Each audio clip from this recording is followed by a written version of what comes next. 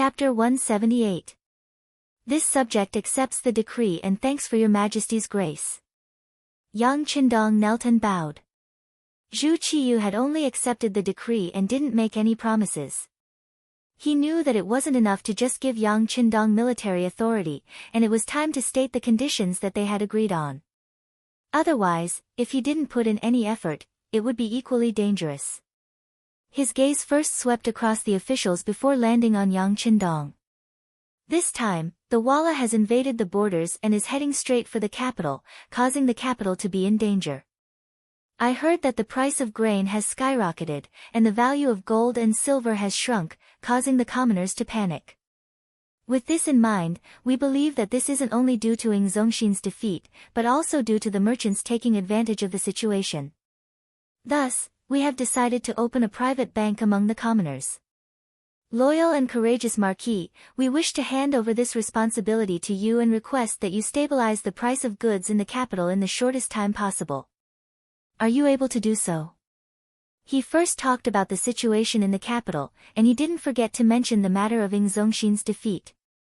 Then, he threw out the idea of establishing a private bank and asked for Yang Qindong's opinion. These scenes made the officials feel overwhelmed. Only Yang Qindong had an indifferent look on his face. He had long expected such a result. This was originally a matter that had been discussed. Just as Zhu Qiyu thought, if he was only given military authority and no other benefits, he might still defend the capital, but that was it. However, if he obtained enough benefits, he would be able to fight this battle beautifully.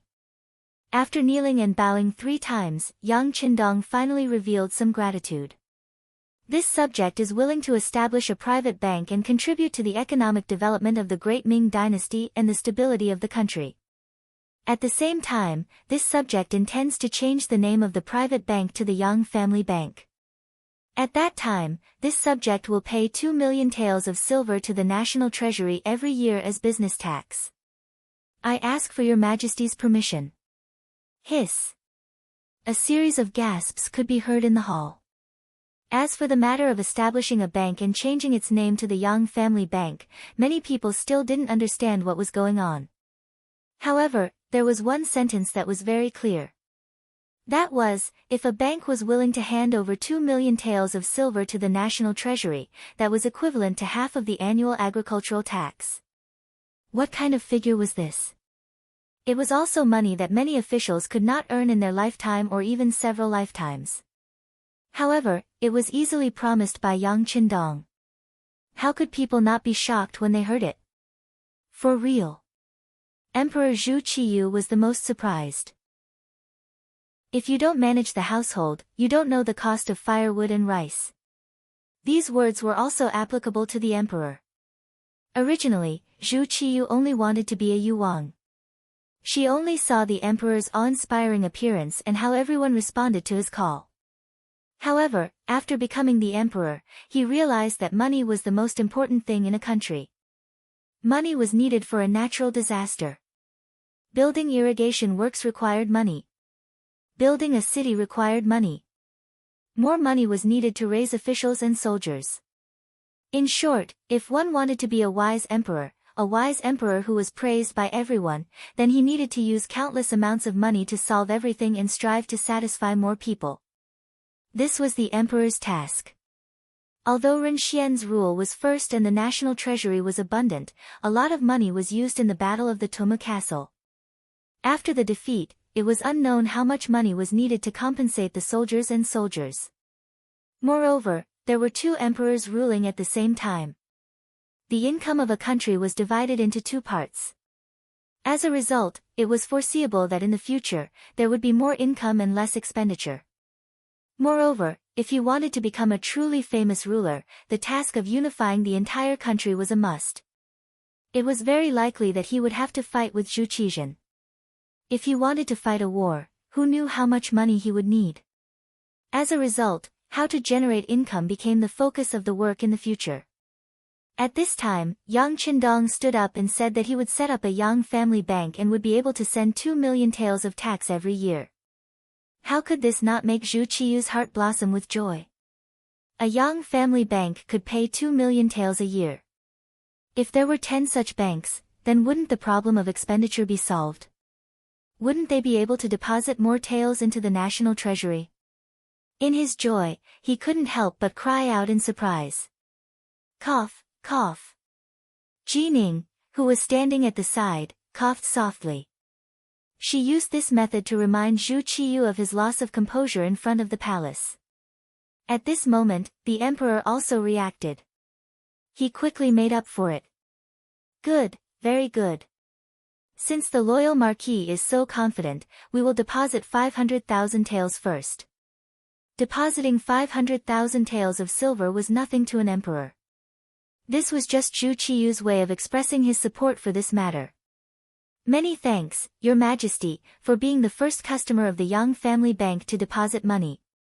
This subject will give you a monthly interest of 0.45%. That is, 500,000 taels of silver. The monthly interest is 2,250 taels of silver. Yang Qindong quickly thought and gave an answer. With a monthly interest of 0.45%, that was 100 taels of silver. The monthly interest would be 450 taels of silver.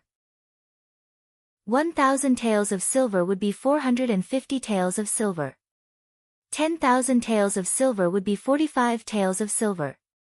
This kind of interest was still very high.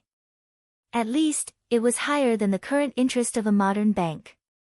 This naturally became a great temptation, causing the eyes of the other ministers to light up when they heard the result. 500,000 taels of silver. The monthly interest would be 2,000 taels of silver.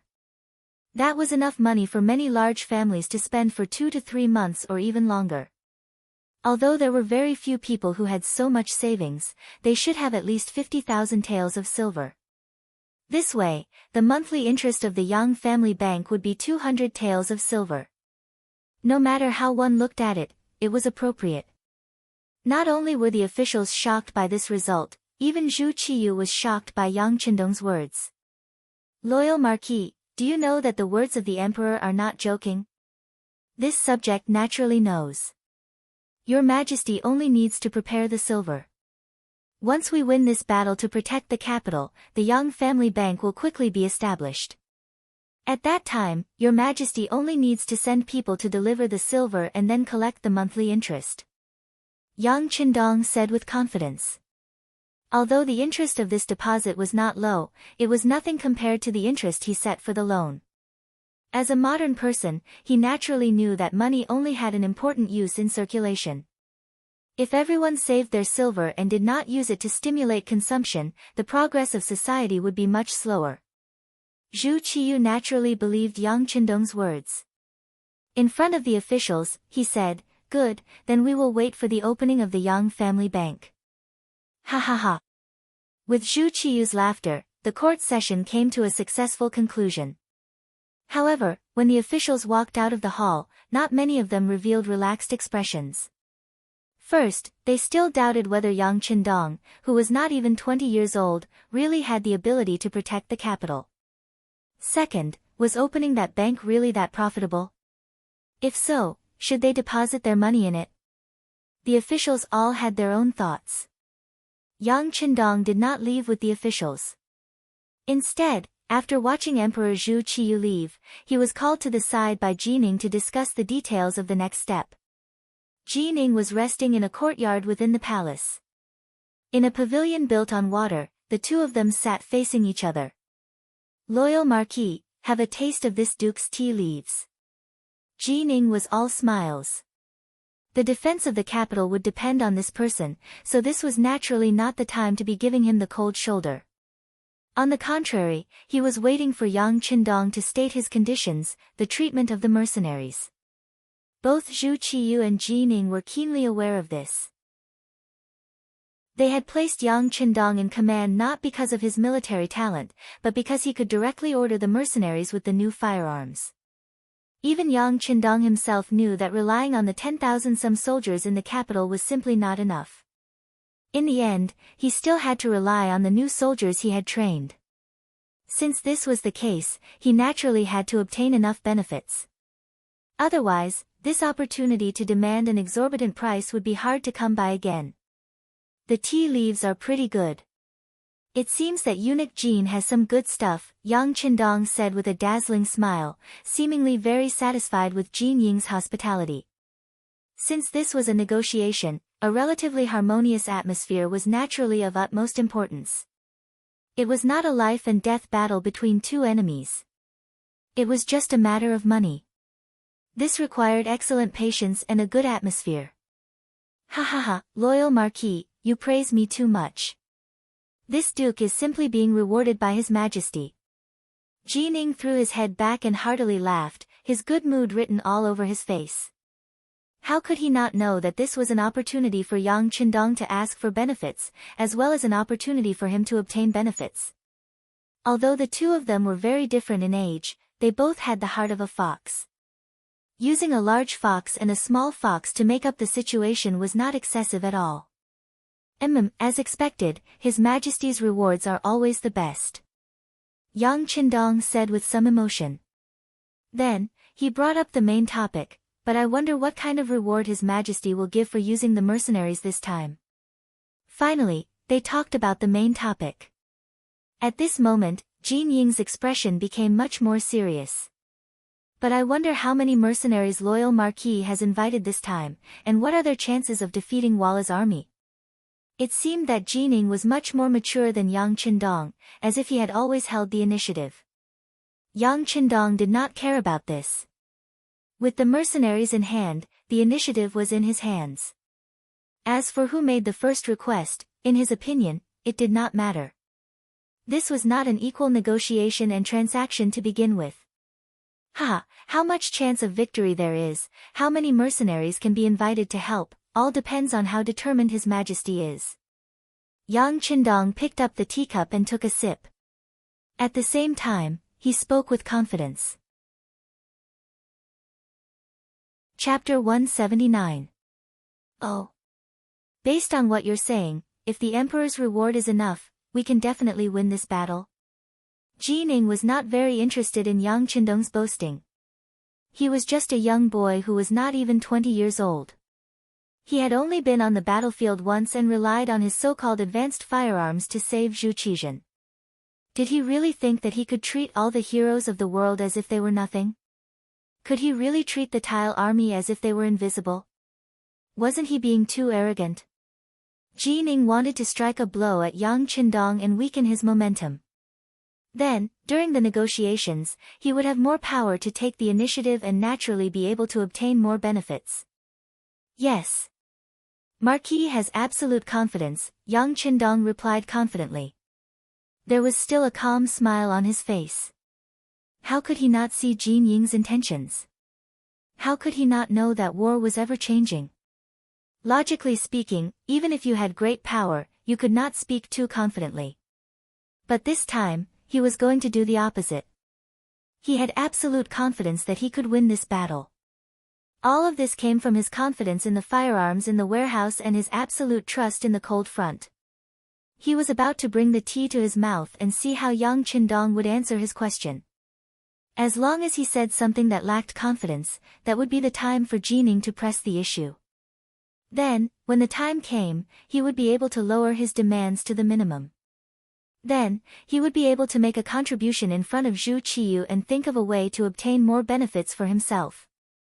However, before he could drink the tea, Yang Qindong had already given him an answer. It was an answer that was certain and confident. He said that he had absolute confidence in defeating the Walla's army. This answer was completely out of Jean Ying's expectations.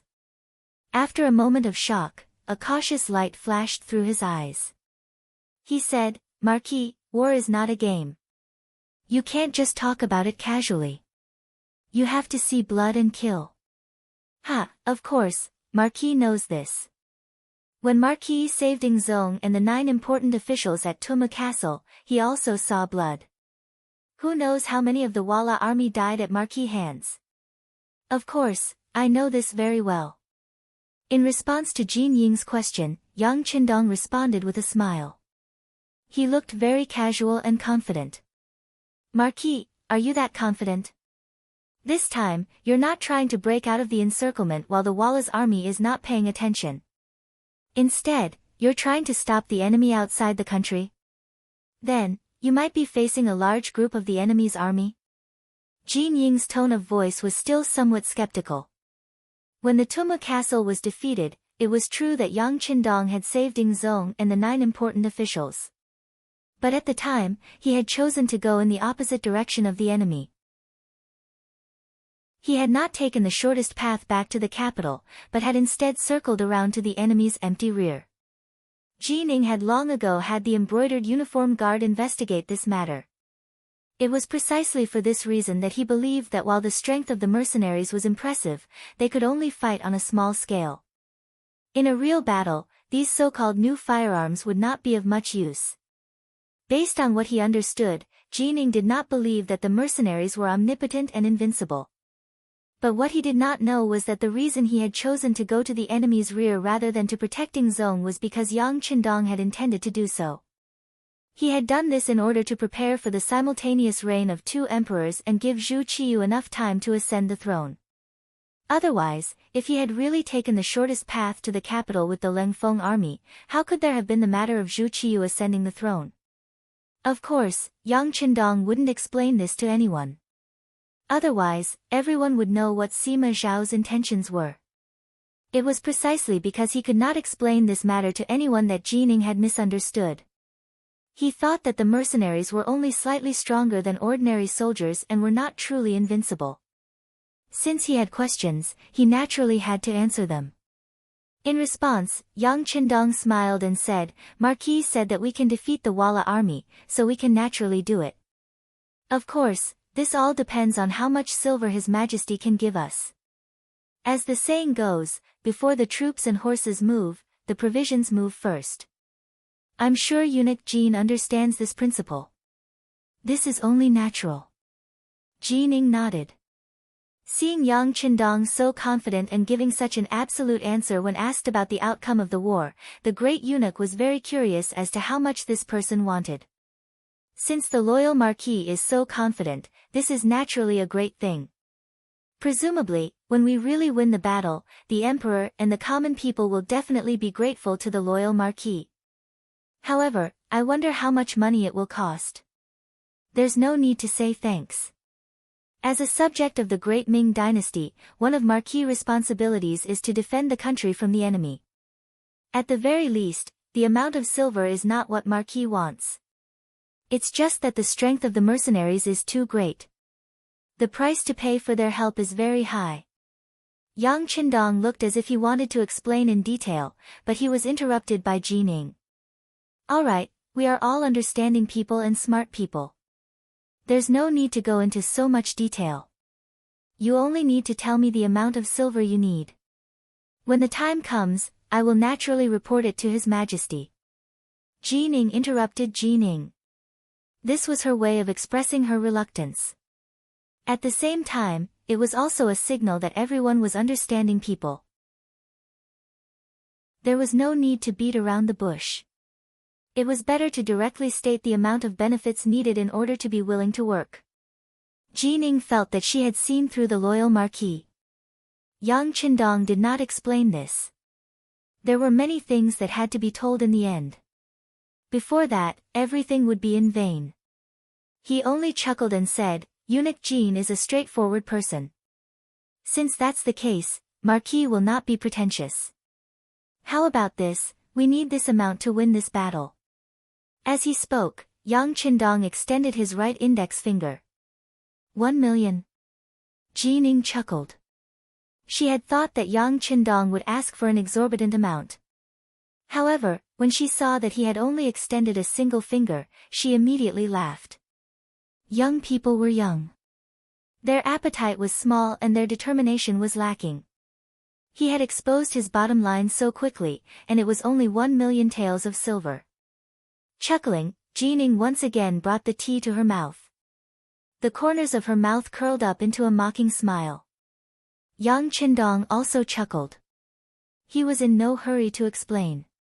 When he saw Jining pour the tea into her mouth, he suddenly said, "I think eunuch Jin has misunderstood.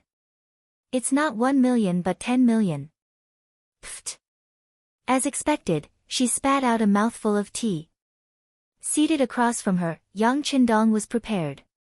He casually tilted his body, allowing the tea to fly past him without splashing on his body. Jining did not care about this sudden loss of composure. He didn't even ask if the tea had landed on Yang Qindong. Instead, he glared at the person in front of him. After around 4 or 5 breaths, he clenched his teeth and squeezed out each word. Loyal Marquis, this is not the way to ask for benefits. Even if the capital is somewhat dangerous, this is not the time to ask for an exorbitant amount. Although she warned Yang Qindong, she was inwardly cursing his greed. 10 million taels of silver. Did she think that silver could fall from the heavens? If there really was 10 million taels of silver, who knew how many soldiers could be trained and how many elite divisions could be created? No, no, no. Yang Qindong raised his right index finger and shook his head. This isn't asking for an exorbitant amount. This is just how much the war needs. If it can't be satisfied, then it's fine. Marquis won't lead the army. Yang Qindong leaned back in his chair, his relaxed expression seeming to say that he had not asked for this matter. Someone else had asked him to do it, and he was only reluctantly doing it. Yang Qindong had an indifferent look on his face, as if he had no interest in this so-called military authority. As a result, Jining felt as if she had punched cotton. Having Yang Qindong lead the army was a matter that had been decided in the imperial court, and it could not be easily changed. Not to mention, apart from Yang Qindong, there were no other suitable candidates at the moment. If they randomly sent someone and lost the war in the end, the consequences would not be acceptable to everyone. Jin Ying's expression changed again and again. She took 2 quick breaths and suppressed the anger in her heart. She opened her mouth and said, "Loyal Marquis, even if you say that before the troops and horses are mobilized, the provisions will come first, but isn't 10 million a little too much?" Not at all, not at all. Seeing that Jining was beginning to take his request seriously, Yang Qindong had a carefree smile on his face as he said, "Eunuch Jin probably doesn't know, but for the sake of victory, I invited 300 more mercenaries. Together with the 100 left in the capital, that's a total of 400. Is this correct? That's how the bill is calculated, but there's no need for 10 million taels of silver." Jining was naturally overjoyed to hear that another 300 elite mercenaries had come, but she was still a little conflicted about 10 million taels of silver. Yang Qindong didn't mind and continued to calculate. 400 mercenaries.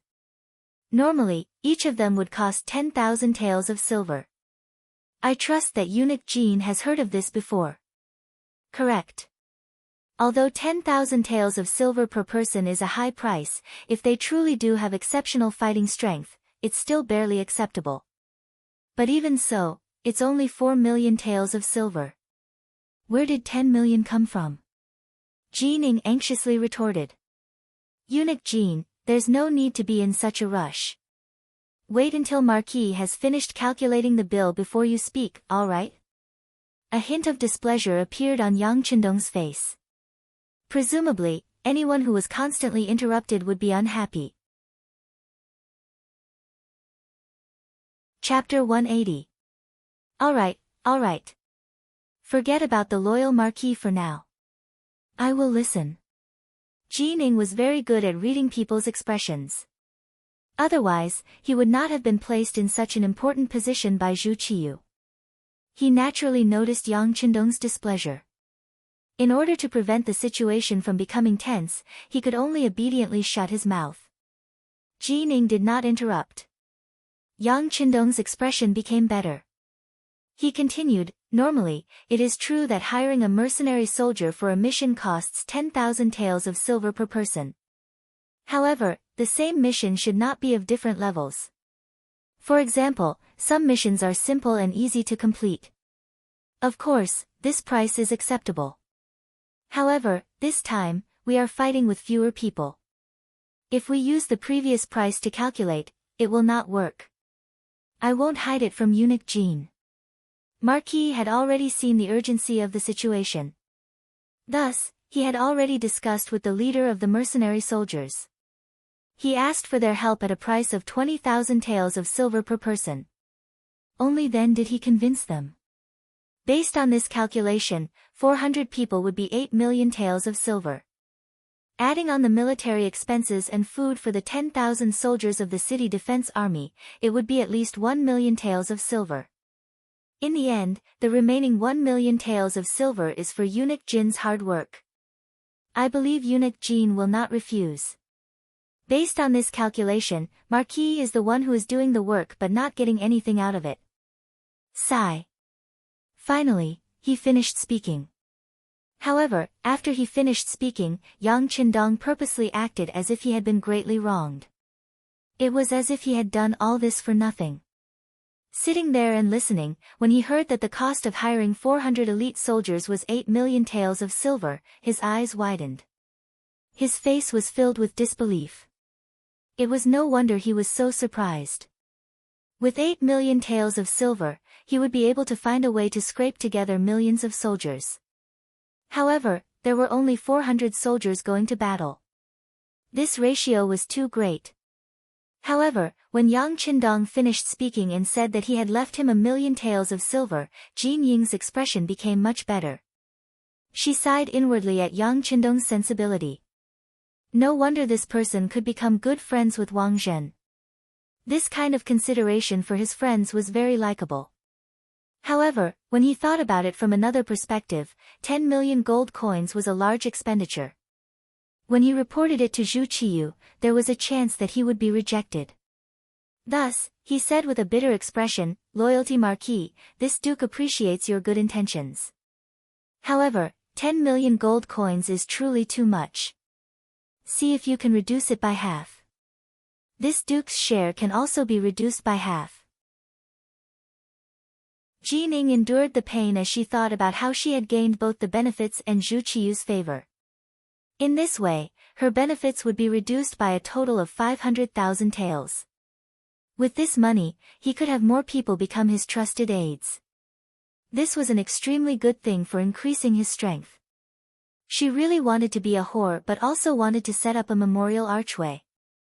Yang Qindong despised Jining in his heart, but he spoke with certainty, "My 9 million is not 1 tael less." Of course, if eunuch Jin wants to be more spirited, then 9,500,000 taels will do. Clearly, the 500,000 taels that Yang Qindong asked for were the 500,000 taels that were given to Jining. The amount didn't change. The only thing that changed was her share of the benefits. How could Jining be willing to accept this? She shook her head and said, "How can this be? Since it's like this, then 10 million taels will do." Just as she finished speaking, Jining continued with a worried expression, "But Loyalty Marquis, I'm afraid that His Majesty won't agree to such a large sum of money at once. Also, I'm afraid that the Ministry of Revenue won't be able to gather so much money in such a short time." Seeing that Jining had accepted this reality, the corners of Yang Qindong's mouth curled up into a smile. Eunuch Jin doesn't need to worry about this. Marquis has already thought of a solution for His Majesty. The National Treasury won't be able to take out so much money in such a short time. It's fine to say this to others, but I'm sure that Eunuch Jin and Marquis both know this. But to take out 10 million taels of silver at once, I'm sure that even His Majesty's heart will ache. If that's the case, the National Treasury can take out an advance of 5 million taels of silver. I'm sure that this amount should be enough to convince His Majesty. Jining was naturally overjoyed to hear this. That's right. If it's only 5 million taels of silver, it will naturally be much easier to convince His Majesty. But this way, how can we convince the mercenaries? Do we have to give them the money in installments? Of course not. How could the money used for war be given in installments? That would create a major problem. Yang Qindong shook his head. If it can't be given in installments, then what about the remaining 5 million taels of silver? Jining was somewhat confused by Yang Qindong's words. Don't worry, Eunuch Jin. Marquis thinks like this. Aren't there still many properties belonging to the imperial household in the capital? For example, the deeds to many houses and residences belong to His Majesty, so it's better to sell them to Marquis at a discount. Think about it, if the capital really can't be protected, these things can't be taken away just because His Majesty says so. It's better to sell them to Marquis at a discount and use them as the 5 million taels of silver. As for Marquis, he'll naturally find a way to gather the 5 million taels for war. Eunuch Jin will also need to make a trip to the newly appointed Minister of Revenue, Jin Lian. At the very least, no one will be lacking in benefits. Chuckling, Yang Qindong set his sights on the best houses in the capital. This was one of the goals of his trip.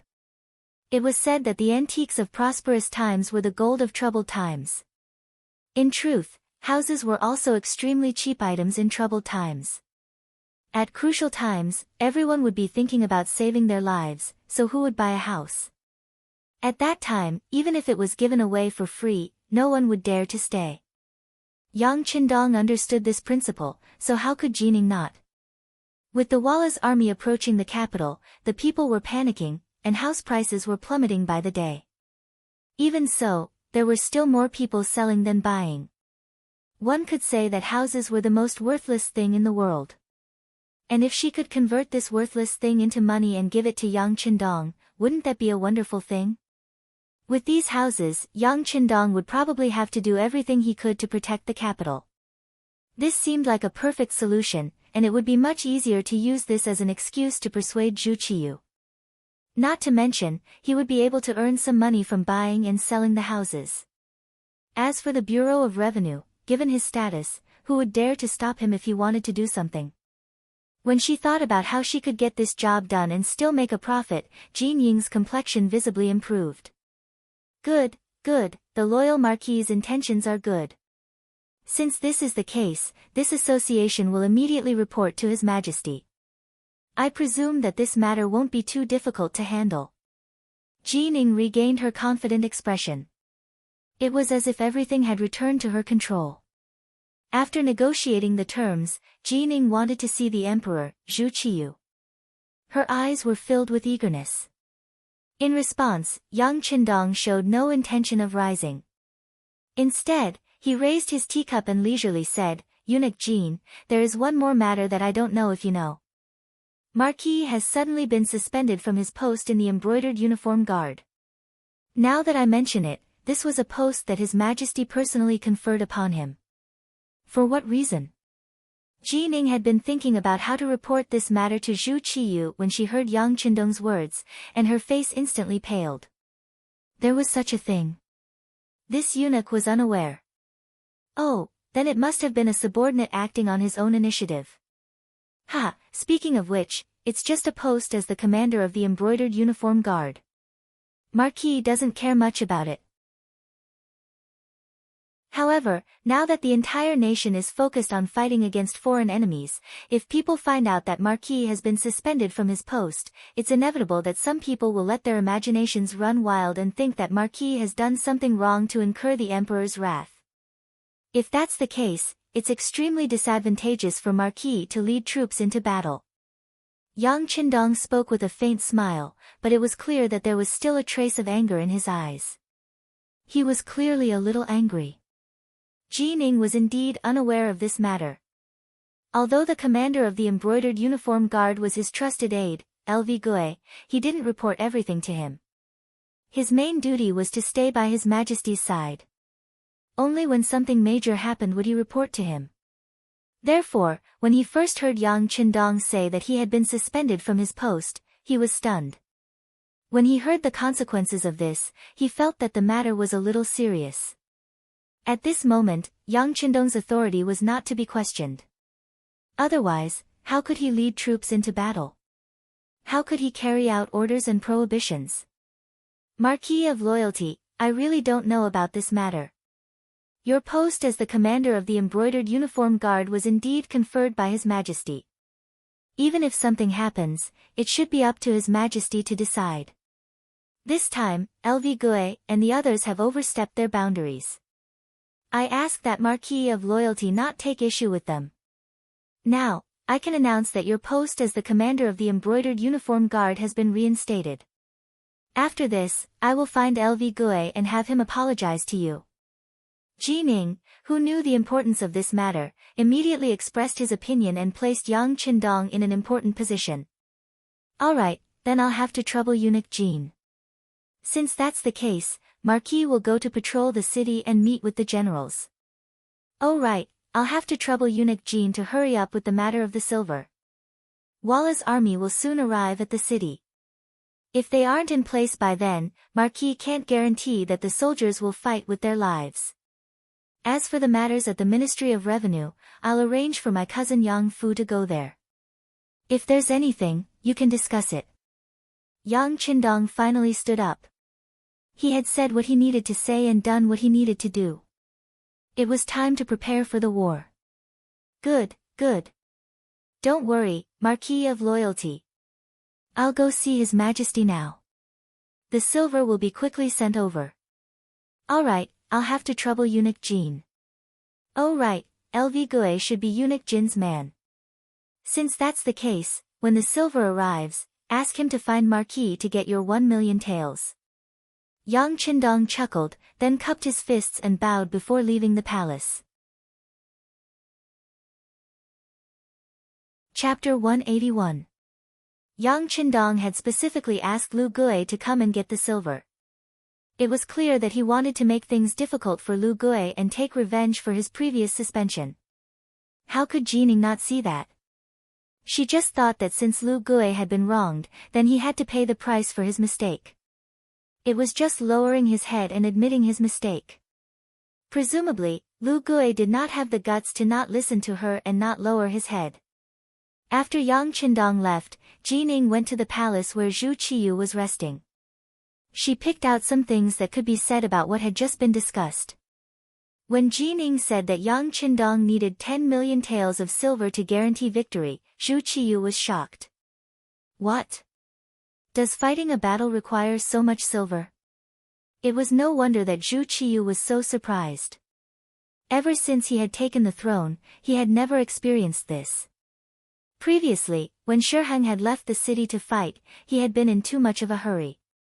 He had only asked the Ministry of Revenue to replenish some provisions before leaving.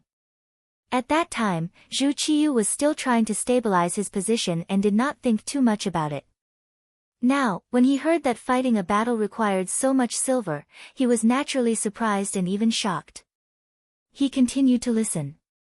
When he heard that he only needed to pay 5 million taels of silver and the rest could be offset by real estate in the capital, he breathed a sigh of relief. However, he still had a stomach full of doubts. My dear subject, does fighting a battle require so much silver? Although Jining was very trusted by Zhu Qiyu and held great power, she also knew that the emperor's inquiry could not be concealed. Otherwise, once she lost the emperor's favor, she would lose everything. Your Majesty, normally we don't need so much money to fight a war, but this time we used the loyal Marquis. He also invited the mercenaries with advanced firearms to help. More than 80% of the money is for them to use. According to what the loyal Marquis said, the ammunition for that kind of firearm is very expensive.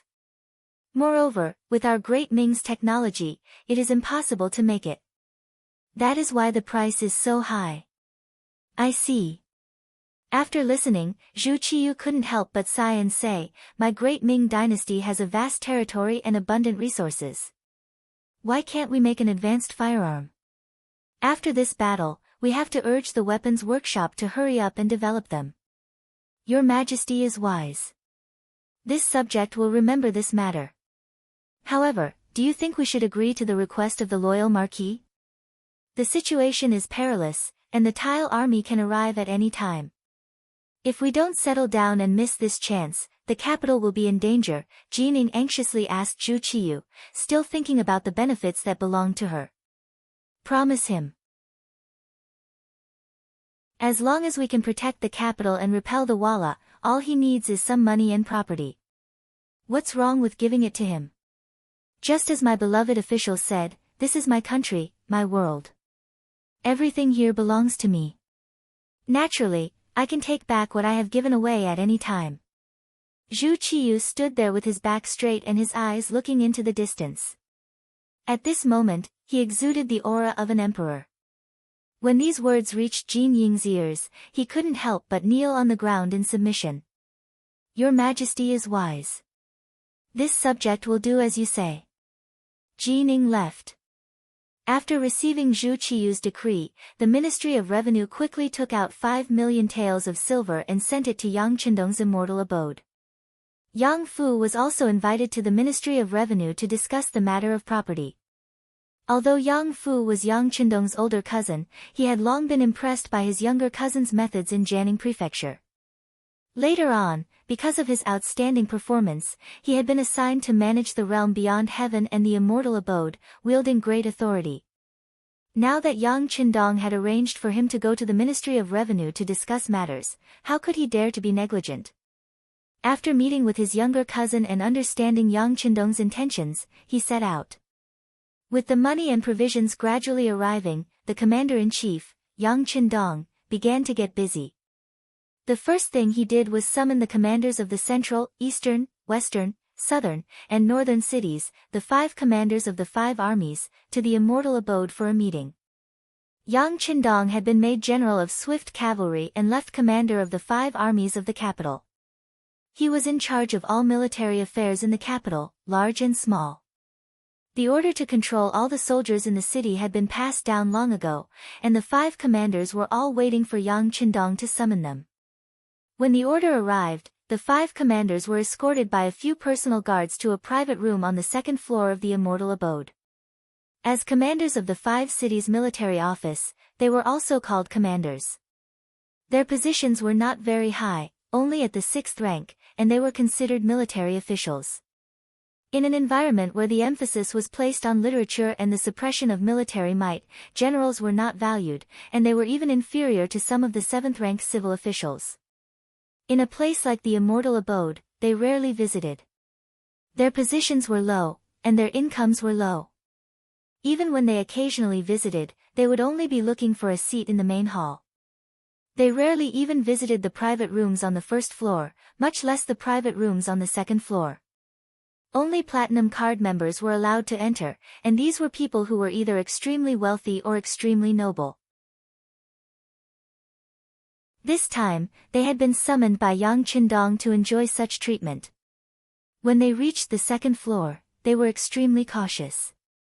Even when they saw the azure-robed Yang Qindong in the private room, they were still very cautious. You're all here. Take a seat. He looked at the 5 commanders of the 5 armies. They were Tao Jin, Yang Jia, Gao Li, Mao Fushou, and Sun Tong. As generals in charge of defending the capital, there was a limit to what they could do. No one could have imagined that someone would come knocking on their door, so these 5 were not skilled fighters. On the contrary, they had only obtained their current positions because of the influence of their ancestors. But because Yingzong and Shiheng had suffered consecutive defeats, the capital had become dangerous, and their positions had become extremely important. It was precisely because their positions were so important that the 5 of them began to think of ways to leave their current positions. Perhaps it was because they were cowards, or perhaps it was because they knew their own weight, but there was no way they could win in this kind of war. This forced them to find other methods. It was as if among the 4 of them, apart from Sun Tong, the other 4 had all found some connections. It was just that time was short, and this was a position that no one could avoid, so Tao Jin and the others had not been able to find a suitable replacement. The situation had already been thoroughly investigated by the Security Bureau, and Yang Qindong was naturally very clear about it. And this time, he called the 5 of them over. To put it bluntly, he wanted to reorganize the internal affairs. He would definitely not allow unstable factors and situations to appear in the midst of a war. The 5 of them stood in front of Yang Qindong with apprehension. When they heard that they could sit down, the 5 of them cupped their fists and said respectfully, "Thank you, Marquis." Seeing that the 5 of them had found a place to sit down, Yang Qindong waved his hand and said to Tiger's Mane, who was waiting at the door, "Pass down the order. Don't serve the dishes yet, and there's no need for anyone to serve here. Everything will be discussed after Marquis has finished discussing matters." "Yes," Tiger's Mane replied, then closed the door of the private room and waited there. At the same time, his ears perked up to ensure that if anything happened in the room, he could immediately rush in to protect the young master's safety. The room was closed, and there was no one else in the room. There wasn't even a cup of tea to quench their thirst. For a moment, the 5 of them felt waves of nervousness, and the more cowardly ones began to break out in cold sweat. Yang Qindong saw the 5 of them's expressions, and for the time it took to drink a cup of tea, he did not say a word. It was this overly quiet scene that caused the 5 commanders' mentality to undergo a huge change. They were not sure what their boss's temper was like. What would he do next? The room was so quiet that one could hear a pin drop. Just when the commanders were so nervous that they did not dare to wipe off the cold sweat on their heads, Yang Qindong, who was sitting at the head of the table, spoke. "The 5 of you, Walla's army will invade the capital in a few days. Do you have the courage to fight?" "Yes." After being stunned for a moment, the 5 of them replied in unison. There were only 5 of them, and their voices were not in unison. Some were loud, some were soft, some were strong, and some were weak. This was a sign that they were lacking in confidence. Yang Qindong, who had seen everything, suddenly snorted, "Do you really have the courage? If I let you lead your troops out of the city to fight, how confident are you in winning?" "Ah! This." When Tao Jin and the other 3 heard that Yang Qindong was sending them out of the city to fight, they were momentarily speechless. Sometimes, it was one thing to boast, but it was another thing to actually do it. Take them for example. Usually, they were full of vigor when dealing with disobedient commoners in the city. However, if they were to really fight against Walla, perhaps before they even reached the battlefield, they would be so scared that their legs would go soft. Tao Jin and the other 3 were a little hesitant, but Sun Tong directly stood up and said with an imposing voice. "We are paid by the imperial court. If there is a war, we will fight." You are not bad." After looking at Sun Tong for a while, Yang Qindong's face showed a trace of a smile. With Sun Tong taking the lead, the other 4 were not as confident, but at this time, they could only express their stance one by one, saying that if there was an order, they would obey. Yang Qindong did not take Tao Jin and the other 3's stance to heart. The 6th young master Yang, who had personally been on the battlefield and completed countless missions, knew very well what kind of people could be used and what kind of people could not be used on the battlefield. There was a saying that one should not be afraid of a wolf-like opponent, but a pig-like teammate.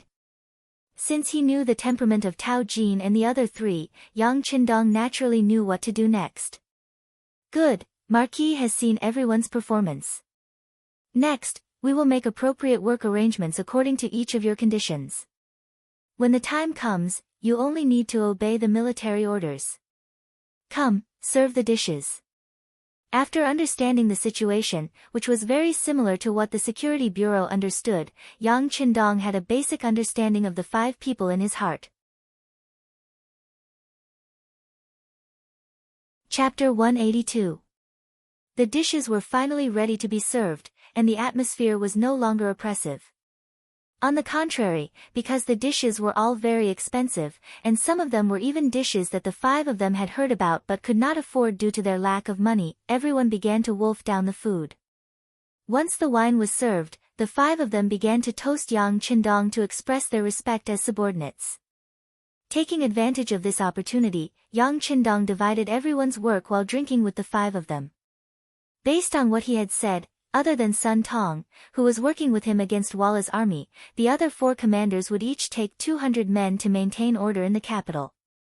Even though the warden's office had transferred many soldiers from the 5 cities to the battlefield in the last 2 wars, each commander originally had more than 1,000 men under their command. Now that only 200 men had been left behind, their authority had been greatly reduced, but none of the 4 complained. This was because they did not need to go to the battlefield to face a battle of life and death. As long as they could stay alive, it didn't matter how many soldiers they led. After figuring out the thoughts of the 5 men, Yang Qindong took away their military power after a meal, and transferred 4,200 warriors from the warden's office of the 5 cities to serve him. How could Tao Jin and the other three not see that Yang Qindong was seizing military authority? But none of them expressed any objection. This was their so-called tacit understanding. As long as they could stay alive, they didn't care if their authority was reduced or not. After obtaining the military authority of the 5 cities' warden's office, Yang Qindong had accomplished his first task. After sending off the 5 of them, his second order was to open the gates and allow the common people to freely choose whether to leave or stay. Originally, when the main gate had been closed, only the side gates had been opened, and a strict inspection had been carried out.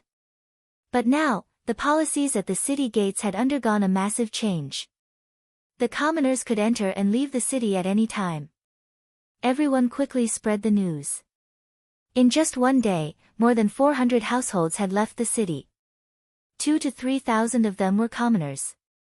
Because of this matter, the eunuchs in the palace received orders from Qing to inquire about it. The answer they received was that all of this was done by the Duke of Loyalty. The reason was that if the situation in the city was unstable, once they faced the Walla's army head-on, wouldn't they fall short of success? In order to ensure the absolute safety of the capital, any unstable factors had to be dealt with in advance. When this news reached the palace, first into the ears of Qing, then into the ears of Emperor Zhu Qiyu, this matter was quickly ignored. Using Zhu Qiyu's words, one should never doubt the people one used. Since he allowed Yang Qindong to take control of the military, he could do whatever he wanted. He would support him unconditionally. Some of the officials in court disagreed with Yang Qindong's decision to allow the people and merchants to leave the capital. In their view, how could the people leave the city at any time? If this situation continued to spread and the capital became an empty city, how could the Walla's army defend the city when it attacked? Wouldn't they just be waiting for death? Wasn't letting the people leave the city the same as digging one's own grave? Most people had similar thoughts. Soon, memorials to impeach Yang Qindong were spread all over Zhu Qiyu's desk. Regretfully, at this crucial moment, Emperor Daizong didn't even glance at these memorials, expressing his complete trust in Yang Qindong. He had not received any imperial edict to stop him. On the second day, even more people left the city. In just half a day, more than 5,000 people had left the city. Most of them were merchants who had business in the capital. Merchants valued profit over justice. In their view, it didn't matter who ruled over them. What was important was who could bring them benefits. With this traditional mindset, it was no wonder that they would choose to leave the city when a calamity was about to befall the capital. Before leaving the city, most of the people sold some of their properties and goods to Hu Yan and the other girls at a very low price. For a time, the girls were very busy, and Yang Qindong's business began to blossom all over the capital. In just 3 days, more than a quarter of the merchants in the capital had left. The Yang clan had also spent the 5 million taels of silver that they had prepared. Even Qing had spent 2 million taels of the 5 million taels that the emperor had allocated to him. With 7 million taels of silver and the cheap properties of the imperial household that Yang Qindong had obtained from the Bureau of Revenue, 1% of the capital's businesses now belonged to Yang Qindong alone. In just 3 days, the Yang clan's businesses had more than doubled in size. In particular, almost 90% of the businesses on the street between the sky beyond heaven and the immortal abode were now under Yang Qindong's ownership. Even the location of the Yang clan's bank had been decided and renovated according to the Loyalty Marquis's plan. Many people had taken note of Yang Qindong's actions. But they did nothing to stop him. On the contrary, they watched as things unfolded as if they were watching a show. Emperor Qing, Zhu Qiyu, in particular, was watching all of this from the perspective of a spectator. On the first day that Yang Qindong had made his move, Zhu Qiyu had received a report from Qing. But he was not alarmed. He was happy because the more Yang Qindong invested in the capital, the more confident he was in the defense of the capital. The more money he invested now, the greater his harvest would be in the future. It was precisely because there was no one to stop them that all the plans went smoothly. On the morning of the 4th day, a group of 500 embroidered uniform guards wearing flying fish robes appeared outside the immortal abode. Over the past few days, the immortal abode had become Yang Qindong's resting place. After all, now that he had taken command of the army, he could not return to the Yang clan manor like before. If something happened, wouldn't that delay his plans? It was precisely because Yang Qindong was staying in the immortal abode that the appearance of the 500 embroidered uniform guards caused Tiger's Mane, who was responsible for the young master's safety, to become extremely nervous. He hurriedly sent a message to the nearby company commander Xiao Feng, asking him to hurry over as quickly as possible. At the same time, he also instructed Qiu V's first squad of guards and Dao Xiao's second squad on the street across the street to prepare for any sudden changes. After making all the necessary preparations, Tiger's Mane went to see Yang Qindong. Yang Qindong had slept rather late last night after fighting with the 4 women. When Tiger's Mane arrived, he had just finished washing up and was about to eat breakfast. When he saw Tiger's Mane enter the room with a nervous expression, he couldn't help but smile. "What is it? Has the Wallace vanguard arrived?" "Not yet. The people from the security bureau have reported that their vanguard is still 200 li away from the capital. They'll probably arrive by nightfall." Tiger's Mane relayed the report to Yang Qindong. When he saw the young master looking at the report from the security bureau, he cautiously took half a step forward. "Young master, 500 embroidered uniform guards have arrived. They're currently guarding the entrance. However, I've already sent someone to call company commander Xiao Feng over. We definitely won't let them threaten the safety of this place. The embroidered uniform guards are here." After listening to Tiger's Mane's report, Yang Qindong's face didn't show the slightest bit of surprise. Instead, he said, "This Qing is quite calm. Forget it, bring their leader in to see Marquis." "Ah. Oh." Tiger's Mane originally thought that when the young master learned that so many embroidered uniform guards had arrived at the entrance, even if he wasn't nervous, he would at least show a certain amount of surprise. He never thought that he would still be so relaxed. Could it be that all of this was within the young master's plan? It must be. In Tiger's Mane's eyes, Yang Qindong was already a godlike existence. In his eyes, whatever the young master said was the truth, and whatever the young master did was the most correct. With this understanding, the originally nervous Tiger's Mane relaxed quite a bit. He nodded and turned to leave. Just as Yang Qindong had predicted, the embroidered uniform guards weren't here to cause trouble. They were here on orders from the head eunuch, Jining, to collect the silver. They'd previously agreed that Jining would receive 1 million silver out of the 5 million taels of silver. She'd also requested that the embroidered uniform guards commander Lu Gui personally come to collect the silver. This morning, Lu Gui had come to complete this mission. As for the reason he'd put on such a grand display, it was naturally to give Yang Qindong a show of strength and intimidate him. He wanted to let this marquis know that the consequences of provoking the embroidered uniform guards were not to sleep well or eat well. Outside the immortal abode, the commander of the embroidered uniform guards, Lu Gui, and Commander Han Ji, were leisurely chatting. "Sir, don't you think the loyalty marquis was scared witless after seeing such a scene?"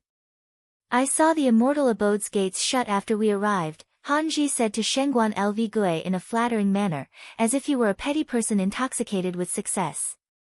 "Humph. He's just a scholar. How brave can he be? Actually, we're doing this for his own good. We're teaching him a lesson before the Walla's army arrives. We'll let him know what it means to be imposing, what it means to be afraid, and what it means to be timid." Ha ha ha. Lu Gui couldn't help but throw his head back and roar with laughter. Creak. The immortal abode's gates opened, and the tall Tiger's Mane walked out. He strode in front of Lv Gui and Han Ji, then spoke to them in a condescending manner. "The Marquis invites you in. Doesn't he have legs? Why doesn't he personally come out to greet our commander?" Seeing that the immortal abode had finally received the brunt of the attack, Han Ji wanted to use his aura to suppress the other party. However, as soon as the words left his mouth, before he could even reveal the slightest hint of a smile, he felt his vision go black. Then, he felt a sharp pain in his eye socket. Han Ji stumbled back 3 steps. Chapter 183. A straight punch gave him a black eye. As far as Tiger's mane was concerned, anyone who was disrespectful to the young master deserved to be beaten, regardless of their identity or who they were.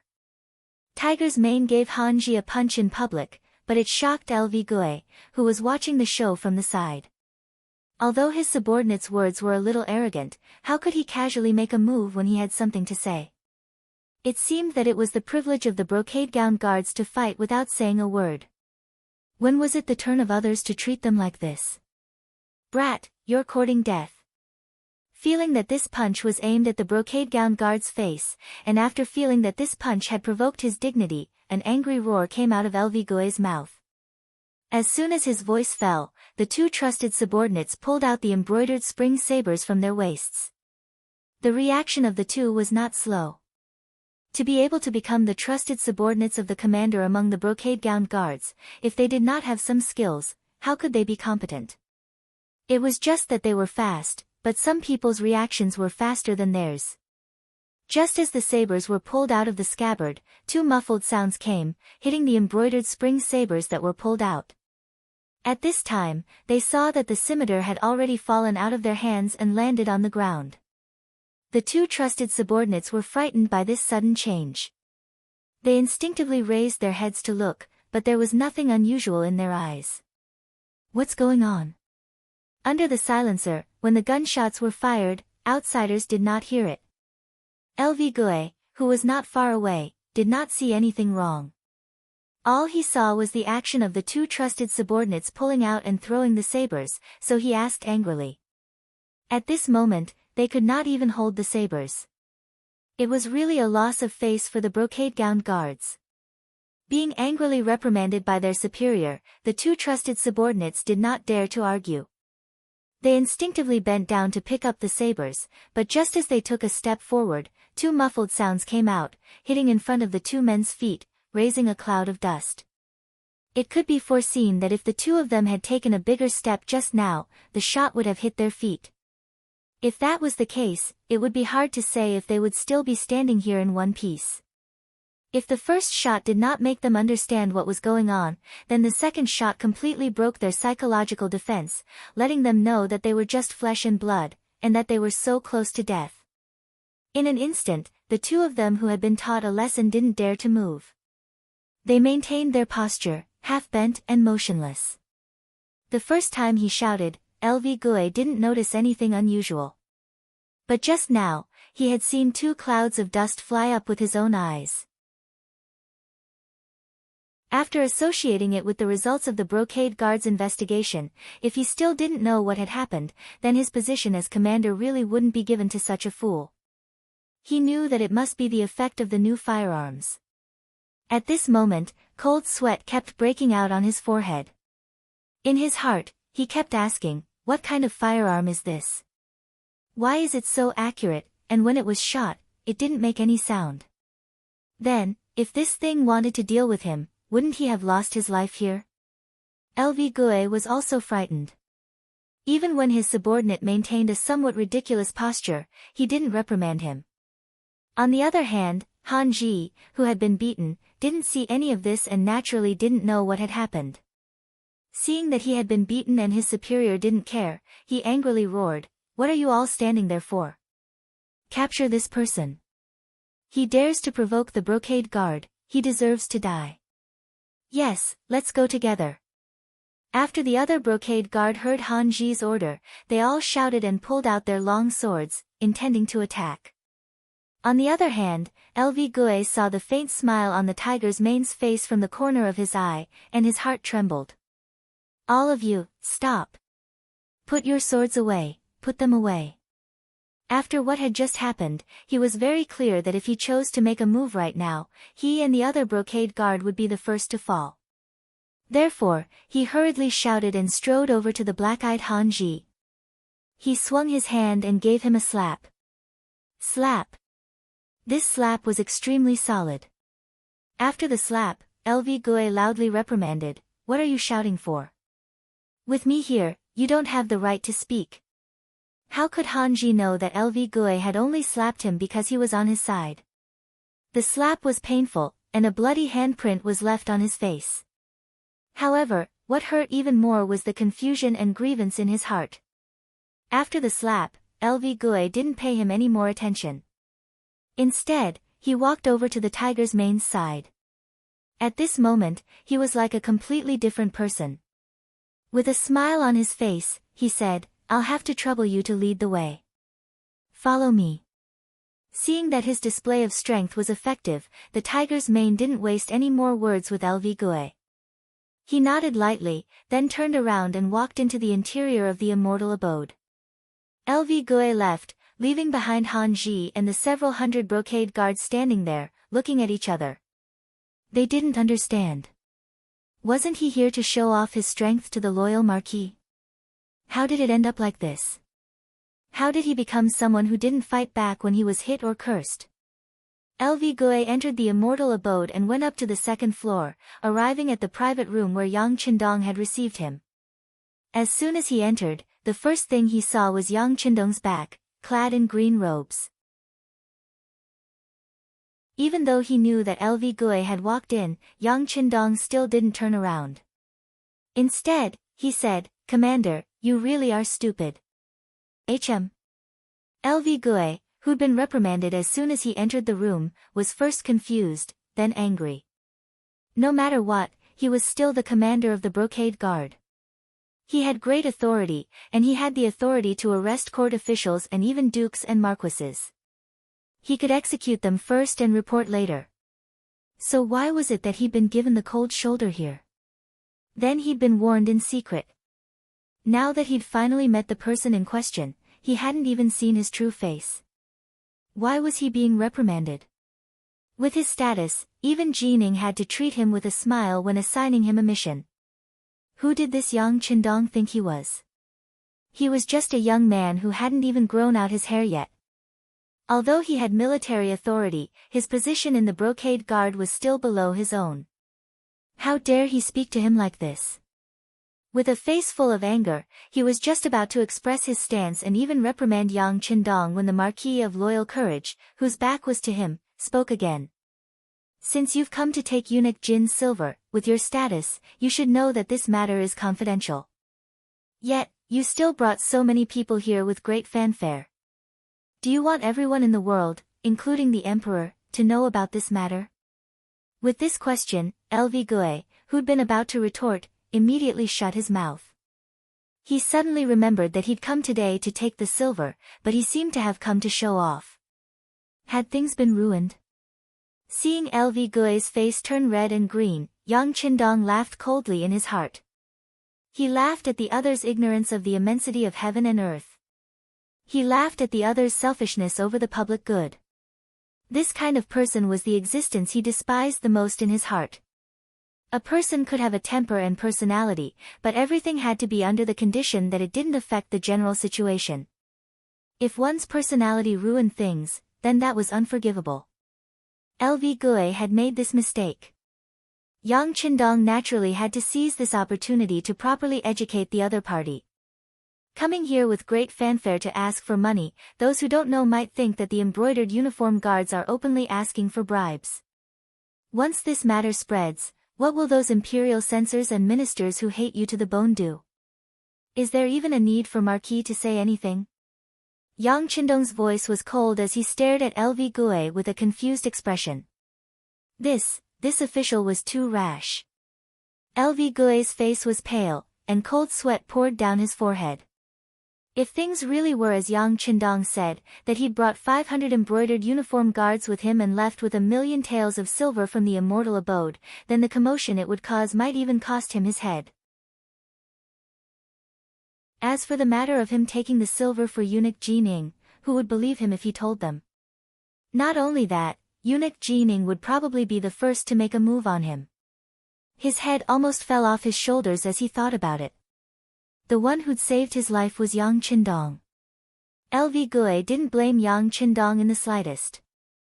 On the contrary, he felt some gratitude. You really were too rash. When encountering a problem, you have to think carefully about how to deal with it. You have to plan carefully before you act. Alright, you can go now. I'll arrange for people to send the silver out of the immortal abode in batches. You can arrange for reliable people to wait outside to receive it. Yang Qindong naturally understood the principle of overdoing it, so he waved his hand and made a gesture that said, "You can leave now." Yang Qindong's words had already left LV Gue ashamed. He didn't want to stay here any longer. When he saw Yang Qindong's gesture, he hurriedly nodded and thanked him, then left the immortal abode. Outside the gates, Han Ji and the other embroidered uniform guards were still clamoring. When they saw that LV Gue hadn't come out even after going in for a while, they were even more worried about the commander's safety. They wanted to enter the immortal abode to investigate. Yang Si and Yang Wu, who were in charge of guarding the gates, obviously wouldn't agree to Han Ji's request. They stood in front of the immortal abode with Chiu Vi and the others, blocking everyone's path. Oh! When he saw that someone still dared to block the embroidered uniform guard's path, Han Ji was inwardly delighted. However, he pretended to be angry and turned to the embroidered uniform guards behind him. "Brothers, do you see this?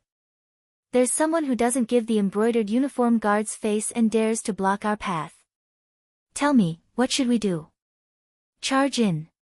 Arrest anyone who dares block our path and throw them into the imperial prison." The embroidered uniform guards behind him were all roused by Han Ji's words. They all glared at him, unwilling to back down. Chapter 184. Several hundred people were shouting at the entrance of the immortal abode. This scene had long since attracted the attention of many commoners. It was as if they were looking at animals in a zoo. Every one of them had expressions of schadenfreude on their faces. To the commoners, both the embroidered uniform guard and the immortal abode were representatives of privilege. They were both lofty existences. To be able to see them fighting amongst themselves was like a dog-eat-dog situation. The commoners were happy to see it happen. More and more commoners gathered to watch. Gradually, even the servants and spies of the ministers began to appear in the crowd. They all wanted to figure out what was going on. Just as more and more people gathered to watch the commotion, LV Gue walked out of the immortal abode's entrance. When he saw so many commoners gathered around, his heart tightened. The loyal Marquis had been right. Things had already gotten to this point. If they were to take away such a large sum of gold and silver, it was easy to imagine what kind of impact that would have. If it weren't for Yang Qindong's warning, he would have made a grave mistake. He might even lose his head. And all of this was because he had trusted his subordinate Han Ji's words. He'd said he was giving Yang Qindong a show of strength, but in reality, wasn't he also putting his own head on the line? Everyone had this kind of mentality. When something happened, they were always willing to push the blame onto others. It was as if this was the only way to make them seem more intelligent. LV Gue had pushed all the blame onto Han Ji. When he saw how Han Ji was still jumping around, as if he wasn't afraid of making a big fuss, LV Gue couldn't help but feel angry. He quickly stepped forward and slapped Han Ji's face. Pa! A loud slap fell, causing the originally bustling street to quiet down. Bastard, who told you that Wallace's spies had infiltrated the immortal abode? This official went in to investigate, but there was nothing. As the head of the embroidered uniform guard, you actually believed a subordinate's report so easily. You didn't even investigate properly before taking action. Even this official was used by you. This is truly infuriating. From today onwards, Han Ji will be demoted to Qianhu of the embroidered uniform guard. Not only was Lu Gue slapped, but he was also scolded. Even Lu Gui's rank was demoted by more than one rank. Only then did Lu Gue feel much better. He looked around with a sinister gaze and said to the commoners who were watching the show, "What's there to see? Disperse." The dignified commander of the embroidered uniform guard had spoken. Who would dare to stay here? Everyone immediately scattered in all directions, restoring peace and tranquility. LV Gue immediately left with his people. Han Ji, who was stunned by the two slaps, was also dragged away by several of his trusted subordinates. By the window of a private room on the second floor of the immortal abode, Yang Qindong had seen everything that had happened. His gaze was as sharp as a sword. Young master, now that Han Ji has been demoted, I'm afraid that his hatred for you will grow even greater. In order to avoid any future troubles, why don't? Tiger Mane, who was standing behind him, sensed the faint killing intent coming from Yang Qindong's body and took a small step forward. Yang Qindong didn't refuse. He simply nodded. Tiger Mane immediately understood. He also looked down at Han Ji's departing figure. This person is dead for sure. Yang Qindong had taken over all the military forces and defenses in the capital. The first thing he did was open the city gates, allowing the commoners who wanted to leave to leave. The already panicked merchants and commoners now had a chance to leave. In a flash, the population of the capital plummeted, and many industries were emptied. Using this chance, Yang Qindong decisively made his move. With Yang Qindong, Hu Yan, Xiao Yin, Madame Snow, and Madame Xiang working together, more and more industries and properties fell under Yang Qindong's control. In the immortal abode, the deputy chief of the Bureau of Security and the actual leader of Yang Xie's intelligence department, Yang San, was currently reporting all the information he had gathered to Yang Qindong. Young master, everything is as you imagined. The city gates are open, but the majority of those leaving are still merchants. The commoners only make up 2 or 3 out of 10. It seems that the commoners still have confidence in the imperial court. In addition, according to your previous orders, we've investigated and found that there truly are some merchants in the city who are profiting from the country's calamity. These people are mainly grain and salt merchants. They are wantonly raising the prices of grain and salt, throwing the normal order of the capital into disarray. We've recorded all the names of these people. It's all on this list. As Yang San spoke, he respectfully handed a list of names to his superior, Tiger's Mane, and then transferred it to Yang Qindong. Casually glancing at the list, he saw that there were 50 to 60 names. Yang Qindong lightly shook his head. These merchants have no sovereign or country, and only have profit in their eyes. They should be arrested. How about this? Immediately report this to eunuch Jining and have him report this to His Majesty. After that, mobilize the embroidered uniform guard and the Eastern Depot to arrest these merchants for the crime of colluding with the enemy. Yang Qindong's voice was firm and decisive. There was nothing wrong with merchants seeking wealth, but if they wanted to profit from war and the country's calamity, then sorry, these merchants needed to be properly punished. Presumably, arresting these people would serve as a warning to the enemy. With this sort of example, the other merchants would have to think twice before doing anything out of line. As for how these merchants would be dealt with after being arrested, the embroidered uniform guard would probably know what to do. At most, they would be using money to buy their lives. As for those merchants who only cared about wealth and not the country, sorry, but killing a few of them as an example wasn't out of the question. After dealing with these merchants, Yang San continued to report. Young master, Commander Ling Song has brought 3 companies of Ling Feng to the outskirts of the capital. They only need your order to enter the city. He's asking for young master's instructions on when and how to enter the city. In Yang Xie's new army, there were currently 20 companies and 5 battalions in the army, and 20 companies and 5 battalions in the navy. However, Yang Qindong didn't integrate these armies, and they were still divided into battalions.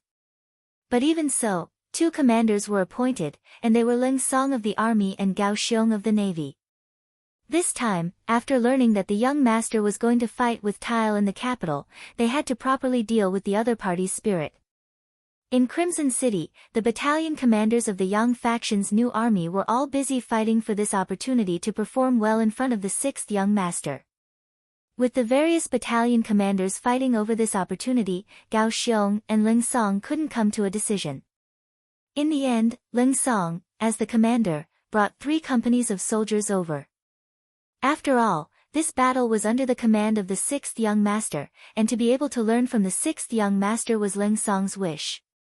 As the only commander of the army and the highest-ranking officer other than Yang Qindong, if he were to personally lead the soldiers, the other battalion commanders naturally lost their chance. Since they couldn't become the commander, the other battalion commanders set their sights on the position of company commander. For a moment, the battalion commanders were willing to lower themselves by a rank and come to the capital as company commanders, listening to the orders of the sixth young master. For this matter, Ling Song and Gao Xiong had a headache for a long time. In the end, after some coordination, they came up with a result that satisfied all parties. Ling Song would be the commander of the 1st Battalion and the commander of the 2nd Company. Ting Shan, who was originally the commander of the 3rd Battalion, would be the commander of the 3rd Company. The commander of the 4th Battalion, Wu Sheng, would be the commander of the 4th Company. If one added on the 2nd Battalion commander, Xiao Feng, who had arrived in the capital early, then there would be 1 commander and 3 battalion commanders, forming 4 elite companies. At this time, Yang Qindong was holding a list in his hands. On it was a detailed list of the 300 men of the 3 companies. There were many names on this list that he could name. These were the first batch of cold front soldiers that he had personally trained, and 4th Battalion Commander Wu Xing had also been trained by him. But when he graduated, there were too few officer positions, so he had been assigned the position of squad leader. He hadn't expected that after the training and outstanding performance in Crimson City, he would be promoted to battalion commander so quickly. Okay, arrange for them to enter the city in the afternoon. That's right. Have them all wear camouflage uniforms and enter the city. Since they're called mercenaries, they naturally have to be different from other soldiers. Yang San will be in charge of this matter. Tiger's man will arrange for people to find a large courtyard in the city and have Ling Song and the others settle down there. Remember, without the permission of the young master, no one is allowed to approach that place. If any embroidered uniform guard or Eastern faction guard spies want to understand the situation, see some blood, but it's best if they don't kill anyone. The cold front had been single-handedly established by Yang Qindong, and he had spent a great deal of effort on it. Now that he finally had a chance to shine his sword, he naturally couldn't be careless. As the orders were passed down, the capital began to bustle with activity. Many embroidered uniform guards wearing flying fish robes suddenly appeared outside the shops that were operating. Upon their appearance, they immediately took away the shopkeepers and sealed up the shops. Their appearance was so sudden that many of the shopkeepers had cold chains around their necks before they could even understand what was going on. For a moment, one could see embroidered uniform guards on the streets, as well as the fat shopkeepers in cotton robes who had been captured by them. The sealing of shops and the capture of shopkeepers had caused wave after wave of unrest. This was especially the case since the majority of the shops that had been sealed were those that sold rice and salt. These were the most basic necessities of the common people, and this made them even more anxious. Chaos could erupt at any moment.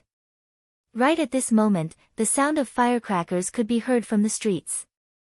When the curious citizens came over, they realized that some new grain shops and salt shops had opened for business. The excellent location, the spacious and bright business environment, and the sight of mountains of rice and grains, as well as the unified Yang signboard, instantly calmed the anxious hearts of the citizens. Chapter 185. This was especially so when they heard that the prices of rice and salt were still the same as 10 days ago. There was no sign that the prices would increase because of the impending war. This made the common folk beam with joy and rush forward to buy. This also played a very positive role in stabilizing the morale of the people in the capital. Near the Miaoying Temple, also known as the White Tower Temple, in the inner city, in a shop that occupied an area of 500 square meters, a girl dressed in a pink suit was smiling as she looked at the people coming and going in the shop. She watched as the customers came and left happily. This woman was Yang Qindong's wife, Hu Yan. Dressed in a pink suit, she looked extremely capable and experienced. At this moment, she was supervising everything that happened in the shop as the lady boss, as well as all the transactions.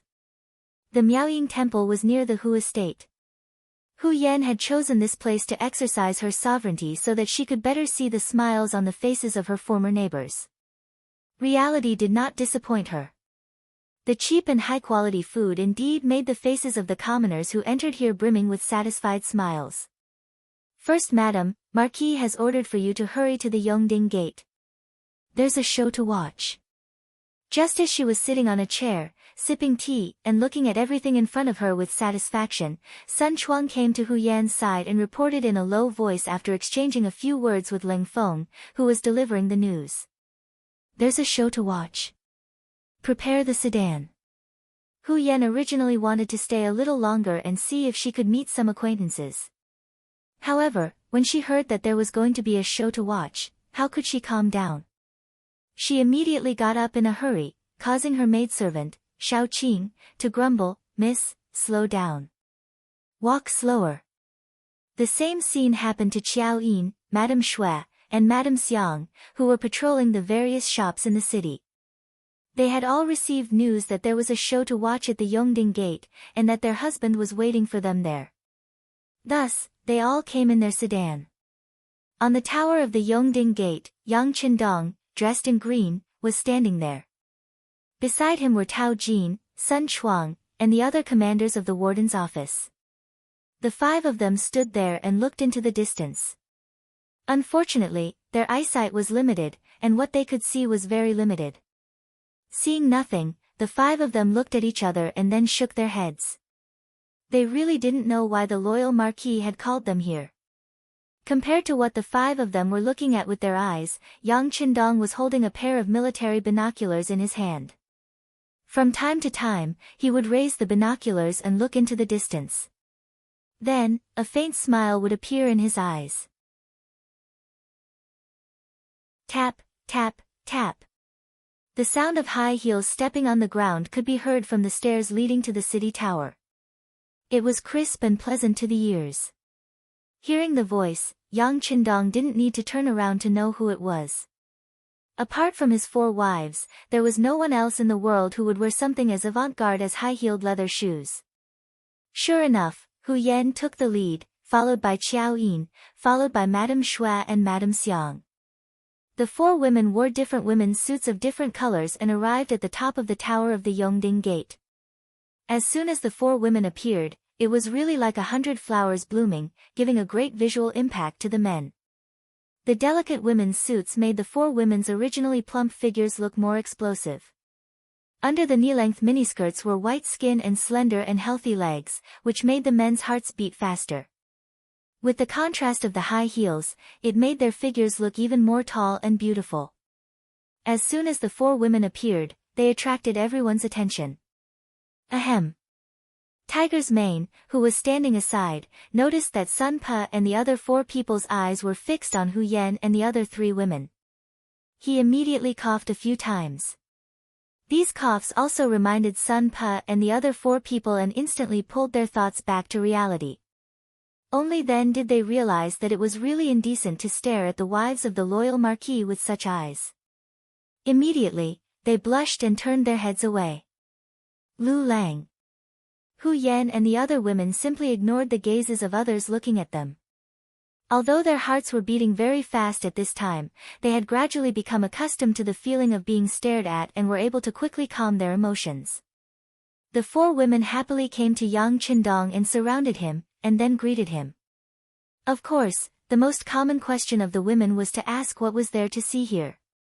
Don't worry, they will be here soon. Come on, give each of the four wives a telescope. Yang Qindong looked at the four women and smiled. With a gentle wave of his hand, Tiger's Mane and Beta Persei each held 2 binoculars and handed them to Hu Yan and the other 3 women. The 4 women were no stranger to binoculars. They had seen it when they were in Yang village. They had also sighed at the magic of this thing and their husband's cleverness. At this time, after taking the binoculars in their hands, they looked in the direction Yang Qindong pointed. With this look, a touch of olive green appeared in the binoculars.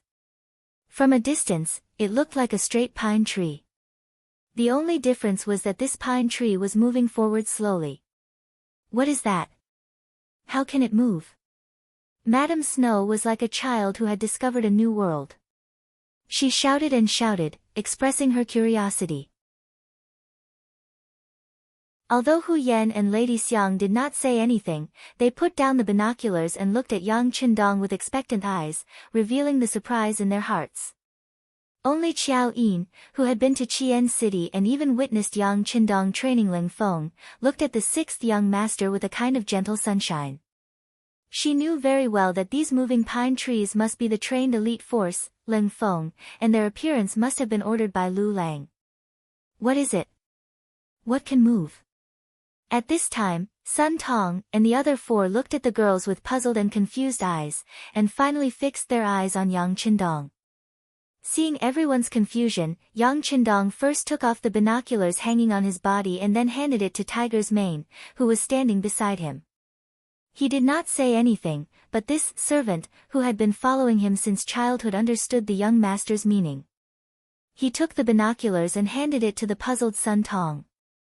With curiosity and even more confusion, Sun Tong took the nightmare domain and then followed Yang Qindong and the girls, put the binoculars in front of his eyes. After looking at it, he could not help but scream. Perhaps the thing in front of him was too shocking, causing Sun Tong to put down his hands in surprise. Fortunately, the binoculars' long rope was hanging around his neck. Otherwise, such a valuable thing would have fallen to the ground after losing the binoculars. Sun Tong's shout made the other four commanders of the warden's office even more curious. They all surrounded him and asked what was going on. What exactly did he see that caused him to be so shocked and at a loss? Sun Tong did not know how to describe it or how to answer, so he decided to tell his colleagues the truth.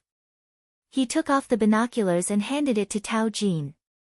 Tao Jin also imitated Sun Tong and raised the binoculars in front of her eyes.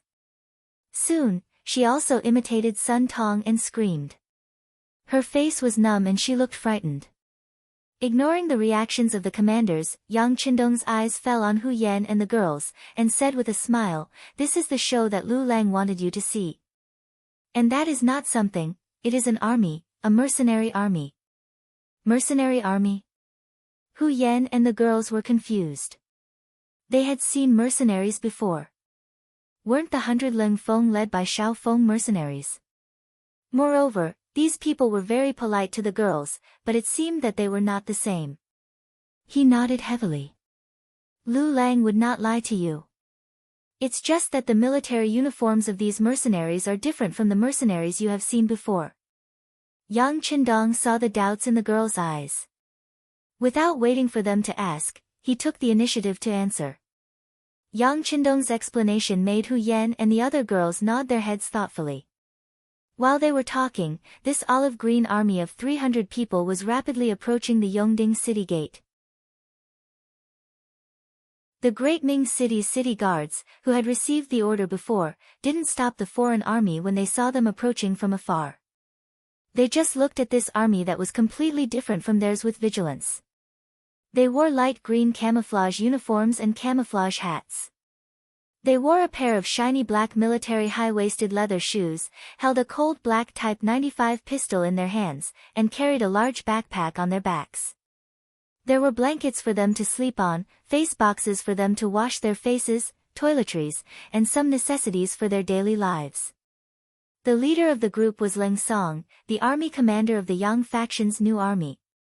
He straightened his body and looked forward with bright eyes.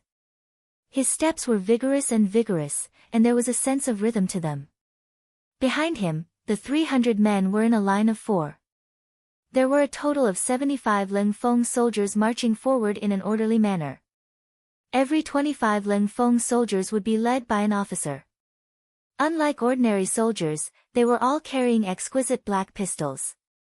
Under the protection of the holsters, the pistols were faintly discernible.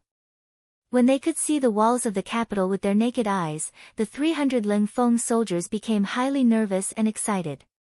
Not for anything else, but they would soon be able to see their absolute commander, the founder of this army, Yang Qindong.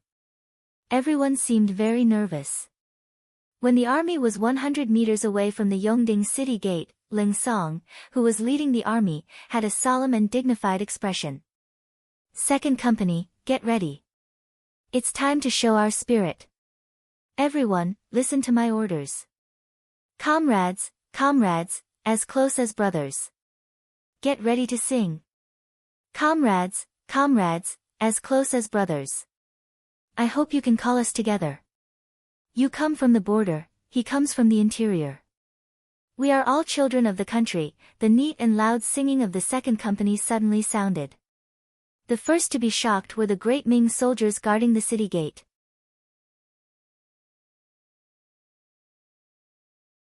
Chapter 186. When they suddenly heard the neat and heroic singing, they were not shocked, but frightened. Some of the more cowardly ones even threw the spears in their hands to the ground. The more courageous ones also raised their spears and tightly protected their bodies. It was as if they were on the battlefield and were ready to fight at any time.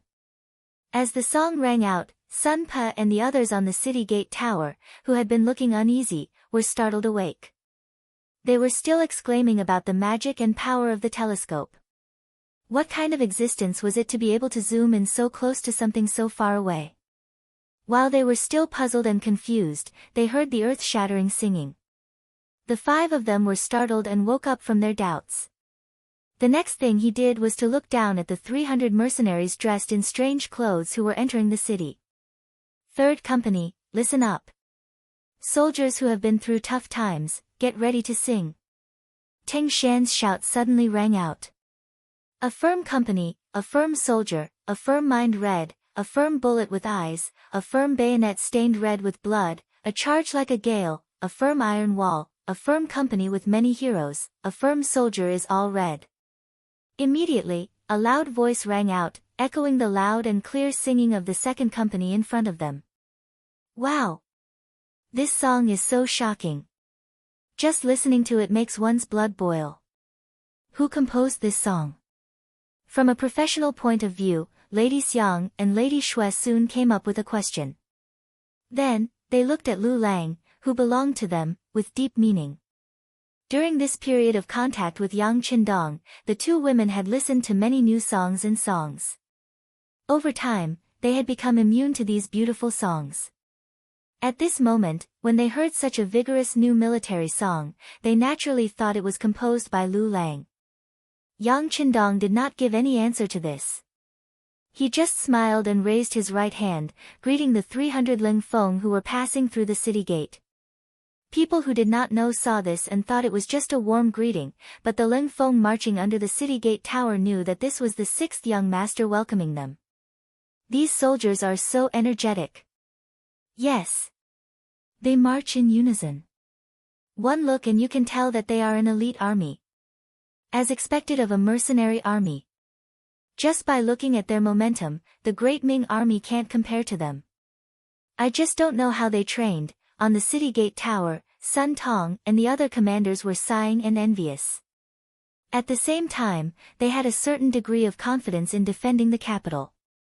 Under the city gate tower, the company commander of the 4th company, Wu Sheng, took the lead to sing the military song, Unity is Strength. The entire army smoothly entered the city. Under the leadership of Xiao Feng and the other Ling Feng, they strode toward their own small courtyard in the city. Inform all the soldiers in the city not to disturb these mercenaries. Even spying on them. They have bad tempers. If they cause trouble, they will bear the consequences. Yang Qindong looked at the team going away in his eyes, then he ordered Sun Pa and the other 4 people. Rest assured, Marquis. The soldiers of the warden's office will be very obedient. Sun Tong took a step forward and cautiously said, however, we can't control the people from the Eastern faction and the embroidered uniform guard. If we can't control them, then don't. Just tell them the news. If anyone is blind enough to go up and lose their life, then it has nothing to do with us. Yang Qindong's lips curled up slightly as a strong sense of confidence spread through his body. Although the embroidered uniform guard and the Eastern faction were very powerful existences in the Great Ming dynasty, they were still nothing in front of the true Ling Feng. They were not qualified to be his opponents. The news of the 300 mercenaries entering the city quickly reached the palace and Emperor Zhu Qiyu's ears. They're all here. Are you sure it's 300 people? Zhu Qiyu asked with a trace of suspicion after hearing the news. It was no wonder that he cared so much about the number of people. Every person that appeared represented 20,000 taels of silver. Just thinking about it made one's heart ache. Even though they had exchanged some imperial properties for money, they had still taken out 5 million taels of silver. To the great Ming dynasty, 5 million taels of silver was almost 2 years of tax revenue. How could Zhu Qiyu's heart not ache? As the emperor's personal attendant, Jining naturally understood the logic behind this. When she heard the emperor ask about the number of mercenaries, she immediately replied, "Your Majesty, don't worry. We have checked the number of mercenaries one by one. 303. This is 3 more than the original request." "Oh. Then they won't ask us for more money, right?" Who would have thought that Dai Zong, Zhu Qiyu's first reaction would be to ask for more money? Jining was very helpless about this. She could only say in an uncertain tone, that shouldn't be the case. After all, we've already given them a few million taels of silver. They shouldn't be short of 60,000 taels of silver. It's good that they won't ask for more money. Zhu Qiyu nodded as if a heavy burden had been lifted from his shoulders. He had only become the emperor for a short while, but he had already experienced so many things. Only leaving and not entering, this seemed to be getting further and further away from his path of becoming a wise emperor. He had no choice but to be more careful. Jining stood at the side. She was still waiting for Zhu Qiyu's instructions. Unexpectedly, there was no more movement from him. For a moment, she had so many things to say in her heart. She couldn't help but say carefully, "Your Majesty, they're here, but we don't know how strong they are. After all, there are only 300 people. Can they defeat the powerful Walla army with just them? This subject is worried about this." Right. After Jin Ying's reminder, Zhu Qiyu couldn't help but nod. After all, there were only 300 people. Even if they added the 100 from before, there were only 400 people. Could they really keep the Walla army out of the capital with just this? Even the emperor, Zhu Qiyu, had some doubts about this. "Beloved subject, in your opinion, what should we do?" This subject isn't sure. But there's nothing wrong with probing. It's just that the loyal Marquis has given strict orders that no one is allowed to disturb these mercenaries. He says that they have bad tempers and that if they rashly spy on them, someone might die. Thus, this subject doesn't know what to do, Jining said as she turned to look at Zhu Qiyu. Jining truly didn't have much trust in these mercenaries, so she wanted to send someone to probe them. But she was also worried that this would infuriate Yang Qindong and cause him to be in an awkward position. Thus, she had decided to go with Zhu Qiyu's decree. Although he hadn't been emperor for very long, Zhu Qiyu had always been a smart man. Otherwise, he wouldn't have become Emperor Jing. After hearing Jin Ying's words, how could he not know what she was thinking? There were some things that needed to be probed to find out. Otherwise, if he really did find a bunch of mediocre people, wouldn't it ruin his important task of guarding the capital? Thus, Zhu Qiyu only needed to think for a moment before saying to Jining, "We also have this concern. Since that's the case, why don't we go and probe them? Presumably, even if something happens, we can say that we didn't know anything. Even the loyal Marquis can't do anything about it." Jining had been waiting for this exact sentence.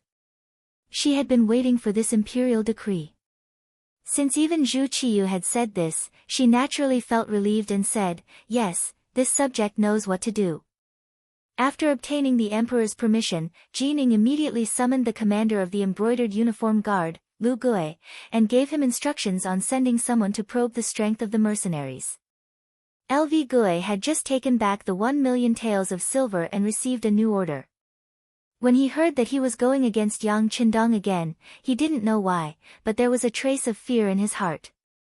Previously, Lu Gui had only thought that Yang Qindong had been lucky enough to reach his current position at such a young age.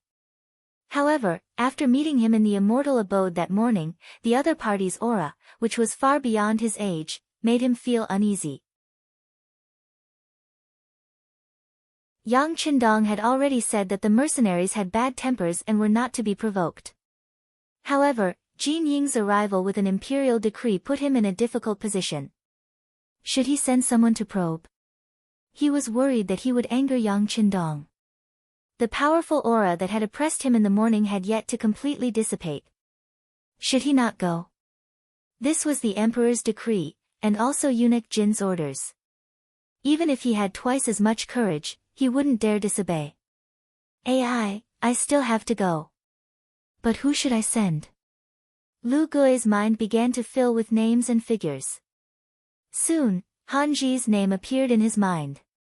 Han Ji had offended Yang Qindong. As Shengguan Lu Gui, he was well aware of this. Today, he had been demoted because of a mistake and demoted to a Qianhu. If he were still Commander Qianshi, it wouldn't be appropriate for him to probe. However, a Qianhu wasn't an issue. Men, bring Qianhu Han here. I have something to discuss with him. Now that he had made up his mind, his tone was filled with confidence. Han Ji. From the moment he married his sister to Wang Go, he had already sworn an irreconcilable oath with Yang Qindong. From that moment on, he had already had one foot in the gates of hell.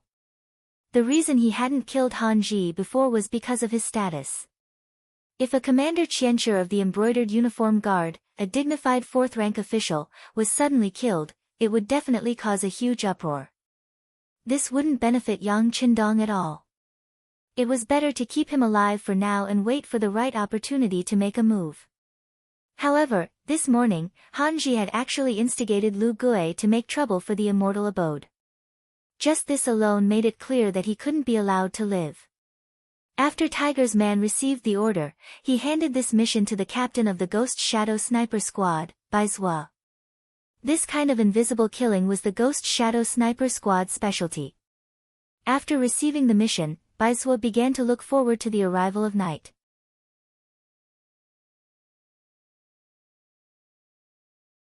Chapter 187.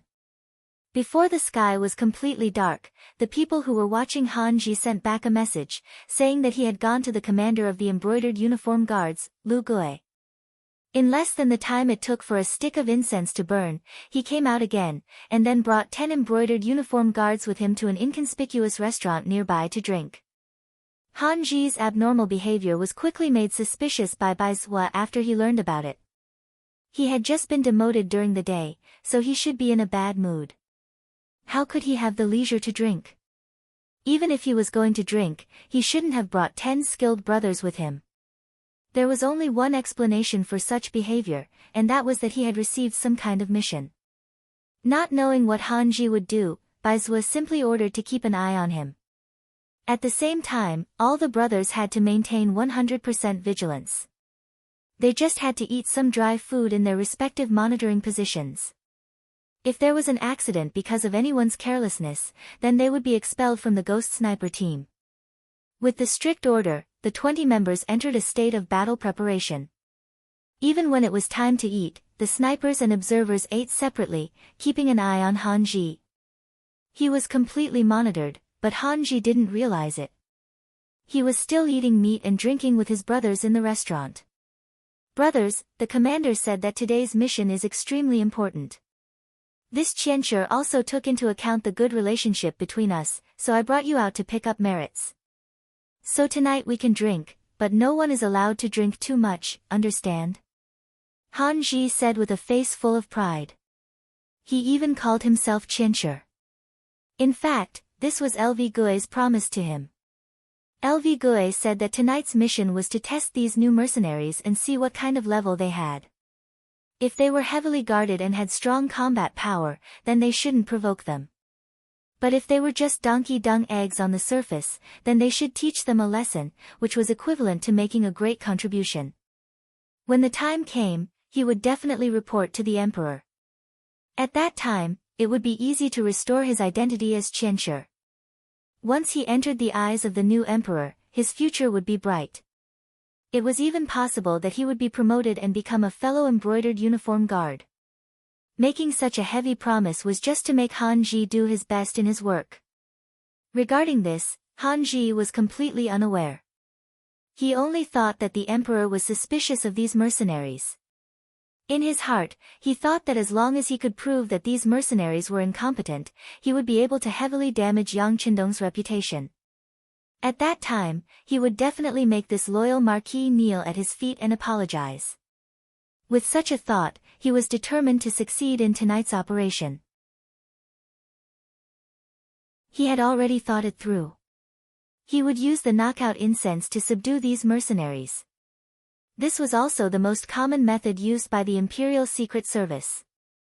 If they were caught off guard, no matter what kind of expert they were, they would eventually be knocked to the ground. At that time, wouldn't they be at his mercy? Han Ji described a beautiful future, and the 10 brothers all showed expressions of gratitude, thanking him. It was as if they had already made a great contribution. They drank for more than 4 hours until the sky was completely dark and the curfew bell had rung. Only then did Han Ji leave the tavern with his brothers and rush toward the courtyard where the mercenaries lived. This scene was clearly seen by the Phantom Sniper squad. When they saw the direction this group of people was heading, Baizhou quickly understood the other party's intentions. He immediately sent someone to report the situation to the 6th young master. After all, the other party's target was Ling Song and the others. Whether they wanted to continue the assassination mission or not, they still needed to obtain Yang Qindong's approval. Under surveillance, Han Ji and his 10 trusted subordinates had already arrived at a street away from Ling Feng's courtyard. They stopped here and then each of them looked for a safe place to hide. As experts of the Imperial Secret Service, their hiding skills were naturally not bad.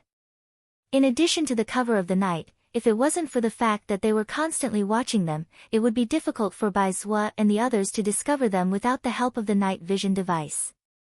Han Ji's group of 11 hid and began to wait. They were waiting for the arrival of night, the moment when a person's body was at its most exhausted. They believed that these mercenaries, who were constantly on the move, would make a mistake even if they arranged for someone to be on night watch. That would be the best time for them to make their move. They didn't ask for too much. As long as they could kill 2 mercenaries, it would be enough to prove that their mission was a success, and that these people's strength was only a so-so. Immortal Abode.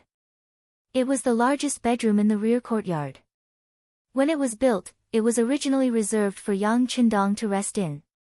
Even though every inch of land here was worth its weight in gold, and even though the 6th young master didn't often come here to rest, the room had always been reserved. This was a sign of everyone's gratitude and respect for him. Since he had taken over the city's military, it was naturally inappropriate for him to rest in the Yang Manor. For the past few days, this place had become Yang Qindong's resting place. At night, Hu Yan and the other 3 girls would accompany him here. For the past few days, they would chat and have a good time. In the room, Yang Qindong was telling stories to the 4 girls and making them happy. Suddenly, he heard Tiger's Mane's voice from outside the door. "Young master, Baizhou has sent news." "Wait a minute." Yang Qindong shouted to the outside, then put on a robe. After giving the girls a look to wait for a moment, he walked out of the bedroom and saw Tiger's Mane and an observer from the Ghost Shadow Sniper team outside the door. As soon as the observer saw Yang Qindong come out, he half knelt on the ground and showed great respect. "6th young master, when our captain followed Han Ji, he found that he took 10 men and rushed to the courtyard where Commander Ling Song was resting. The captain asked for instructions on what to do next." "Oh. There's such a thing." Yang Qindong's eyes narrowed slightly after hearing this, then he quickly smiled and said, "If the King of Hell wants you to die at midnight, who dares to keep you alive until dawn? Since he wants to die so much, we'll fulfill his wish. Tell your captain not to alert the enemy. It's a good opportunity to see how vigilant Ling Song is. Also, no matter what the result is, there's no need to keep any of these people alive. Kill them all and hand them over to the security bureau. Let them send these bodies to the genie guard's office as a warning." Since he said before that the mercenaries had bad tempers, whoever provoked them would be unlucky, and if there were still people who wanted to try, then there was no need to be polite. It just so happened that Han Ji was also killed, so it saved him some trouble in cleaning up the aftermath. In the dark, the security bureau's people escorted the observer back to Baizuo's place. After receiving the sixth young master's order, the ghost shadow sniper team quietly stayed in the dark, as if they were one with the night. The cold wind blew, and the drums of the third night watch were beaten. The whole street was silent. A few black shadows covered each other on the street and began to move. The Genie Guard was an important military force that the emperors relied on. It was indeed good. At least, the way they moved forward alternately was very desirable. They always maintained an attacking formation and did not forget to defend. It had to be said that they spent a lot of effort in training. In just a few moments, the 8 figures disappeared into the depths of the street, giving people the feeling that they had never appeared. But in the dark corner, 2 groups of people were waiting for their arrival. Han Ji was very careful not to make a move directly. Instead, he stopped there with 2 trusted aides. This way, if there was good news, he could be the first to know. Of course, if the situation was not good, he could also withdraw at the first moment. Perhaps this was the advantage of being an official. The danger was always left to the subordinates, and most of the credit would fall into his hands. Similarly, Baizuo and the other 21 people were waiting. The difference was that they had used this time to surround Han Ji, who was hiding in the corner, in a fan-shaped formation. That seemingly inconspicuous corner had long become the target of public criticism. This kind of fan-shaped circle could guarantee that once Han Ji wanted to leave, no matter which direction he left in, he would at least be facing the muzzles of the 2 snipers. It was really difficult to escape even if he had wings. Han Ji, who was unaware of this, was still waiting for the good news. He was very confident in his heart. Not to mention that the 8 men were very skilled, they were also equipped with strong bows and crossbows. Even in the dark, they could guarantee that they could kill the target within 70 steps. Having such strong bows was where Han Ji's confidence came from. He closed his eyes and leaned against the corner, even showing a victorious smile on his face. He seemed to have seen the scene of success and the scene of him receiving the reward for the mission. In the courtyard across the street. This courtyard was originally the residence of a prince. Later, because it was sealed outside, it became empty and became the property of the imperial family. This time, when they were discussing with the Ministry of Revenue, Yang Qindong's cousin, Yang Fu, felt that the environment here was good. Most importantly, the territory was big enough, so he took over this courtyard and made it the temporary resting place of the cold front soldiers. According to the rules, when they entered the courtyard, Commander Leng Song ordered people to do a thorough search. Even though this was the place that the 6th young master had arranged for them, there was no harm in being careful. Yang Qindong often said that it was better to rely on oneself than on others. It was impossible for people not to make mistakes, but a cautious attitude could completely reduce the chances of making mistakes. After this lesson, no matter where the cold front soldiers were, no matter how tired they were, they never relaxed their search of the resting place. When they were attacking the central part of Ryukyu Island, they even found 2 hidden enemy soldiers near the resting place. They originally wanted to set fire to the place while the cold front soldiers were asleep, but in the end, they were caught by the always cautious new army. Since then, every time they went to a place, a strict search of the surroundings became an iron rule.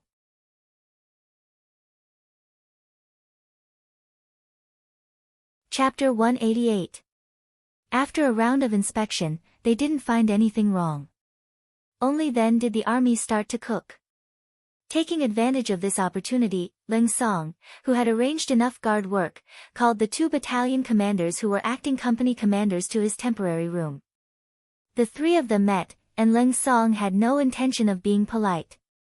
He bluntly said, "Gentlemen, the 6th young master has been setting up a trap in the capital, and it has been going very smoothly. This time, we were able to come here and show off our skills is also part of the plan. Now that we have smoothly arrived in the capital, it is equivalent to taking the first step. However, the situation will only become more severe. Even before we fight with the Walla army, I'm afraid that the Great Ming Empire's capital army will be probing us first." Ting Shan and Wu Xing both nodded in agreement after hearing Ling Song's words. It was clear that they had the same understanding. Very good, I believe that you can also guess something. That's right, someone is looking down on us, and I'm afraid that there will be a lot of probing. The sixth young master has already laid the groundwork for this matter. He has already made it clear to the outside world that as mercenaries, we don't have good tempers. In order to confirm this matter, the sixth young master didn't even come here to see us today. Leng Song continued, the sixth young master has already used his actions to tell us everything. The next test will be at any time, and how we perform is very important. Whether we can satisfy or disappoint the sixth young master, it is very likely that everything will happen tonight. Do you understand? Regiment Commander, we all understand. How about this, please hand over the night duty to us, 3rd Company. I guarantee that we'll complete the mission. No matter who comes, we'll leave no one behind. If we can't complete the mission, I am willing to be punished according to military law. Teng Shan suddenly stood up, and then a resolute expression appeared on his face. Regiment Commander, please give the night duty to our 4th Company. If we can't eliminate all the enemies, I am willing to offer my head. 4th Company Commander Wu Sheng was even more resolute, directly putting his life on the line. Battalion Commander Wu, don't fight with me. In terms of qualifications, you are inferior to me. Teng Shan looked at Wu Sheng with a face full of anger. He was extremely dissatisfied that this person wanted to fight with him for the mission. Battalion Commander Teng, seniority is not enough to feed you. Everything depends on your methods. Our 4th Company is confident that we can complete this mission well. Wu Sheng's eyes were filled with sparks. He looked as if he would start a fight if he didn't agree with Ting Qingshan. The 2 battalion commanders showed that they wanted to fight for the mission, and this made Ling Song nodded with satisfaction. This was the military's morale. If everyone retreated in the face of trouble, then there would be no way to continue fighting this war. It was just that sometimes having confidence was a good thing, but in the end, strength was what determined the outcome of the matter. For example, Ling Song's strength was much stronger than the 2 of them. Whether it was his ability to lead troops, the quality of his soldiers, or the level of his official position, he was better than the 2 of them. That was why he snatched the mission the moment he opened his mouth. Alright, there's no need for you guys to fight over it. You're all tired from the day's journey. Let me take over tonight's duty. How can we do that? They objected almost at the same time. Just a moment ago, they were still arguing in full swing, and even seemed like they were going to fight if they didn't agree. Now, they stood on the same line and objected to Ling Song. Why not? My position is the highest here. Ling Song said with an attitude of, I am the regiment commander, you have to listen to me. No. Teng Shan shook his head, showing an attitude of even if you are the highest official, you can't have the final say. When it was Wu Sheng's turn, he said bluntly, if you want to talk about tiredness, everyone has been walking for the whole day. We are all tired. Why should we rest while your 2nd Company is responsible for the night duty? This is unfair to the brothers of the 2nd Company. I will not agree to this.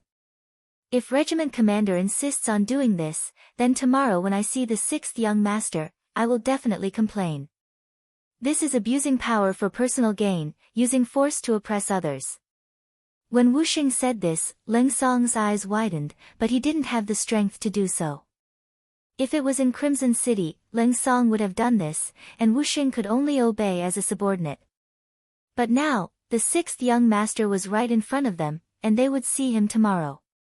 It was no wonder that he dared to say this. This would indeed put a lot of pressure on Ling Song, and he didn't want someone to complain about him the moment he saw the 6th young master. That's right. If you don't give us a chance, I will also complain when I see the 6th young master tomorrow. Teng Shan saw that this seemed to be effective, and immediately followed suit. The 2 battalion commanders had the same attitude, and Ling Song knew that it was impossible to use his position to oppress others for the mission. He could only sigh and say, then let's draw lots. Tonight, the 3 of us will take turns to be on duty. As for whether or not there will be any accidents, and who will encounter them, it will all depend on everyone's luck. That's good. Hearing that it was a draw, Ting Shan and Wu Xing immediately felt that it was fair. Immediately, a smile appeared on their faces, completely different from their previous flushed faces. And if this scene was seen by Han Ji, he would definitely regret coming to test them. Who would have thought that in the face of danger, there would still be people fighting to go forward? With such morale, what kind of enemy couldn't be defeated and dealt with? After drawing lots, Leng Song's luck was very bad for the first half of the night. Ting Shan's luck wasn't very good either, drawing a lot near dawn. Only Wu Sheng, when he saw that the lot he drew was between the third and fourth day, he was so happy that he couldn't close his mouth. Alright, some people don't need to be so happy. We just arrived today, maybe they will want to take a look before they try to test us. Ting Shan looked at Wu Sheng with some jealousy. On the other hand, Leng Song, as expected of a regiment commander, was very open-minded. Seeing that the results were out, he said with a serious face, "No matter what happens, everyone must be careful when you are on duty. One of the sentries must be in the light while the other two are in the dark, forming a triangle to ensure that nothing goes wrong. Alright, you guys can go and prepare." While Leng Song let the 2 battalion commanders prepare, he also transferred 2 platoon leaders and 10 elite brothers from the 2nd company. Although he said that the lot was drawn early and that the enemy would rarely appear between the first and second day of the night, Leng Song still made preparations to meet the enemy during the operation. Otherwise, he wouldn't have directly transferred 2 platoon leaders to be in charge of the sentries. But no matter how thorough the preparations were, seeing that the second day of the night had passed and the third day of the night had arrived, there was no abnormality in the outside world. Leng Song sighed, somewhat disappointed, and wanted to arrange for someone to inform Wu Sheng. "Ha, no need to trouble the regiment commander, I'm already here." Unknowingly, Wu Sheng brought people and appeared behind Leng Song. Looking at the other party's camp, it was actually also led by 2 platoon leaders, and there were also quite a few squad leaders and vice-squad leaders. Looking at this camp, Leng Song knew that there was no need to remind the other party to be careful. When he left, he only patted the other party's shoulder, but at this moment, silence really spoke louder than words. Wu Xing took over the defense, and quickly started to set up according to the plan. Around the small courtyard, the 12 people he brought along split into 3 groups, with 2 in the dark and 1 in the light. He himself found a safe corner and stayed in the middle, constantly looking around with the night vision device in his hand. In his heart, he was still praying that if there were any enemies, they must appear when he was on duty. This was a good opportunity to show his face in front of the 6th young master. Perhaps their prayers had worked. Just a quarter of an hour after Wu Sheng and the others had hidden themselves, there was finally some movement on the wall of the courtyard. Although it was very slight, it was still discovered by the brothers who were in charge of guarding the courtyard. Speaking of which, this was all due to the camouflage training of the cold front line. Camouflage was created by Yang Qindong, and was improved based on his training when he was a soldier. The requirement was that any qualified cold frontline must be able to stay in the same place for 24 hours without eating or drinking. This was the ability. To be able to stay in the same place for 24 hours was only a pass, 2 days was considered good, and 3 days was considered excellent. At first, many people did not understand this training, thinking that it did not require much skill, and the training was not meaningful. However, after a real test, after staying in the same place for 24 hours without moving, everyone realized how important this training was to train their mentality. It was precisely because of this training that the cold front members' violent tempers were much more restrained. This kind of training also allowed many of them to learn how to calm their hearts. This was to ensure that they would be able to face everything calmly under any kind of dangerous situation. The camouflage training also allowed every cold frontline to have the potential to become an excellent sentry. It meant that at any time, anyone would be able to complete the task of being on guard. It was because of the inhuman training that the Imperial bodyguards did not discover the 8 hidden sentry. They only saw the 4 open sentry. It was the existence of the sentries that caused the 8 embroidered uniform guards to let down their guard.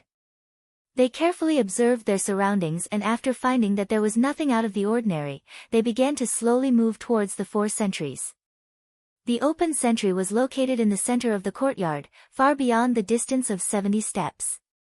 The imperial bodyguards' bows could not reach the sentry, so if they wanted to get anything, they had to keep moving closer. However, they did not know that this method of approaching the sentry was bringing them closer to the Grim Reaper. The 8 imperial bodyguards did have some skills. If it was not for the hidden sentry, it would not have been easy to discover them.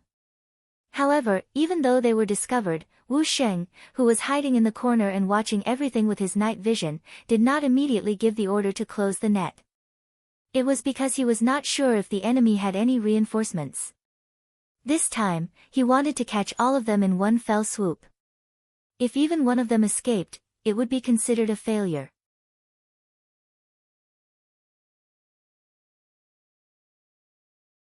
Chapter 189.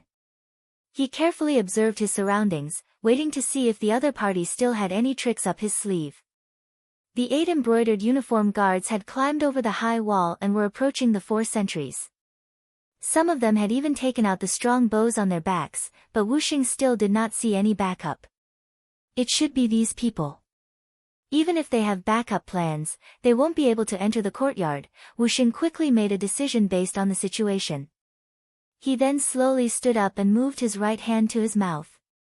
Hand signals in the day and whistles at night. That was how the cold vanguards communicated with each other.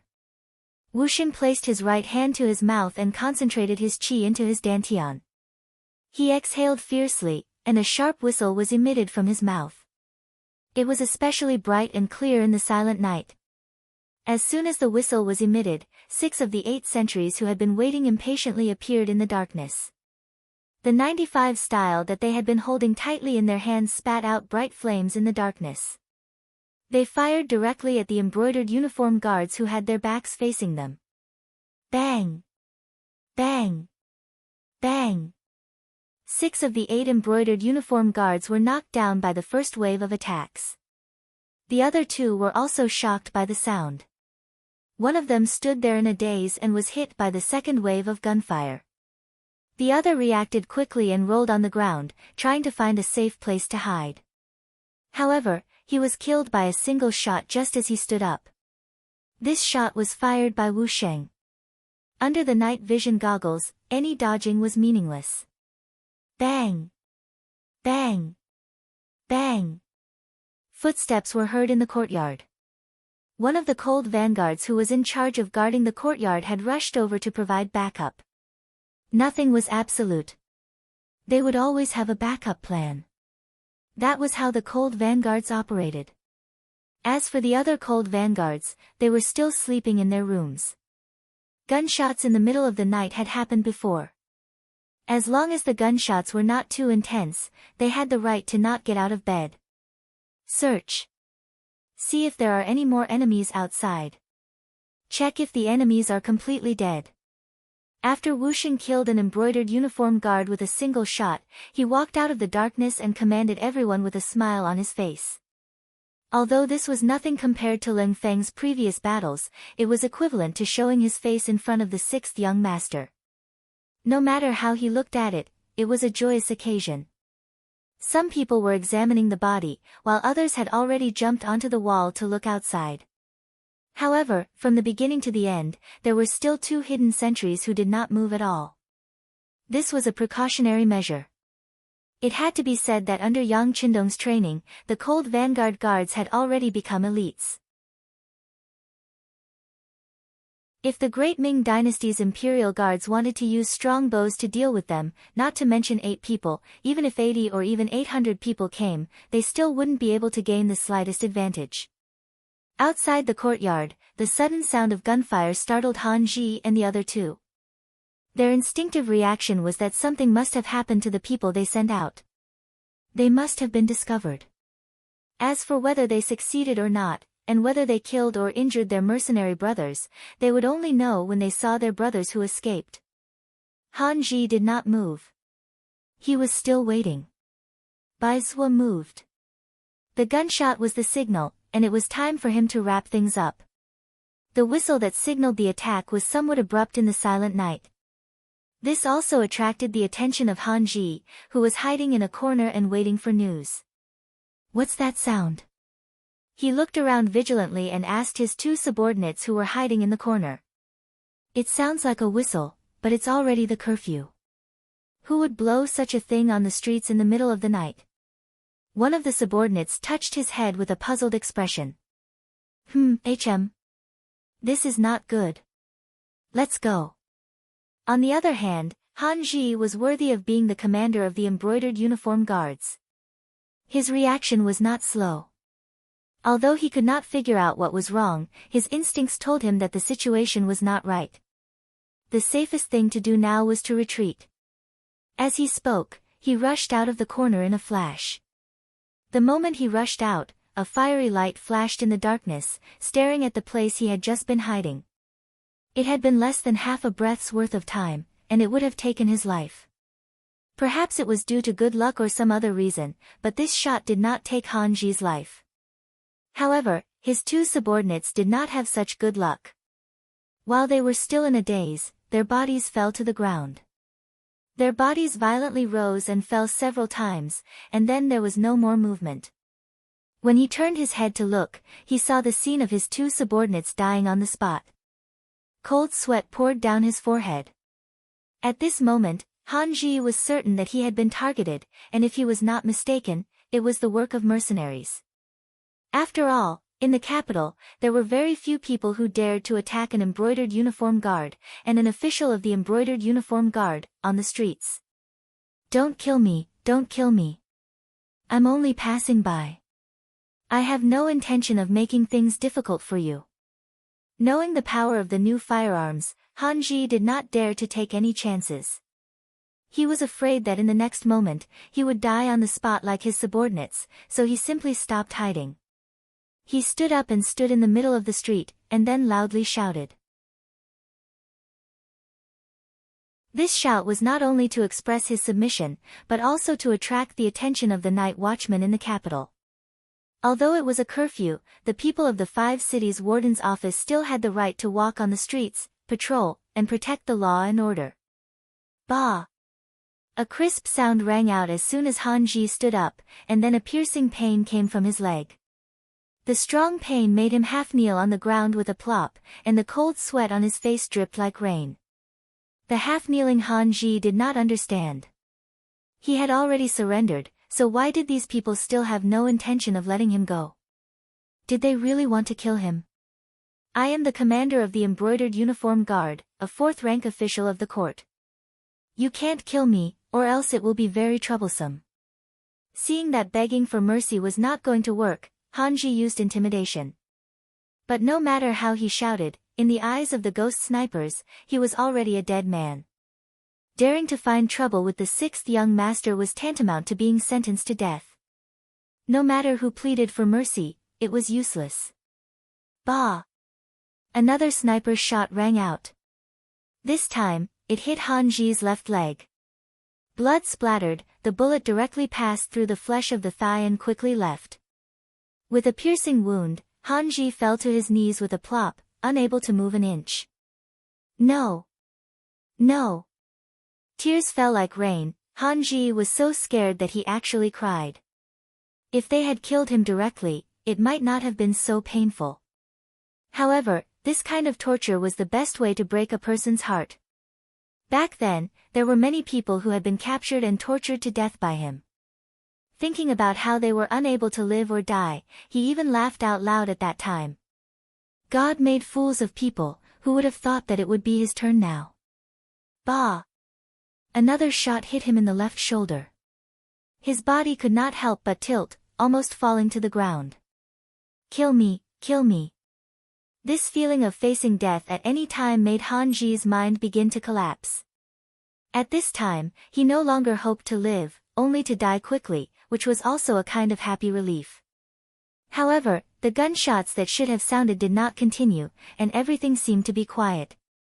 There was only the faint sound of blood flowing out of the body. After half an hour, about a third of the blood in his body had flowed out. Without any emergency treatment, Hanji finally fell into a coma due to excessive blood loss. Then, he slowly died. Of course, they did not directly kill Hanji because they did not want to let him off too easily. Feeling the feeling of death bit by bit was the result that Bai Zhuo and the others wanted. The night wind blew, bringing with it the smell of blood, and then slowly dissipated into the air. The people living nearby only heard the crisp sound of firecrackers in the middle of the night, but no one knew what exactly happened, and no one had the courage to come out and take a look. It was not until the sky was completely bright that the people walked out of their houses. At this moment, the gate of the embroidered uniform guard's office was very lively, and 11 corpses, including Hanji, were neatly lined up there.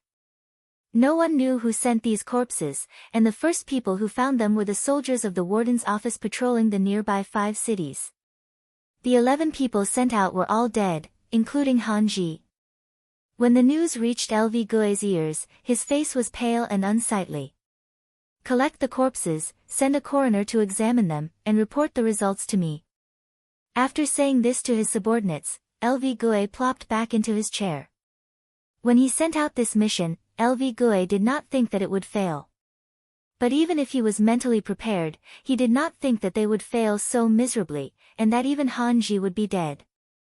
LV Gui understood Hanji's subordinate quite well. He was not very courageous, and could bully people by relying on the might of the tiger, but he was not brave enough to take risks and fight with his life. Logically speaking, such a person would not follow an ordinary embroidered uniform guard to carry out a mission, but why did he die? Could it be that these mercenaries were really so powerful?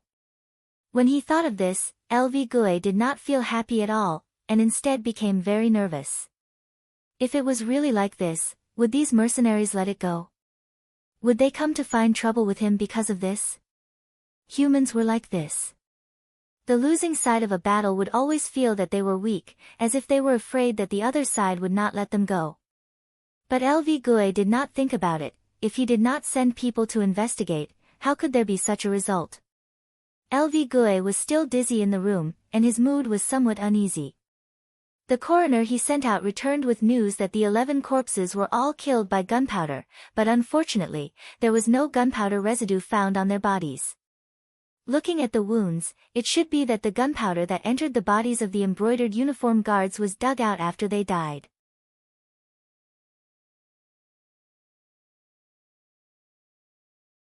Chapter 190. He's already dead. Why won't they let him go? This is going too far. After hearing the coroner's report, Lu Gui roared angrily. But before he could vent his anger, a subordinate came in to report that the Marquis of Loyalty Yang Qindong had arrived with 100 soldiers from the warden's office. They had already passed the gatehouse and were heading towards the inner courtyard. Upon hearing that Yang Qindong had arrived, Lu Gui immediately guessed his intentions. He immediately said anxiously, "Who let them in? Can't you stop them?" "Commander, we can't stop them. Marquis Yang has the command token of the embroidered uniform guard. None of us dared to stop him." The embroidered uniform guard who had reported the news replied with an aggrieved expression. Tell him that I'm not here." As Lu Gui spoke, he looked around. It was clear that he wanted to find a safe place to hide. Bang! With a muffled sound, the door was kicked open from the outside. Yang Qindong, with a murderous look, appeared in front of LV Gui with hundreds of soldiers from the warden's office of the 5 cities. Ah! At first, there was a cry of alarm, but Lu Gui quickly reacted. He forced himself to remain calm and asked Yang Qindong in a questioning tone, "Marquis Yang, what are you doing? Do you know what kind of crime it is to bring people into the embroidered uniform guard?" Lu Gui's appearance at this moment was fierce on the outside but timid on the inside. In response to Lu Gui's howls and questioning, the soldiers of the warden's office standing opposite him all laughed coldly. This time, to be able to follow the Marquis of Loyalty into the embroidered uniform guard was a very glorious thing. With today's experience, it was likely that in the future, he would have something to brag about with his colleagues. In the past, it was always the embroidered uniform guard who found trouble with them. Everyone was a soldier and ate grain, but the treatment was very different. Now that Yang Qindong was here, it was different. How awe-inspiring was it to openly charge into the embroidered uniform guard to arrest someone. Just thinking about it made one's blood boil. LV Gue was still shouting, still showing off his might. It could even be said that he was acting shamelessly. Yang Qindong snorted disdainfully and said, as the commander of the embroidered uniform guard, "You still have the face to talk about Marquis. Do you know that last night, there were brothers from the embroidered uniform guard who went looking for trouble with the mercenaries? Because of this, they almost injured their people. Now that they are asking for an explanation from us, how do you think I should answer?" Huh? When Yang Qindong asked this question, Lu Gue suddenly became weak.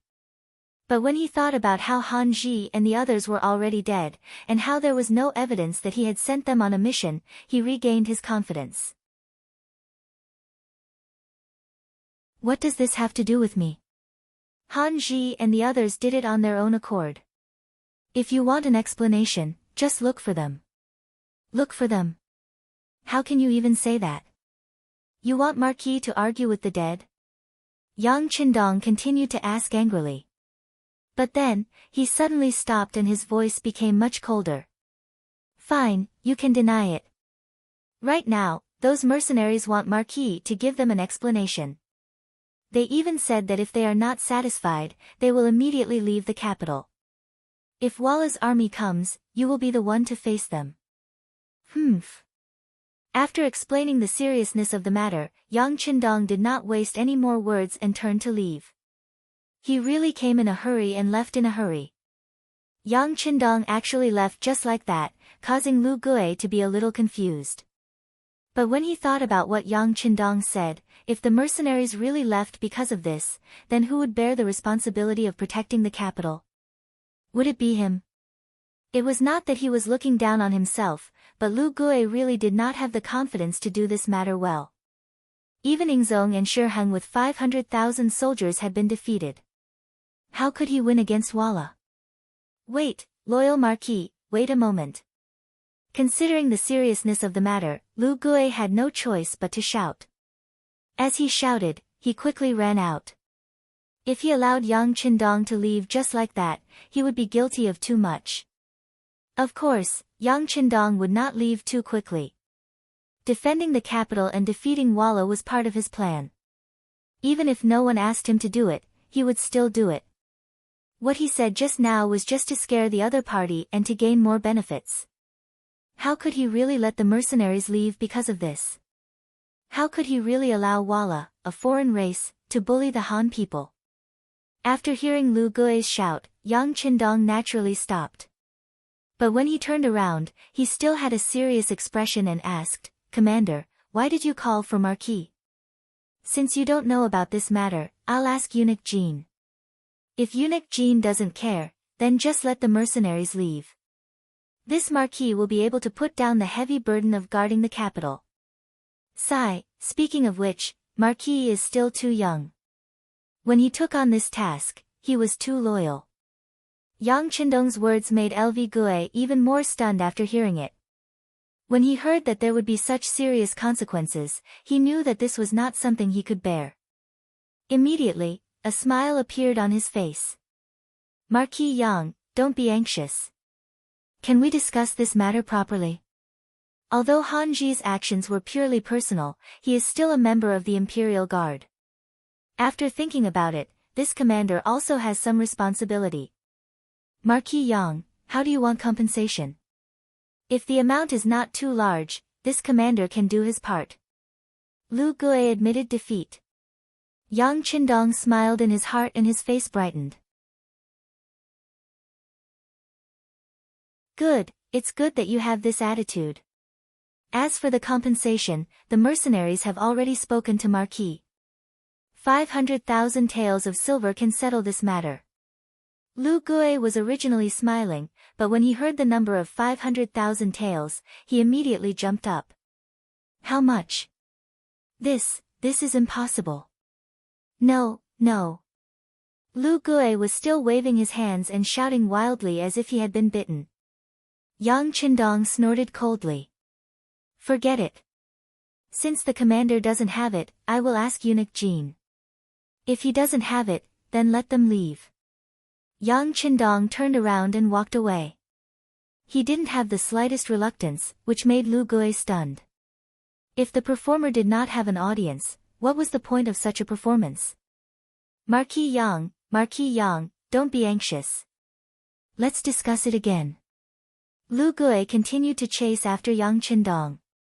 In the palace, Jining, who had been paying attention to the situation, rushed to the emperor's resting quarters as soon as she received the news.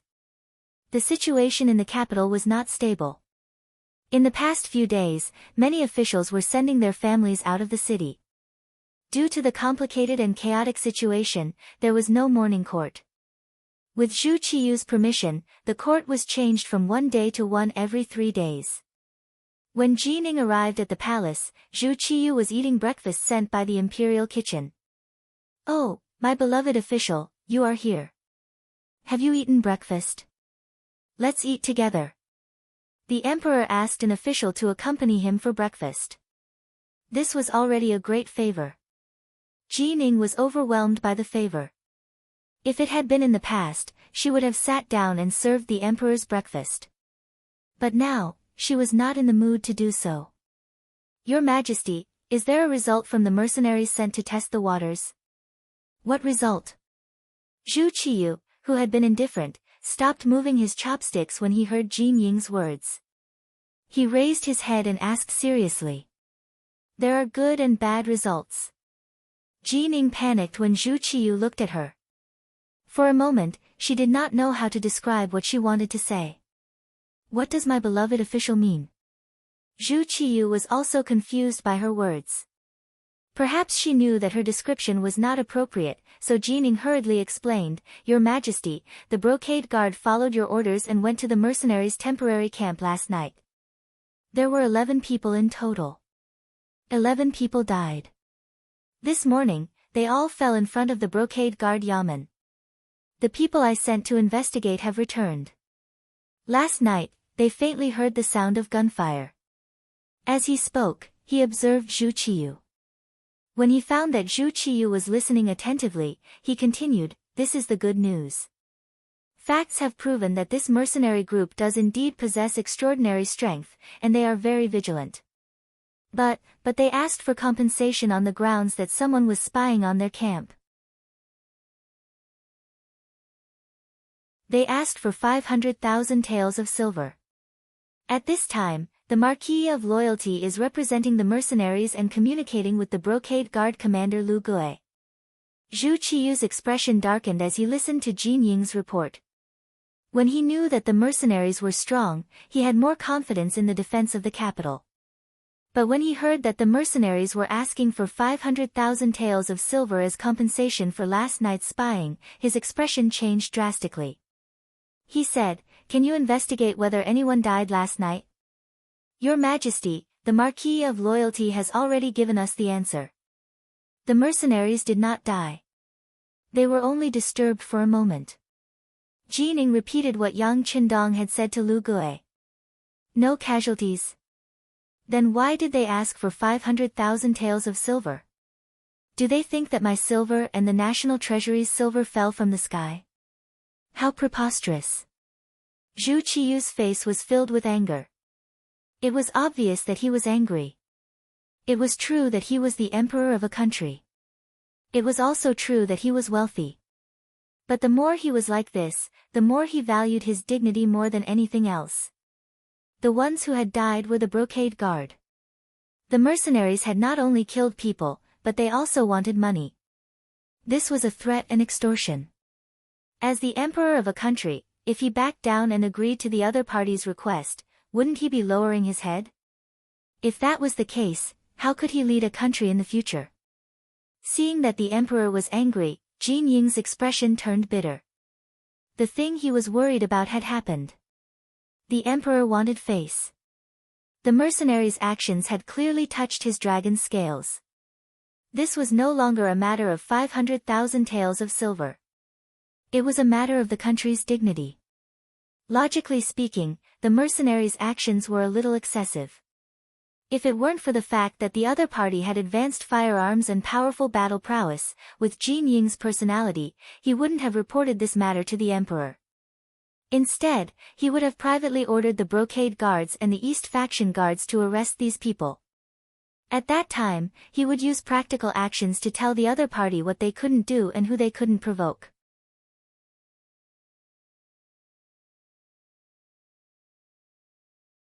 Chapter 191. But after what had happened last night, he truly didn't have the confidence to do such a thing. And now that the safety of the capital was in danger, he couldn't use violence to suppress the enemy. Otherwise, before Walla's army arrived, he would be thrown into chaos. After all, the emperor had spent a great deal of money to ask Yang Qindong to hire these mercenaries, so there could be no problems at this time. Otherwise, the defense of the capital would probably develop in the worst possible direction. And if Zhu Qiyu lost the capital, he would essentially lose the throne. In the south, there was still Yingzong keeping an eye on this place. If there was a chance to deal a heavy blow to the throne, Yingzong probably wouldn't show any mercy. If Zhu Qiyu was no longer the emperor, what was a great eunuch like him? When the time came, many people would probably try to capture him and bring him to Yingzong to claim credit. Even if it was for her own sake, Jining still had to warn Zhu Qiyu.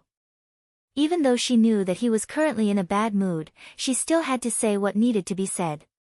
Your Majesty, a lack of forbearance in small matters will spoil great plans. We've already spent 10 million taels of silver, so we don't mind spending another 500,000 taels. As long as your Majesty agrees, I can privately resolve this problem and do my best to prevent this matter from spreading. What does your Majesty think? Jining wanted to ask Zhu Qiyu to back down. As soon as she said this, as the emperor of a country, of course he was displeased. He kept a straight face and didn't say yes or no. Zhu Qiyu truly didn't want to lower his head. This was the dignity of a country, not just a matter of 500,000 taels of silver. With his hands behind his back, Zhu Qiyu stood up from the table and walked to the window, looking into the distance. Although all he could see were tall and majestic palaces, it didn't stop him from expressing his feelings. He was very angry. Jining couldn't help but panic at Zhu Qiyu's cold attitude. Your Majesty, this matter can't wait any longer. Please reconsider. The embroidered uniform guard had been the cause of this incident. If the mercenaries were allowed to leave and the capital was lost, all the blame would fall on the head eunuch. He would be the second Wang Zhen, and even the history books would record him as a sinner for all eternity. Therefore, in Jin Ying's heart, even if the mercenaries wanted to leave, it could not be because of the Brocade Guard. At this moment, he really regretted what he did last night. Jin Ying's pleas didn't get any response from Zhu Qiyu. He didn't even turn his head. It was as if he hadn't heard anything. What should we do?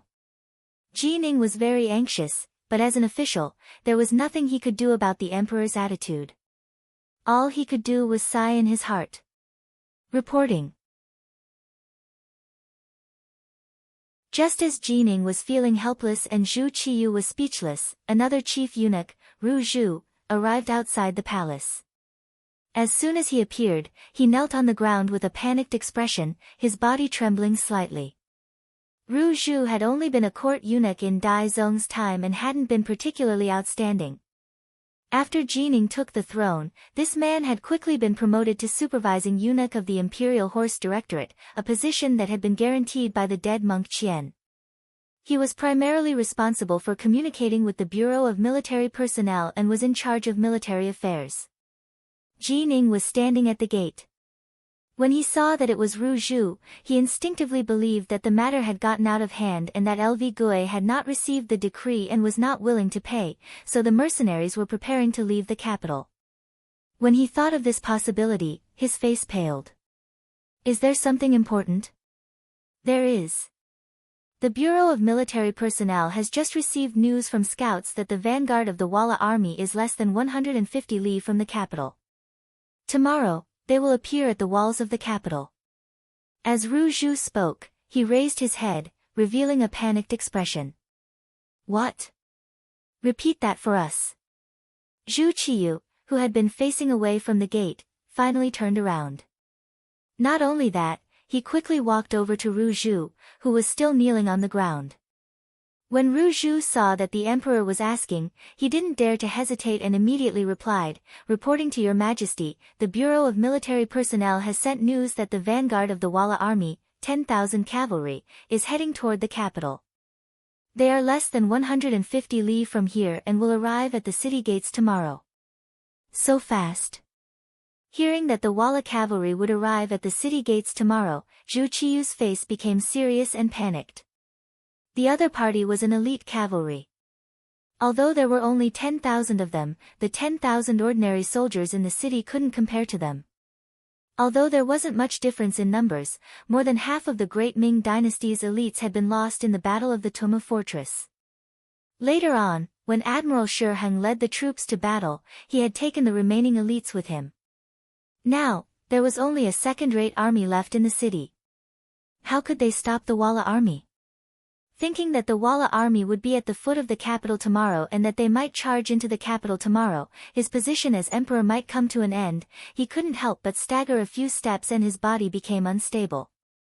Jining reacted quickly and quickly reached out to support Zhu Qiyu, who was 30 years younger than her, and asked with concern, "Your Majesty, are you all right?" "Shen is fine, fine.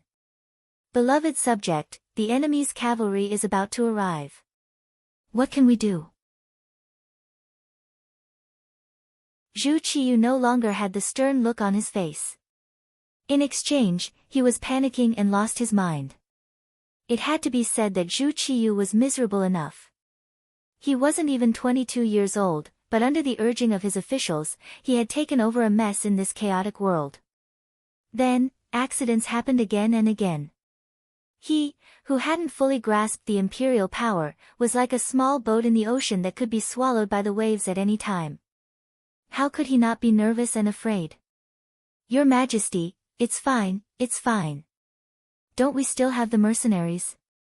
Moreover, the loyal Marquis has already taken charge of guarding the capital. It's time for them to show their loyalty to the country," Jining advised as she supported Zhu Qiyu. Right, there's still the loyal Marquis and the mercenaries. How about this? Immediately take out 500,000 taels of silver from the national treasury to the loyal Marquis and the mercenaries. But remember, last night's incident was the embroidered uniform guard acting on their own. It has nothing to do with us. This silver can only be considered what the embroidered uniform guard owes us. In this dire situation, Zhu Qiyu finally relented, but he did not forget the dignity of the sovereign of a country. Jining also knew that in this situation, this was not the time to haggle over the 500,000 taels of silver, so she immediately agreed. "Your Majesty, be at ease. This subject will handle this matter and will definitely handle it beautifully. I will not lose face and decorum for the imperial household." Good. With beloved subject handling matters, we are at ease. "Quickly go and handle it," Zhu Qiyu said with a hint of anxiety. At this moment, all his hopes were placed on Yang Qindong and the mercenaries he had spent a fortune to hire. The Yamen of the embroidered uniform guard. LV Gue was currently drinking tea with Yang Qindong. The two of them did not communicate much, but in their hearts, they both knew that they were waiting for news from the imperial palace. After all, this involved 500,000 taels of silver and the imperial household's face. The final decision still needed the emperor's decree. Yang Qindong, who was sipping his tea unhurriedly, showed enough confidence at this moment. He insisted that Zhu Qiyu would definitely give in. All of this came from the news he had received last night. The Wallace vanguard cavalry of 10,000 people was approaching the great Ming dynasty's capital. If nothing unexpected happened, they would arrive at the city tomorrow. The Yangxie Security Bureau was willing to spend a lot of silver and gold. The information they received was even earlier than the great Ming dynasty's imperial household. However, this news would probably reach the imperial palace today and reach Zhu Qiyu's ears. Then, the new emperor would have no choice but to give in. Speaking of which, Yang Qindong did not lack the 500,000 taels of silver. However, he insisted on doing this to warn all parties not to easily inquire about the mercenaries. Otherwise, the consequences would be very serious. Presumably, after what happened this morning, whoever had such an idea would have to think twice before acting. Maintaining the mystery of the mercenaries was also of great significance for future actions. This was also part of the plan to pave the way for some future actions. With such a significance, in order to achieve the goal, what could he do even if he had to confront the genie guards? This was a once-in-a-lifetime opportunity. If he did not do it openly at this time, he was afraid that it would be more troublesome to do it in the future. Yang Qindong's indifference and confidence in LV Gui's eyes made him even more anxious. Unconsciously, there was a difference in the momentum between the two people. Psychologically, Yang Qindong had already won a round. LV Gui even had a thought in his heart that it was better not to provoke this person in the future. Because no matter what, it seemed that he would be the one to suffer in the end. In the past, LV Gui would not have dared to think that someone would dare to cause trouble in the genie guards. It was good enough that he did not bring people to cause trouble. Who would dare to take the initiative to come to the door? But today, not only did it happen, but he also had no way to deal with it. This made it difficult for him. In his heart, he only wanted the emperor and eunuch Jin to quickly make a decision. He even faintly thought in his heart, wasn't it just 500,000 taels of silver? Just give it to the loyal marquis. LV Gui's heart had already begun to show weakness.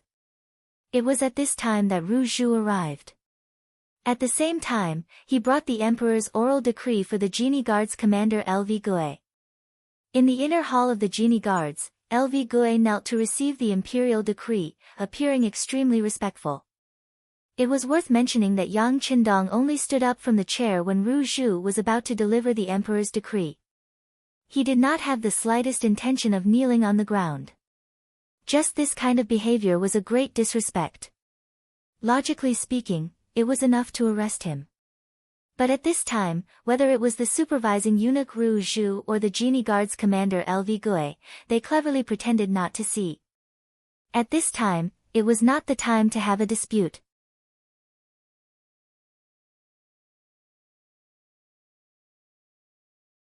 Chapter 192. His Majesty's verbal decree, the genie guards acted recklessly and attracted the displeasure of the mercenaries, so they should be punished. But considering the national crisis, Zhen will remember this matter. As for the 500,000 taels, Zhen will withdraw it from the national treasury first. Later, Zhen will slowly deduct it from the genie guards yamen. Also, I hope Lu Gui can learn from this lesson and control his subordinates well. Don't do things that are not beneficial to the country. With a serious face and warning tone, Ru Zhu reprimanded Lu Gui on behalf of the emperor. Finally, there was a result, and it was the compensation method he had thought of. LV Gui breathed a sigh of relief in his heart. He was not worried about being reprimanded at all. This matter was originally the emperor's idea. He was just taking the blame on behalf of others. Nothing would happen. This subject receives the decree and thanks His Majesty's grace. Lu Gui knelt on the ground and kowtowed 3 times to show respect to the emperor. After Ru Zhu finished telling Lu Gui about the emperor's instructions, he turned to Yang Qindong and said, "Loyal Marquis, the emperor also has a verbal decree for you. This subject receives the decree." Yang Qindong cupped his fists. His face was very respectful, but the words he said were not respectful at all, asking the envoy to pass on my behalf. This subject fell off a horse during the Battle of Earth and Wood, which triggered an old injury. Now, I can't kneel, asking for forgiveness.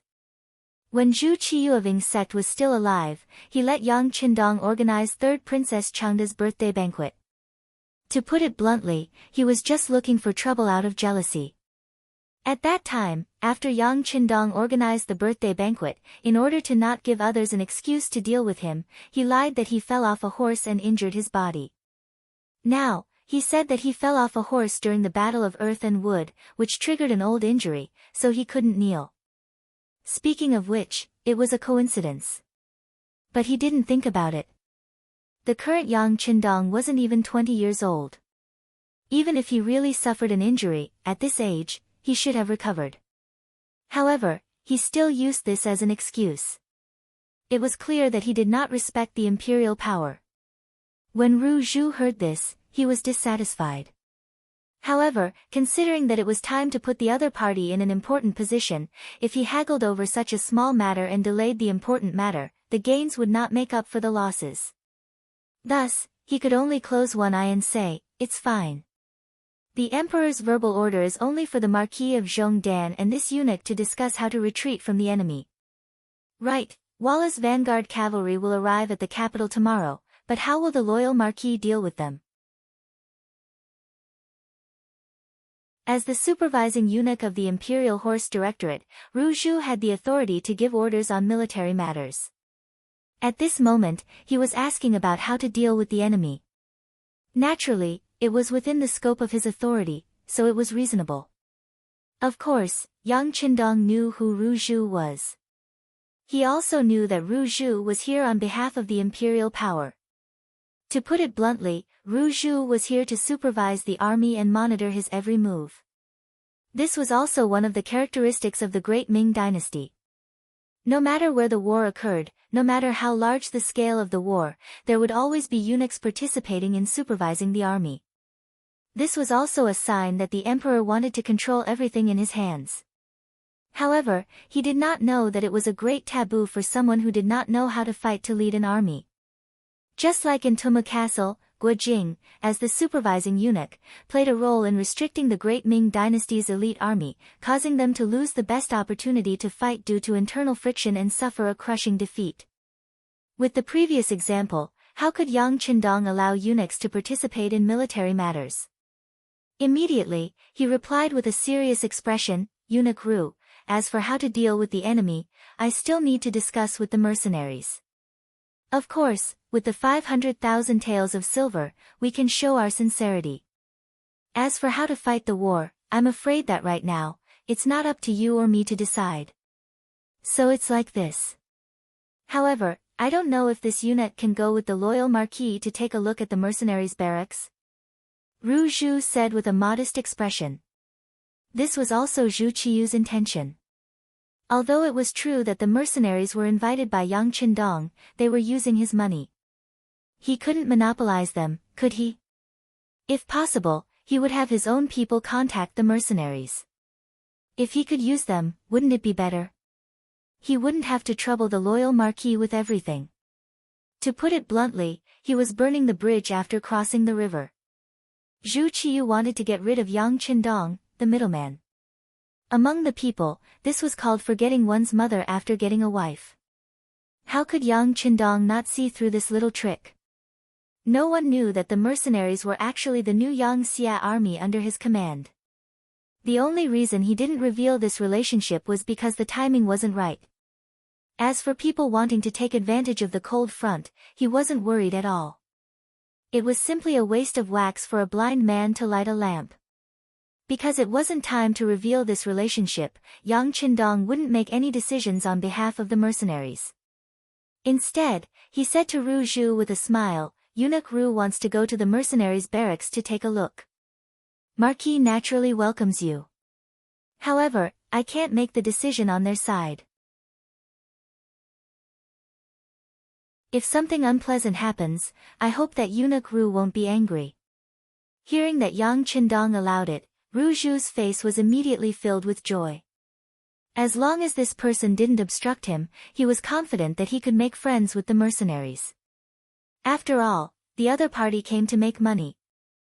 Whose money wasn't money? He had the emperor as his backing and the national treasury's silver as his backing.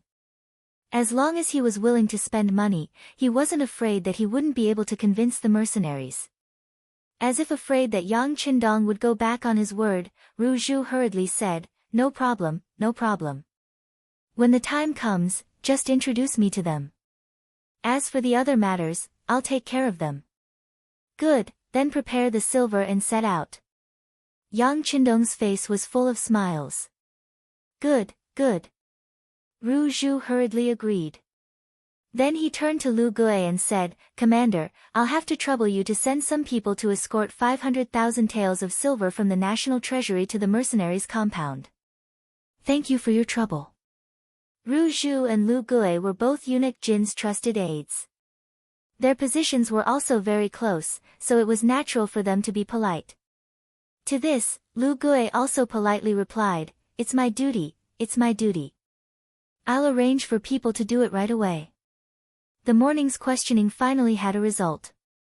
In the end, it ended with the imperial power backing down. Of course, to the outside world, this was the embroidered uniform guards backing down, not the emperor backing down. The 100 embroidered uniform guards pushed out 10 large carriages. In each carriage, there were 10 large chests.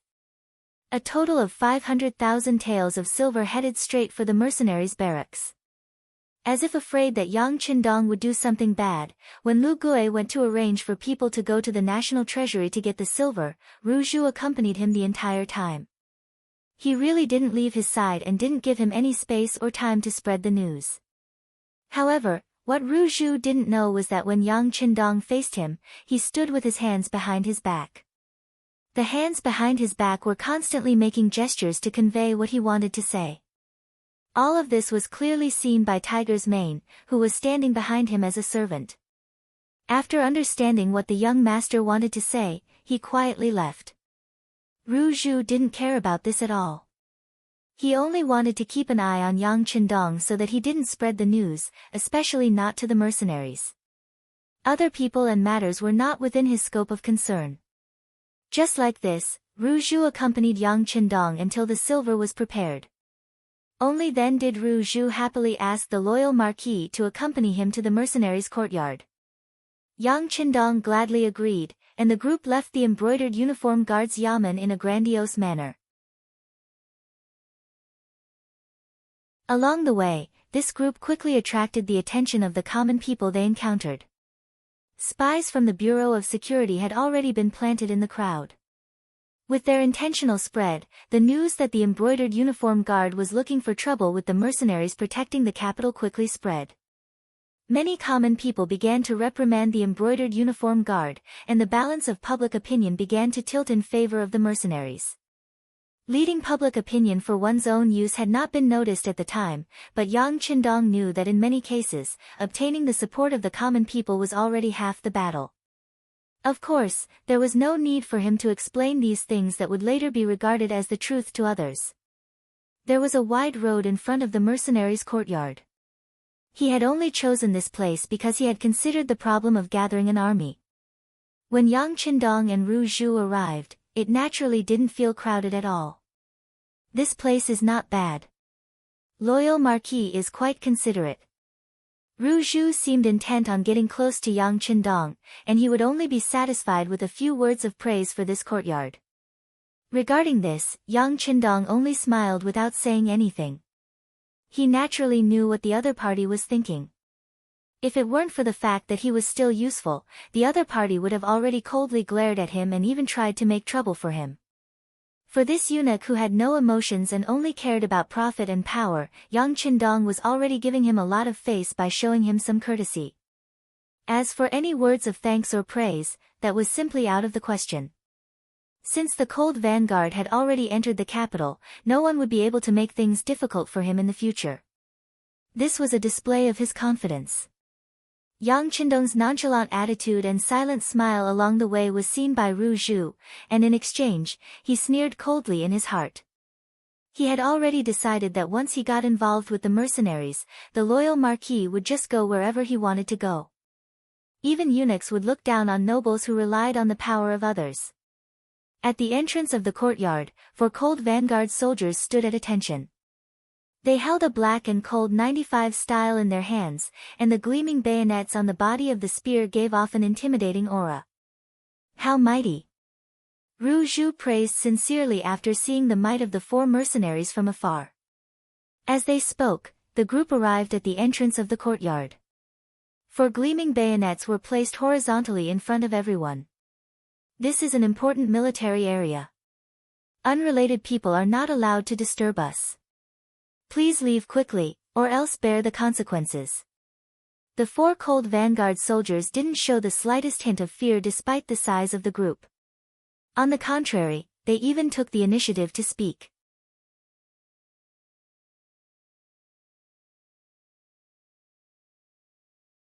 Chapter 193. Yang Qindong stood in the middle of the crowd and watched all of this with an indifferent expression. He had no intention of walking out. He had not come into contact with the cold front for a long time. He also wanted to see the mental state of this troop from the side. Ru Zhu stood in the front row of the crowd.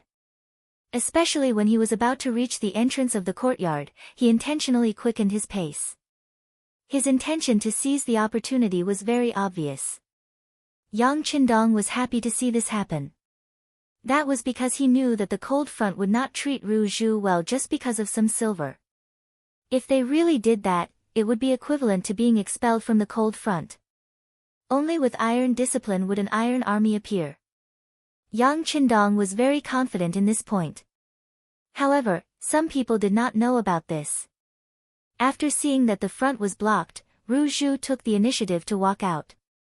He then put on a smile on his face and bowed respectfully as he said, "Brothers, please allow me to report. I am a supervising eunuch of the Great Ming's Imperial Horse Directorate. This time, I am here to deliver the silver. Do you think you can let us pass? Step back. If you take half a step forward, you will be killed without mercy." In response to Ru Zhu's attempt to curry favor with him, the platoon leader of the cold front, who was standing guard at the entrance, had a serious expression on his face. At the same time, he pulled the bolt of the 95 style gun in his hand and a murderous aura spread out in all directions. In the past, Ru Zhu was only an internal envoy. When had he ever seen such a scene? He was immediately frightened and involuntarily stepped back. His mouth trembled as he said, "This eunuch is really here to deliver the silver. If you don't believe me, you can call your general out to verify my authenticity. Who is making a racket outside the courtyard? Do you know that this is a military area? Unrelated people are not allowed to come near." A shout came from inside the gate. Then, the sound of orderly footsteps could be heard. Soon after, a dozen or so cold front soldiers led by Teng Shan walked out of the courtyard. As soon as these people appeared, they raised the 95 style and held it in their hands. Then, they coldly stared at the Great Ming Empire's embroidered uniform guards outside the door with hawk-like eyes. It was as if they were ready to fight if they didn't get along. The embroidered uniform guards were considered ferocious. Who knew how many people were bullied by them? From commoners to merchants, to officials and nobles, who wouldn't tremble when they saw them, afraid that they would be remembered. This also made them feel superior to others. But for some reason, the moment he saw Ling Feng, a chill rushed out from the soles of his feet. It felt as if he was being targeted by a ferocious tiger and could become a piece of meat in its stomach at any moment. Some of the more timid embroidered uniform guards didn't even know where to put their hands and feet. They just lowered their heads and didn't say a word. Ru Zhu also felt a chill spreading from his head to his feet. He did not know that this was because Teng Shan and the others had killed too many people on Little Ryukyu Island. However, no matter how scared he was, since he received the imperial order, he always wanted to complete the mission. After he raised his head and saw Teng Shan's murderous aura, he immediately lowered his head. Then, he tried to use a negotiating tone and said, "General, I am a supervising eunuch of the Great Ming's Imperial Horse Directorate. This time, I am here on the orders of our emperor to deliver silver to you." Deliver silver? Hearing Ru Zhu's words, Teng Shan's murderous aura seemed to have cooled down a lot. Sensing that the other party's tone seemed to have loosened, Ru Zhu thought to himself that silver was indeed the most useful thing. He immediately said, Yes, we are here to deliver silver to you. However, how should I address you, General? Are you the highest-ranking leader here? This battalion commander isn't the highest-ranking leader. What? Are you looking down on this battalion commander's low position? Teng Shan looked at Ru Zhu with an ice-cold gaze. His murderous aura reappeared. Ru Zhu only asked about the other party's identity and position because he wanted to get to know the other party's higher-ups in the shortest time possible and establish a good relationship with them. He really didn't have any other intentions. However, after being reminded by Teng Shan and thinking about his previous behavior, he seemed to be a little too impatient. For a moment, Ru Zhu regretted his impatient actions. He opened his mouth and said, "No, this general misunderstood. This eunuch didn't mean that." "Humph. Leave your money and get out of here." Teng Shan had no intention of listening to Ru Zhu's explanation. He seemed to have been angered by Ru Zhu's words. At this moment, he waved his hand and looked like he was going to chase them away.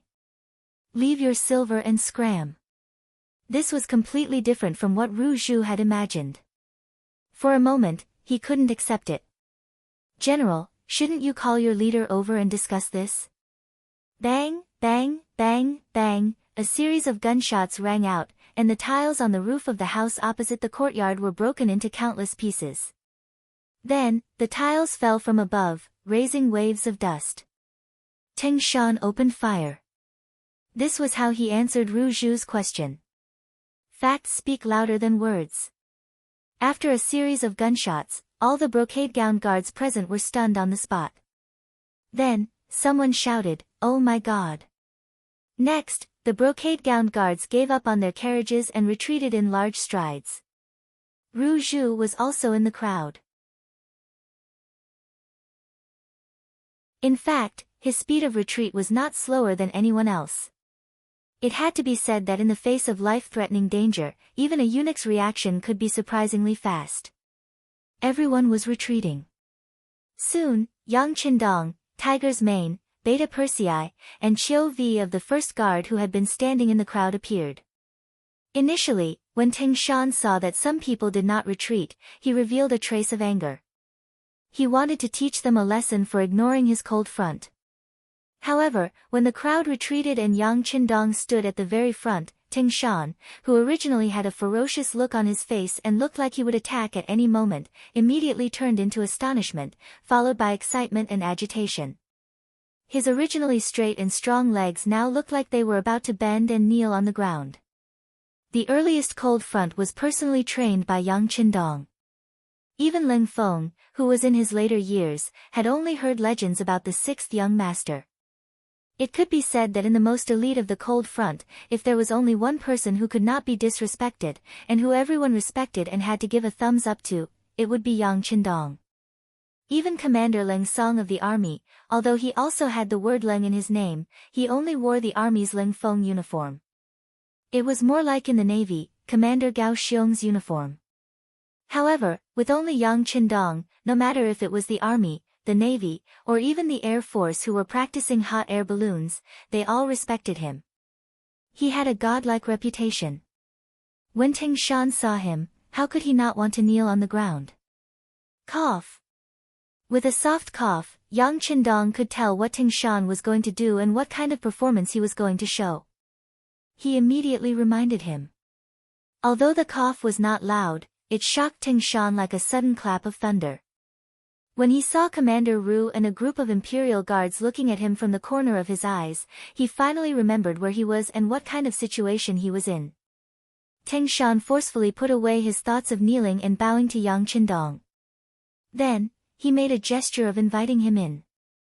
Following Teng Shan's action, all the cold front soldiers standing on both sides of him straightened their bodies as if they were soldiers waiting for the king to inspect them.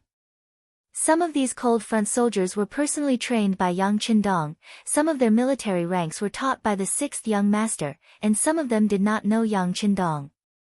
However, this did not stop them from expressing their respect for the young master. He really wanted to say something to these brothers, even if it was just to pat them on the shoulder and give them some encouragement. However, Yang Qindong knew that this was not the time to do this. If he appeared too close to the mercenaries, it would be hard to avoid suspicion. This would not be beneficial to his next plan. With his back facing Commander Ru and the others, Yang Qindong could only smile at these cold front soldiers. However, This smile was like the sun in the cold winter, making these brothers feel a warmth from the bottom of their hearts. At this moment, their hearts were beating rapidly. This was the godlike sixth young master, and he was smiling at them.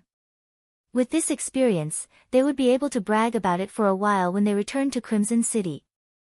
Teng Shan also suppressed the excitement in his heart. After Yang Qindong stepped into the courtyard, he quickly followed him. At this moment, a large group of people had already knelt down in the courtyard. The leaders were Commander Ling Song and Battalion Commander Wu Sheng. "Welcome, sixth young master." The voice was low, but it was more like the ray of sunlight before dawn, ready to explode with powerful energy at any time. "Brothers, thank you for your hard work."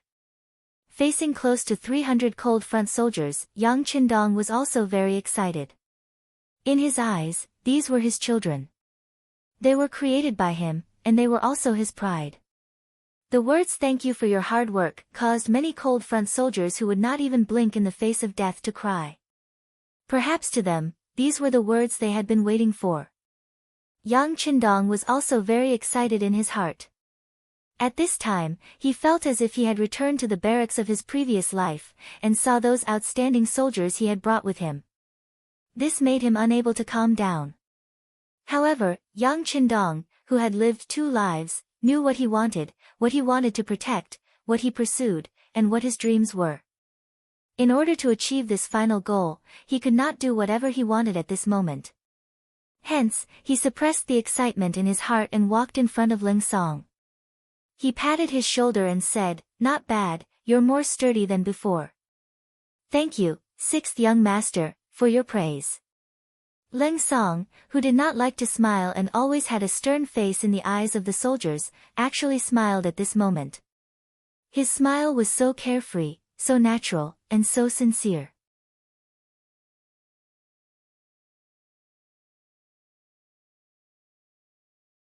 Chapter 194. He walked up to Teng Shan, who had just returned to his unit, and lightly nodded.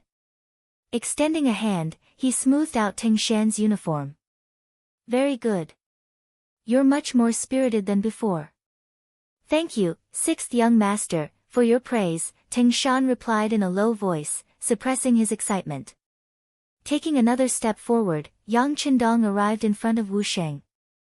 Extending his right hand, he formed a fist and punched Wu Sheng's chest. "Very good. I heard that you've worked very hard. Now that you're a battalion commander, keep it up." Wu Sheng did not complain after being punched. On the contrary, he excitedly called out, "Sixth young master, please be at ease." Wu Sheng will definitely perform even better and strive to become regimental commander as soon as possible, surpassing regiment commander Ling Song and becoming his commanding officer.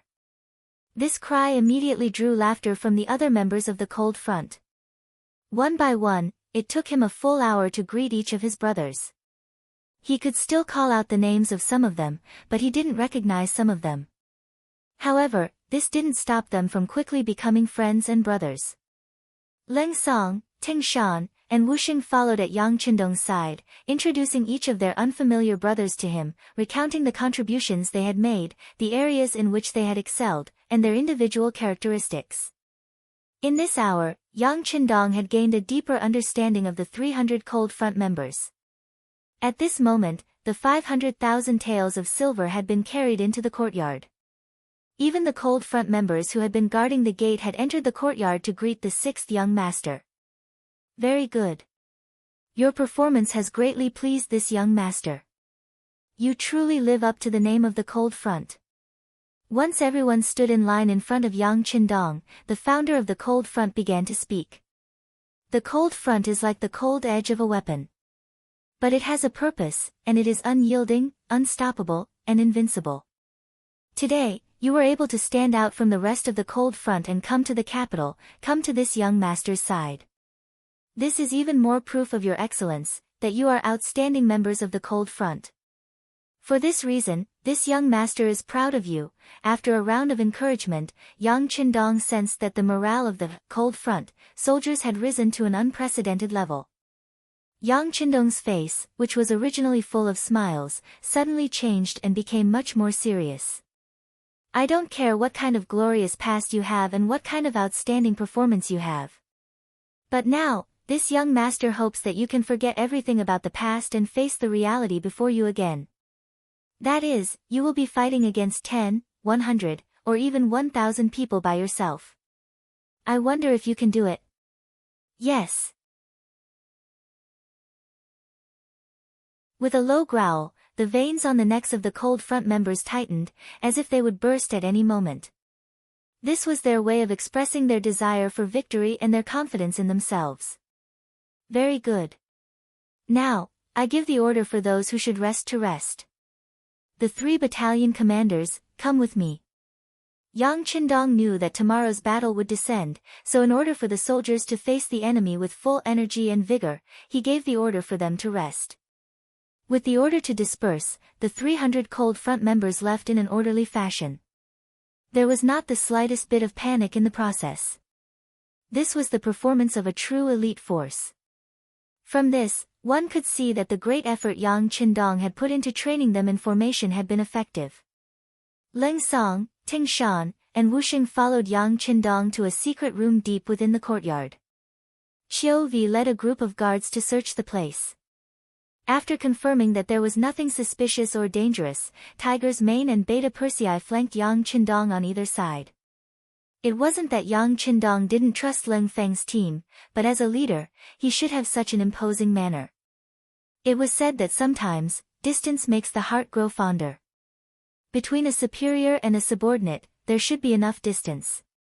Otherwise, if the relationship was too close, there would be a lack of mystery. Naturally, when he wanted to lead them, the words he said would be somewhat discounted. Tiger's Mane and the others' actions were seen by Ling Song and the other 2. If it were anyone else who dared to treat them like this, they would have been furious and would have even taken out their weapons to fight. However, this was allowed by the 6th young master, so they did not dare to show the slightest displeasure. Speaking of which, all of this was thanks to Wan Shaoqian, Mo Qingyu, and the other political instructors. It was because of the existence of these political instructors that they constantly told the cold front members about the brilliance and greatness of the 6th young master. Gradually, everyone began to view Yang Qindong as a god. Because of this, who would dare to disobey his orders? Not to mention disobeying anything, if anyone dared to say anything bad about the 6th young master, who knew how many people would put that person to death in an instant. At this point, even Ling Song, the only regiment commander in the army, did not dare to have any other thoughts or actions. Perhaps a regiment commander's position was already very high, and could be said to be the true commander of the army. But if he dared to say that Yang Qindong was not good, he was afraid that even the brothers who had the best relationship with him would turn against him because of this. This was the power of political instructors. They were able to eliminate the possibility of betrayal from the cold front members. Yang Qindong sat at the head of the table. Tiger's Mane then spread out a map that he had already drawn on the table. Yang Qindong pointed at it and said, "Come and see." Outside the courtyard, looking at the closed door, Ru Zhu was not willing to leave like this. Thus, he did not leave. Instead, he stood on the street and waited. However, this wait lasted for more than 2 hours. Fortunately, there was an accompanying eunuch who got a wooden stool for him to sit on. Otherwise, he would not have been able to hold on.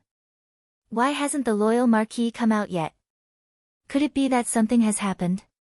One of the accompanying embroidered uniform guard Baihu saw that so much time had passed, but there was still no movement from the small courtyard. He could not help but ask suspiciously. "Don't speak nonsense." Ru Zhu's face stiffened, as if he was reprimanding him. However, in his heart, he was thinking that it would be best if something happened to Yang Qindong. If that was the case, the matter of communicating with the mercenaries would fall to him. At that time, he would be able to reap a lot of benefits. The greater the hope, the greater the disappointment. Just as Ru Zhu was thinking about this, the door suddenly opened. Yang Qindong, dressed in green, walked out in large strides. As soon as Yang Qindong appeared, Ru Zhu's eyes were fixed on him. He wanted to see if there would be any important figures from the mercenaries coming out to see him off.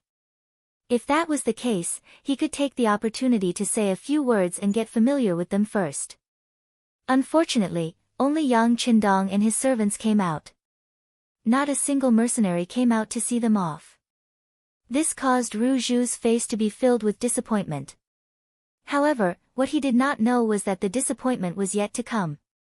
After Yang Qindong walked out of the courtyard, he directly came to Ru Zhu and said with a serious expression, "Eunuch Ru, I have already tried my best to communicate with the mercenary generals. However, they did not agree to a eunuch being in charge of the army. They also said that since they have received the money, they naturally would not let the Walla army take the capital." After saying this, Yang Qindong shrugged his shoulders, looking as if he was powerless. Ru Zhu felt as if he had been struck by lightning. He was frozen in place for who knew how long before he came back to his senses. At this time, Yang Qindong had already walked past him, heading in the direction of the immortal abode with his servants. "Wait a moment, Marquis Yang. What is going on here? The imperial supervisor has always been in the Great Ming dynasty. Why are they making an exception now?" "I don't think this will work," Ru Zhu said with a face full of unwillingness. He had already patted his chest in front of the emperor and Qing, saying that he would use the war as an opportunity to establish a good relationship with the mercenaries. He would also do his best to obtain a few new firearms, providing the best specimens for the Great Ming dynasty's development. But now, even his authority to supervise the army had been taken away. Didn't that mean that this wish could no longer be fulfilled? Yang Qindong stopped in his tracks when Ru Zhu called out to him. He suddenly turned around and said, "Eunuch Ru, you said that this is the law of the Great Ming dynasty, but these people do not belong to the Great Ming, so they do not need to follow it. Of course, if Eunuch Ru is not satisfied, you can ask them yourself. However, if you provoke their displeasure, then you will have to take responsibility for the consequences. Right, I must remind you that the vanguard cavalry of the Walla will arrive tomorrow. It would be best if nothing unexpected were to happen." As if it was a kind reminder, Yang Qindong turned around and left with a hearty laugh, leaving behind a stunned Ru Xing. He was filled with unwillingness and resentment. Of course, he wanted to do as Yang Qindong said and ask the mercenaries about the Great Ming dynasty's rules. However, after the embroidered uniform guard's reckless actions last night, he didn't dare to do that again. What if he really angered them and they demanded money again? He had already paid 500,000 taels. He had already lost face once. Was he going to lose face a second time? Ai. Ru Zhu let out a long sigh. He knew that he would not be able to complete the decree this time. He really didn't know that the emperor would be so furious after finding out about this. It seemed that he still needed to greet eunuch Qing and protect his current position first. As for forming a good relationship with the mercenaries, once the war started, it wouldn't end in a day or two. When the time came, an opportunity should appear. Putting aside the fact that Ru Zhu went to the palace to find Qing and reported what happened to the emperor, it caused Zhu Qiyu to be extremely angry. The news quickly spread in the city that the 10,000 elite vanguard cavalry of the Walla would arrive in the capital tomorrow. When the news came out, the entire city was terrified. Some people began to pack their bags and prepare to leave the capital. Some cowards who had nowhere else to go began to pray at home, hoping that the Great Ming dynasty's army could win a battle and defeat the wolves of the Walla.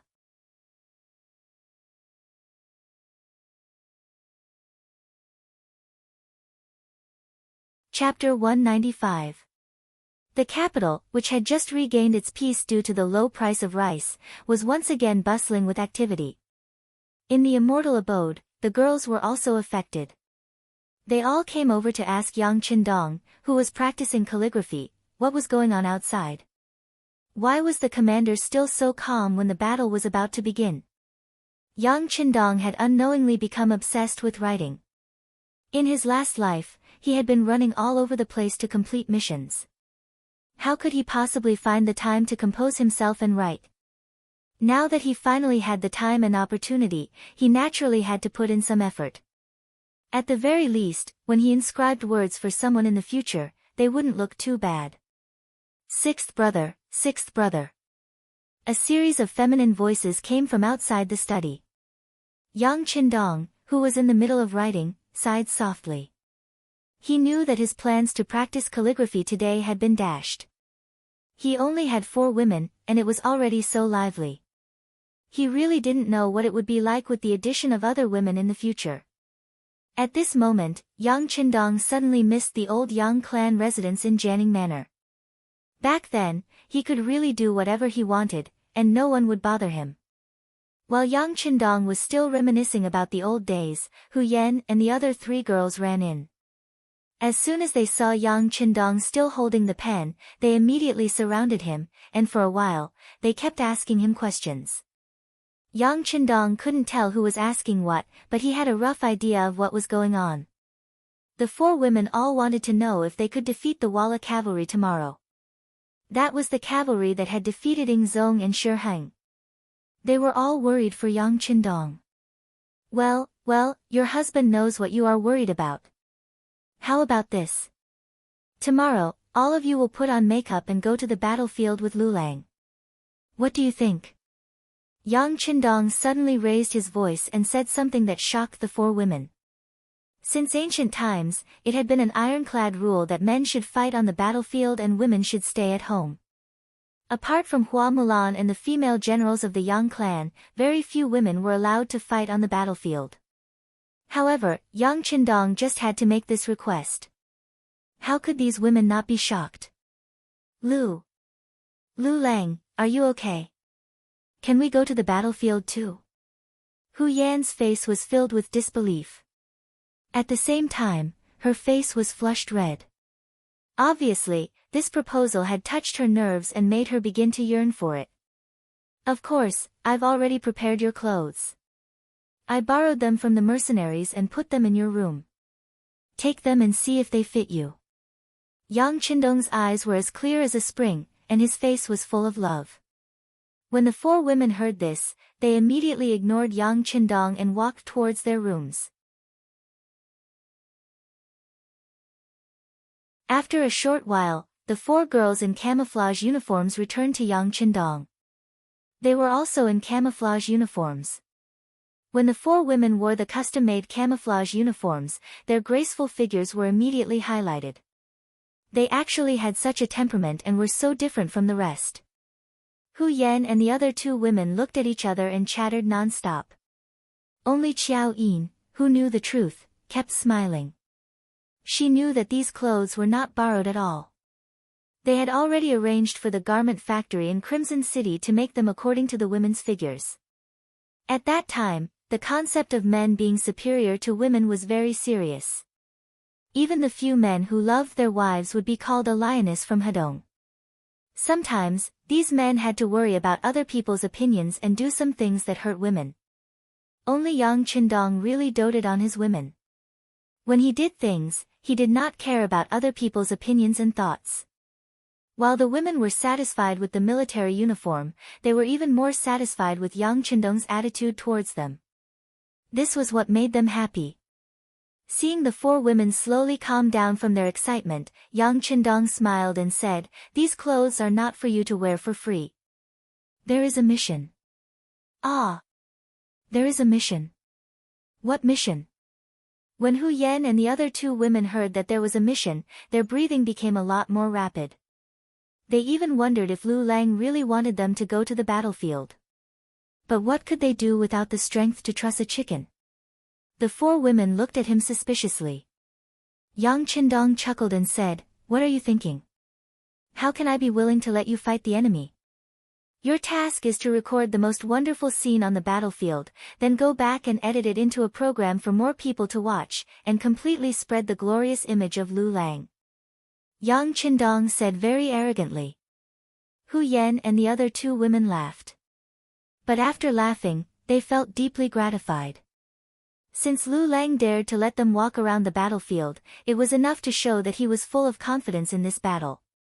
In fact, this was the real reason why Yang Qindong wanted to take the women to the battlefield. If he wanted to make a program, he could have learned it from the soldiers who participated in the battle in the future. But he did not do that. Instead, he wanted to take them with him. He wanted to tell the women through this battle that the battlefield was not as dangerous as they imagined. At least on the battlefield with him, Yang Qindong, they could still be very relaxed. After tomorrow's battle, when Yang Qindong went out to lead troops to battle in the future, the women would not have to be so worried and afraid at home. The 4 girls left in high spirits. From the looks of it, it was clear that they were going to wear the new military uniforms and walk around the Yangjia village for everyone to see. They were going to receive some envious gazes. Yang Qindong stayed in the study, discussing something with Tiger's man and Yang San about tomorrow's battle. Yang San, is your security bureau ready for tomorrow's battle? Looking at the actual leader of the security bureau, Yang Qindong's tone had a trace of concern and comfort. Young master, please rest assured that everything is ready. I promise not to let irrelevant people near the gate. Yang San replied respectfully and confidently. Very good. This battle must be fought with a sense of mystery. You all remember, as an opponent, the less they know about your methods, the more they will be afraid of you. What we need to do is to form and maintain this sense of mystery to the greatest extent, so that the opponent can't figure out what to do. After saying this to Yang San, he said to Tiger's man, tell butler Yang Ning to pay attention to the security situation of the Yang family village. Presumably, some people who can't find out about the mercenaries will have their eyes on the Yang family village. These few days, young master, I have to deal with the Walla army, so I don't have time to deal with the matters of the village. I will leave Dao Zhao's second guard team to protect the village. Yes, young master, I will inform Captain Dao Zhao in a while. However, I think that he will not be happy if he is not allowed to participate in the battle and is instead staying in the village. Tiger's man chuckled. Dao Zhao would definitely feel very wronged if he was not allowed to participate in the battle. Thinking back to the battle of the Tuma Castle, they did not go and instead stayed. Now that they were being asked to stay, it would be strange if they were happy. Yang Qindong smiled at this. Tell Dao Zhao that the division of tasks is different, but they are all equally important. Tell him not to be arrogant and impatient. In the future, the young master will have a lot of things to do, so there is no need to worry that they will not have a chance to participate in the battle. Yang Qindong was preparing for tomorrow's battle, and he was full of confidence. This was his first real battle in this world, so of course he had to make an exciting appearance. In comparison, there was another army that was also full of confidence heading towards the capital. They were Walla's 10,000 vanguard cavalry. The Battle of Tumu Fortress was a great victory, and it was unknown how many Ming dynasty officials were killed. If it were not for Yang Qindong's intervention, perhaps even Ming Emperor Zhu Qizhen would have been killed or captured. This battle also made Walla's appetite grow. Especially after Xi Ning defected to the enemy, she revealed many things about the Ming dynasty, including many secrets of the imperial court and the imperial palace. According to what Xi Ning said, the Ming dynasty's civil and military officials were not on the same side. They were very hostile and would often crush each other. For example, the Battle of the Tumu Castle was a conspiracy by the civil officials against the military officials in order to severely injure them. In this battle, didn't a general like Zhang Fu die on the battlefield? However, in reality, it was true that the civil and military officials were at odds with each other. However, in the Battle of the Tumu Castle, many generals died, so how much better were the civil officials? Again, if not for Yang Qindong's intervention, at least 2 ministers would have died on the battlefield. It didn't seem worth it to use such a heavy capital to design a plan. However, Walla didn't know this. They won the battle and thought that Xi Ning was right. Even when they were fighting against Shi Heng, it was Xi Ning who came up with the idea. First, they pretended to be weak and then baited the enemy step by step. In the end, they defeated the enemy. Because of this, Xi Ning became a good friend of Walla's people. Sai Bian Wang, who was in charge of leading the vanguard, was leading the army to the capital of the great Ming dynasty. At the same time, he was asking Xi Ning if there were any powerful generals in the great Ming dynasty that could fight against him. Xi Ning had thought about this question many times in his mind. He had thought of almost all of the courtiers and confirmed that there were still generals who could lead troops, but he could not think of anyone who could truly command an army. General, in the Battle of the Tumu Castle, the Ming dynasty's military officials were all killed. There is no one left who can fight against our Walla's army. In addition, Ingzong went to Nanjing to rebuild the imperial court. The Ming dynasty, which was divided into two, has nothing to fear. Oh. Ha ha ha, doesn't that mean that the Ming dynasty's capital is at our fingertips? The wealth and women there will all belong to our Walla. Ha ha ha. Xi Ning laughed wildly. He was imagining beautiful women in his arms, delicious food in his mouth, and piles of gold and silver. Xi Ning looked down on the Xi Ning who only thought about wealth and women. A person who was too greedy couldn't achieve anything great.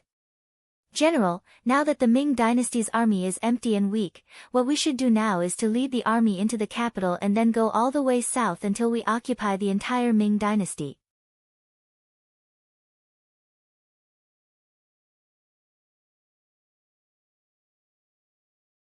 Chapter 196. Yes, Brother Xi Ning is right. But this matter still requires Big Brother Yeshin's decision. I think it's better to enter the capital first. The competition king chuckled. On the surface, he seemed to believe Xi Ning's suggestion, but in reality, he was short-sighted and had limited knowledge. It would be difficult for him to achieve anything great. Seeing this clearly, Xi Ning simply didn't say anything more. Once the capital was truly conquered, leader Yeshen would probably arrive soon. At that time, it wouldn't be too late to make a suggestion. At this time, both Sagan Wang and Xi Ning treated the capital of the Great Ming dynasty as their own backyard. In their view, wherever the army arrived, the enemy would definitely surrender. But they did not know that Yang Qindong had been waiting for them for a long time. Another day, the sun slowly rose from the east. With the arrival of a new day, the capital was extremely quiet. Because of the fear of war, those who could leave had basically left. Those who stayed behind were those who didn't want to leave for various reasons. In Yang Qindong's words, those who stayed behind had a stable mentality. Even if the war started, they wouldn't easily cause trouble. With no one causing trouble in the capital, Yang Qindong had less to worry about, and he could focus on fighting the Tile army. Although he had the Yang Xie's new army and the world's most advanced firearms, he still had too few people. Including the 100 cold vanguards led by Xiao Feng, they only had 400 people. Facing an enemy dozens of times their number, they couldn't be careless. War had always been a very serious matter, and it was also the easiest thing to change. A careless mistake, or a problem in a link could directly change the outcome. Of course, Yang Qindong was still very confident in the Yang Xie's new army's cold vanguards. They were forbidden from doing anything, so there wouldn't be any problems. What he was worried about was the 10,000 city defense army that the emperor had given him, including the 5,500 soldiers from the warden's office. These people were used to running amok in the city. Bullying ordinary people was not a problem, but when faced with the elite Walla cavalry, it was hard to say what the result would be. Even when they were fighting in a favorable battle, it was doubtful whether they could achieve complete victory. Thus, early in the morning, Yang Qindong had called over the 5 commanders and led them to the north gate of the capital, the Dishan Gate, to stand on the gate tower. Along with the 5 commanders, there was a general called Yang Guang. He was originally the deputy commander. When Shi Heng, the commander, lost the battle and disappeared, he naturally became extremely important. Yang Guang was quite capable. More importantly, he had a good attitude.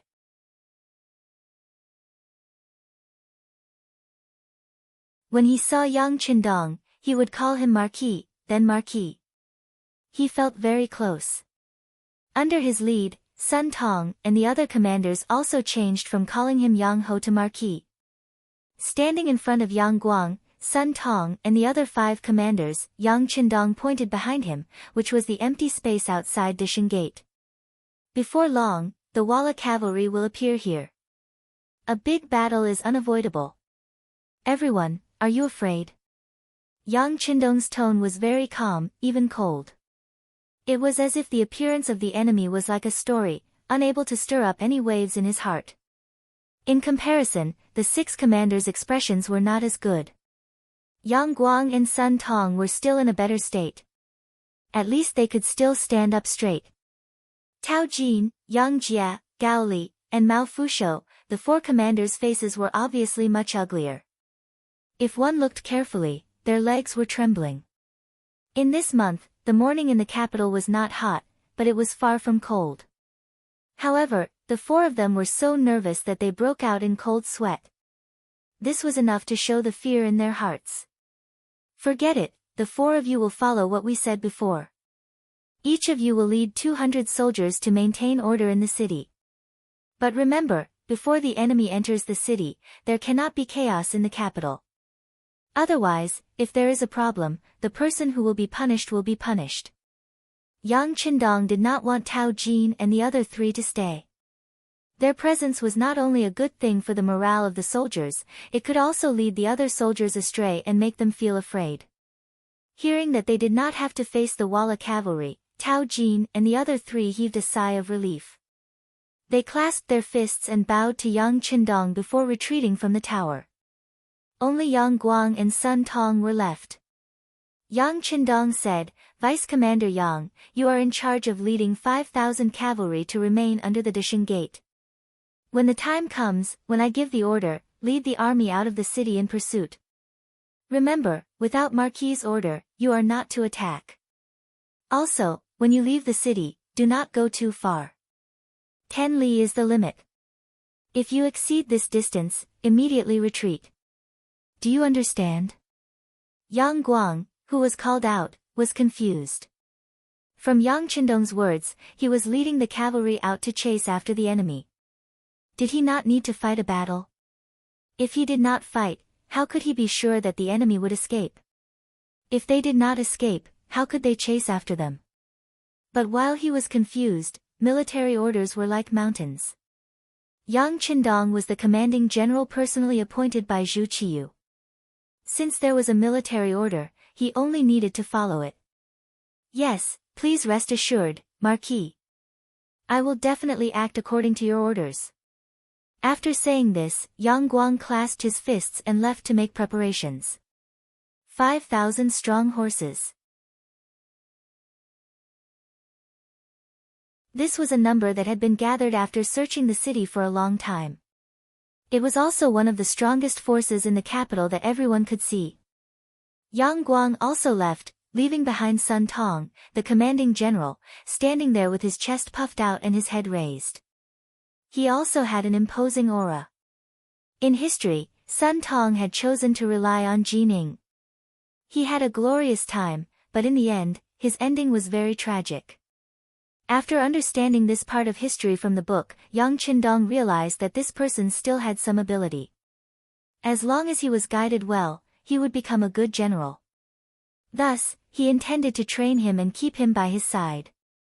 Commander Sun, I'll leave the remaining 4,000 people in the warden's office to you. They are all placed above the Disheng Gate. You have to give people the impression that there are soldiers everywhere. Can you do it? Facing Sun Tong, Yang Qindong gave him his task. Please rest assured, Marquis. I will definitely do a good job, Sun Tong replied in a loud voice, but in reality, he was already very confused. What did the loyal Marquis mean? Was he only leading soldiers to guard the city gates? Did he not need to send people to meet the enemy outside the city?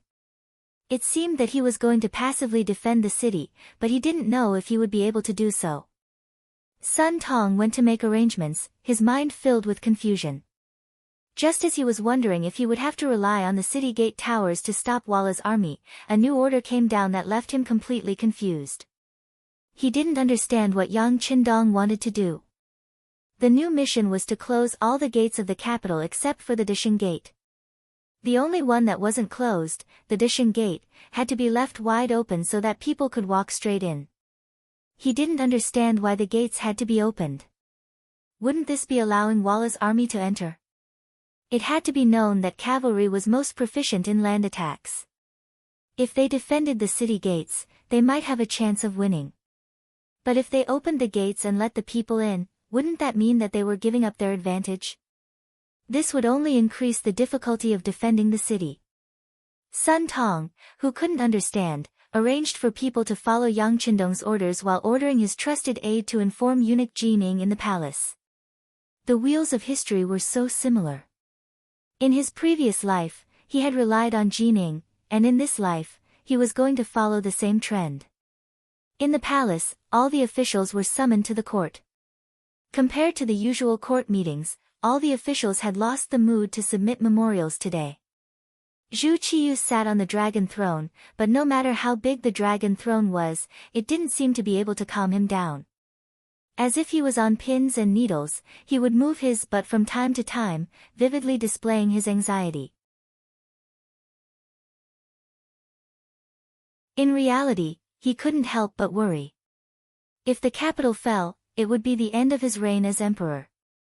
He would become the second emperor after Zhu Qiyu to be defeated by Wala, becoming a disgrace in the history of the great Ming dynasty. Whether he would become a lofty emperor, a prisoner, or even a dead man all depended on how this battle to defend the capital was fought. Unlike in history, Yu Qian, the assistant minister of the Bureau of Military Personnel, was no longer present. Under Yang Qindong's guidance, they did not engage in battle with Wala's army on the outskirts. After Shiheng's defeat, all the pressure was focused on the Victory Gate. That place would decide the final outcome of this battle. Reporting. Just as Zhu Qiyu's face was still filled with apprehension, the soldier sent by Sun Pao arrived outside the throne room. Enter the hall. Jining, who was standing next to Zhu Qiyu, was also concerned about the outcome of this battle. This time, he didn't wait for the emperor to agree before shouting out orders. At this moment of life and death, no one was thinking about whether Jining had overstepped her authority. Everyone was thinking about whether there would be a result in front of them. Was it a victory? Or had they lost? The soldier was allowed to enter, so he lowered his head and walked into the hall. Soon after, he dropped to his knees and loudly reported, "Marquis of Loyalty has ordered the Victory Gate to be opened. Deputy Commander Yang Guang has led 5,000 cavalry to lie in wait within the city. Commander Sun Tong has led 4,000 some soldiers to guard the gate tower of the Victory Gate." What? As the soldier finished explaining the situation at the gate, the imperial court instantly grew rowdy. How could they possibly open the gate? The Wala cavalry are most skilled in charging formations. The tall walls are our only support. Abandoning the gate tower to defend is simply avoiding our advantage. Minister of War Yi Ming loudly proclaimed in order to show off his erudition. That's right, that's right. Marquis of Loyalty's actions are truly inappropriate, the other officials began to jeer. Enough. The Minister of Rights, Hu Chang, was so angry that his lips trembled as he roared when he saw that the imperial court had turned into a pot of porridge. They were actually acting like commoners on the street.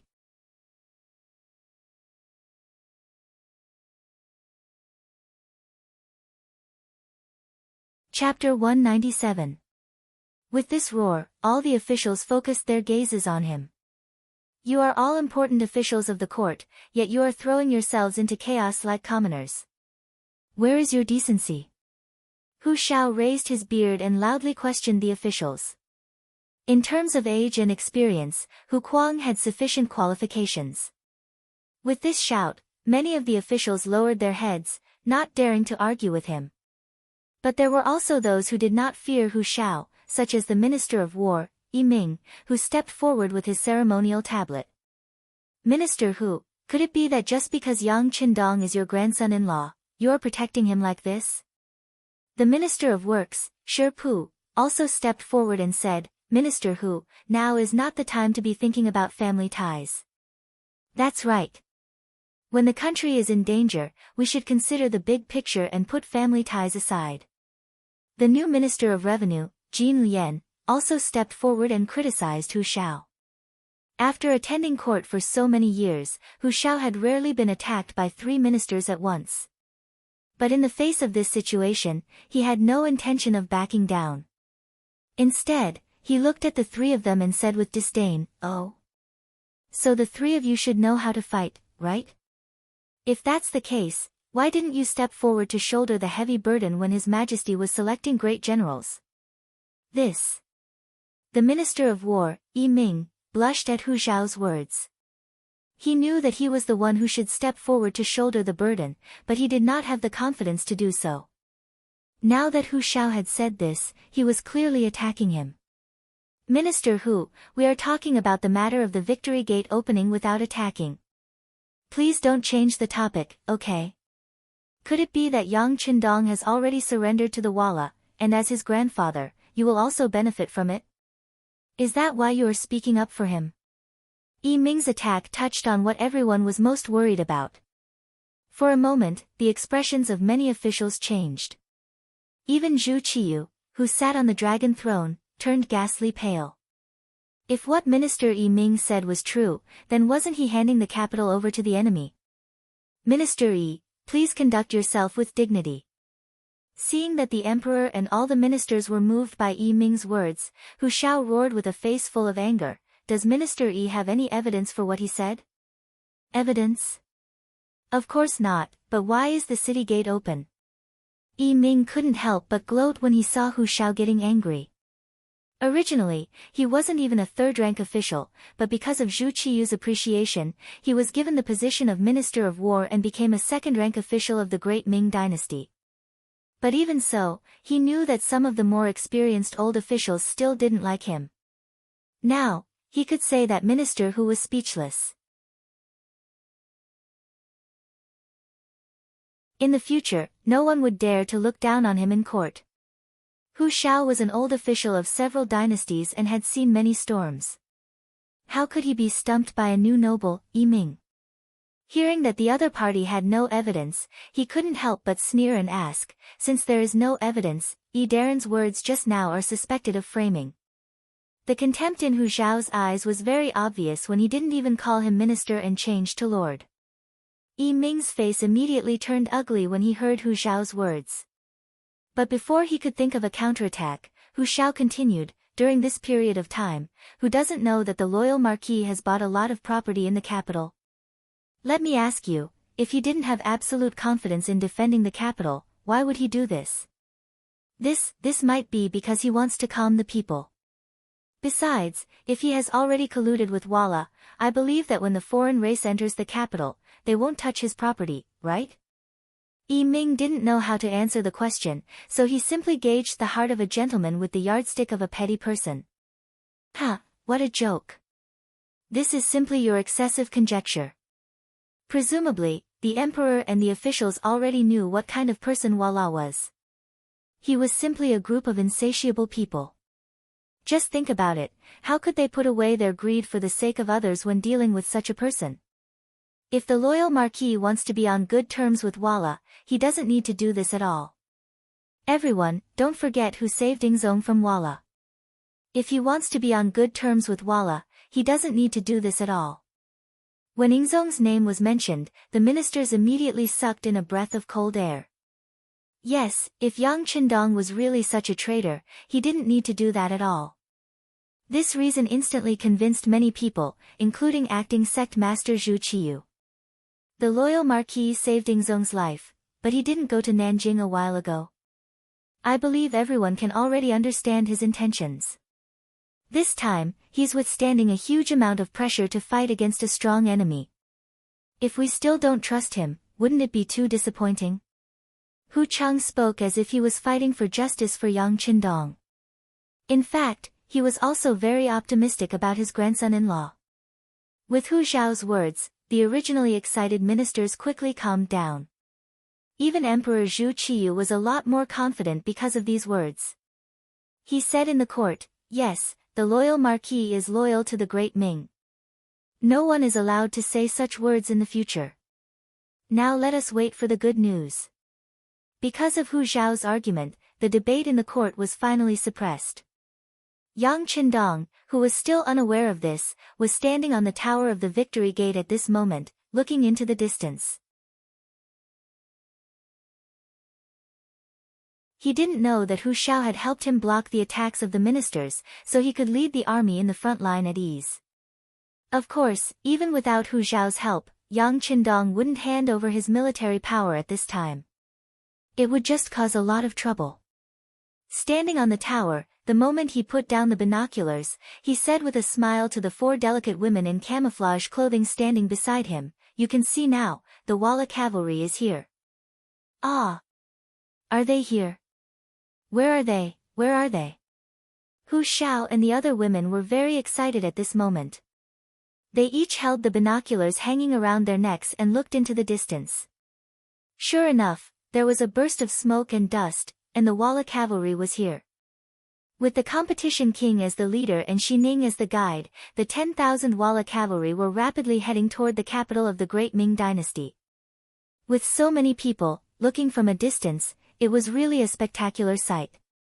Seeing that they were less than 15 li away from the capital, the fast horse scouts in the front line rushed back and reported that the Victory Gate in the capital was wide open.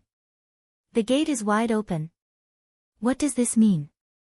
The competition king was somewhat at a loss when he heard this news. Logically speaking, if the Great Ming army knew that he was coming, they would either defend the city to the death or flee like crazy. Why did they open the gate? This was inconsistent with the facts. Xi Ning was also confused by this news. He had not been in the capital for so long, so he did not know what had happened here. All he knew was that the Great Ming dynasty had a situation where 2 emperors ruled together because of Zhu Qiyu's ascension. That was all. In Xi Ning's opinion, having 2 emperors ruling together was a good thing. When the power was divided, it gave the Walla army a chance to break through. But now that the gate of the capital was wide open, he could not figure it out. Before he could figure out what was going on, the competition king had already asked him. "Brother Xi Ning, why did the Great Ming dynasty open the Victory Gate? Could it be that they want to surrender to us?" This, maybe. Xi Ning did not know the reason, so he naturally did not dare to talk nonsense. He could only follow the competition king's words. Xi Ning was just being polite. To put it bluntly, he did not have any ideas. But when the competition king heard his answer, he thought that he had guessed correctly. He was overjoyed and said, "Haha, as expected. The Great Ming dynasty's army is just a scoundrel. When they know that our elite cavalry is coming, they must be panicking. In order to save their lives, it is possible that they will take the initiative to surrender. In this case, order the army to speed up and try to enter the capital for lunch at noon." Hearing the order, the Walla cavalry was overjoyed and eager to go, but only Xi Ning felt that things were not so simple. However, he really could not think of a reason to do so, so he could only follow the army to the Victory Gate. "They are coming straight to us." On the city gate tower, Hu Yan jumped and said. Then she realized that her performance was a little rude, so she immediately walked to Yang Qindong's side with a red face. "Ha!" Seeing Hu Yan showing such a cute side, Yang Qindong laughed. He was more proud that the Walla army was coming to the Victory Gate according to his plan, which was what made him happy. There were only 10,000 city defense soldiers, and they were only a second-line army. Yang Qindong did not dare to have too much hope for them. But the capital of the Great Ming dynasty was really too big. There were as many as 12 gates that could enter the city. How to concentrate the troops and lure the enemy to attack was the first thing to consider. In order to achieve this goal, Yang Qindong ordered the other 11 gates to be closed, and only the Victory Gate was opened. Now, it seemed that he had successfully attracted the enemy's troops. It was only a distance of 15 li. In just a few moments, Vala's mighty cavalry appeared outside the Victory Gate. It was truly an army of more than 10,000 soldiers. Coupled with the fact that they were cavalry, it gave people a sense of grandeur. This kind of battle formation also scared Hu Yan and the other girls. Everything they knew about war was just from hearing about it. They had never seen it like this. For a moment, their bodies trembled because of nervousness. Yang Qindong had already noticed their changes. He walked forward and gave them a big hug. The warm hug quickly calmed them down. Then, the sixth young master Yang strode to the front of the city wall. He looked down and saw Xi Ning and the others coming out of the cavalry.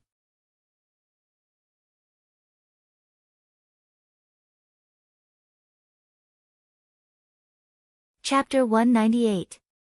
It was originally Xi Ning's idea to take the initiative to come out. In his eyes, the great Ming dynasty was already finished. They would only have a bright future if they followed Wala. What he needed to do now was to perform well before everything was set in stone and gain more capital so that he could gain more benefits in the future.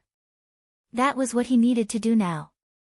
Therefore, when the army was 300 steps away from the gate, he took the initiative to ask to be the vanguard and talk to the great Ming Empire's garrison to see if they could enter the city without shedding any blood. For Xi Ning's request, the king of competition naturally agreed. When the two armies met, there was already danger. If someone wanted to take the initiative to volunteer, how could he not agree? Therefore, Xi Ning came to the victory gate with two Wala cavalry soldiers who were protecting him. Xi Ning, who was riding his horse, looked arrogant, but in fact, he was very careful. This could be seen from the fact that he stopped when he was 180 steps away from the gate. He still cherished his life. At that time, the most advanced long-range weapons were firearms and strong bows. However, the effective range of a strong bow was generally about 160 steps. It would lose its original power if it was further away. As for firearms, although they could shoot that far away, they would definitely lose their accuracy. It could be said that 180 steps was a safe distance. Which general is on the gate tower? Can you come out and meet me? I am the vanguard of the Wala army, Xi Ning. As soon as he arrived at the victory gate, Xi Ning's unpleasant voice, which sounded like a male duck's throat, rushed straight to the top of the gate tower. Yang Chengwang was still dressed in cyan. After Xi Ning shouted, Yang Chengwang walked to the gate tower unhurriedly and exposed his body completely. He looked down at Xi Ning and cupped his fists. It turns out to be eunuch Xi. I've been waiting here for a long time. The one who came out was actually Yang Qindong. Xi Ning narrowed his eyes and looked up. Suddenly, a burst of anger rose from the bottom of his heart. His younger brother, Xi Sheng, once had a conflict with Yang Qindong. Not long after that, his younger brother died while performing a mission. Although the report at that time said that his younger brother died because of excessive indulgence in sex with a prostitute called Sai Tianxian, he was unwilling to believe this fact. Xi Sheng could be said to be a veteran in the field of flowers. How could he make such a low-level mistake? His instincts told him that there was something fishy about this matter, and it was very likely that he had been harmed by his enemies. However, because her younger brother and she had offended too many people, it was not easy to find a target. However, he still secretly investigated. Before the results were out, Ying Zong, Zhu Qizhen, had already sent him to the battlefield, which led to the current situation. Back then, Yang Qindong was one of the people he suspected. Now that he suddenly saw this person reveal himself, how could he remain calm? At that moment, he coldly snorted and said, I really can't believe it. Is there no one else in the great Ming dynasty? How could they let a brat greet the Wala's army? Xi Ning's words clearly implied something, and also expressed her strong dissatisfaction with Yang Qindong. He said that the sixth young master Yang was too young to take on such a big responsibility. As soon as these words came out, Tiger's Mane and the others, as well as Hu Yan and the other girls, were immediately dissatisfied. As the person involved, Yang Qindong was not angry at this time. On the contrary, he said with a smile, Duke Xi, you flatter me. As the saying goes, the kind of person you are dealing with depends on the kind of person you are dealing with. Just like the Wala who doesn't know what's good for him and doesn't know how to repay kindness, the great Ming dynasty can send the young marquis to deal with him. Hu Yan and the other women covered their mouths and chuckled at his counterattack. First, Xi Ning looked down on Yang Qindong, and then she was ridiculed. It was because the Walla was weak that the great Ming dynasty sent the young Marquis of Loyalty to greet him. The meaning was that the great Ming dynasty would send the kind of person you are. This is called equality. If you look down on Yang Qindong, then you are actually looking down on yourself. This was clearly Yang Qindong giving her a taste of her own medicine. Hu Yan and the other girls, who had long known that Lu Lang's words were powerful, how could they not feel sad for Xining at this moment? There were not many people in the world who could win against their husband in a war of words. On the city tower, Yang Qindong's words of sarcasm and even abuse made Xining's face turn red and her eyes widen. But before she could make any counterattack, Yang Qindong continued, "Your body, hair, and skin are from your parents. You don't dare to destroy the beginning of filial piety. If you castrate yourself, how will you have the face to see your parents and relatives when you go to the underworld? This is unfilial. Loyal to the country, you have received the kindness of the great Ming dynasty. You should be a person of the great Ming dynasty. Even if you die, you will be a ghost of the great Ming dynasty. However, in order to survive, you ran to the enemy. This is a cruel and unscrupulous act. This is disloyal. You bully the common people and are greedy. Your parents and family were once common people. Once you gained power, you bullied the weak. This is unbenevolent. For your own selfishness, you actually danced with the wolves and wanted to lead the war to the great Ming dynasty, making the common people homeless and living in misery. This is unrighteous. You are disloyal, unfilial, heartless, and unrighteous people. I don't know how you have the face to live in this world." After a series of hearty and incessant curses, Xining's face became more and more unsightly. She felt as if the blood in her body seemed to be churning endlessly, and in the next moment, she would spit it out. Xining's performance was seen by Yang Qindong, but he did not have the slightest intention of stopping. Instead, he raised his voice by a few decibels and continued to shout, "You are a thief.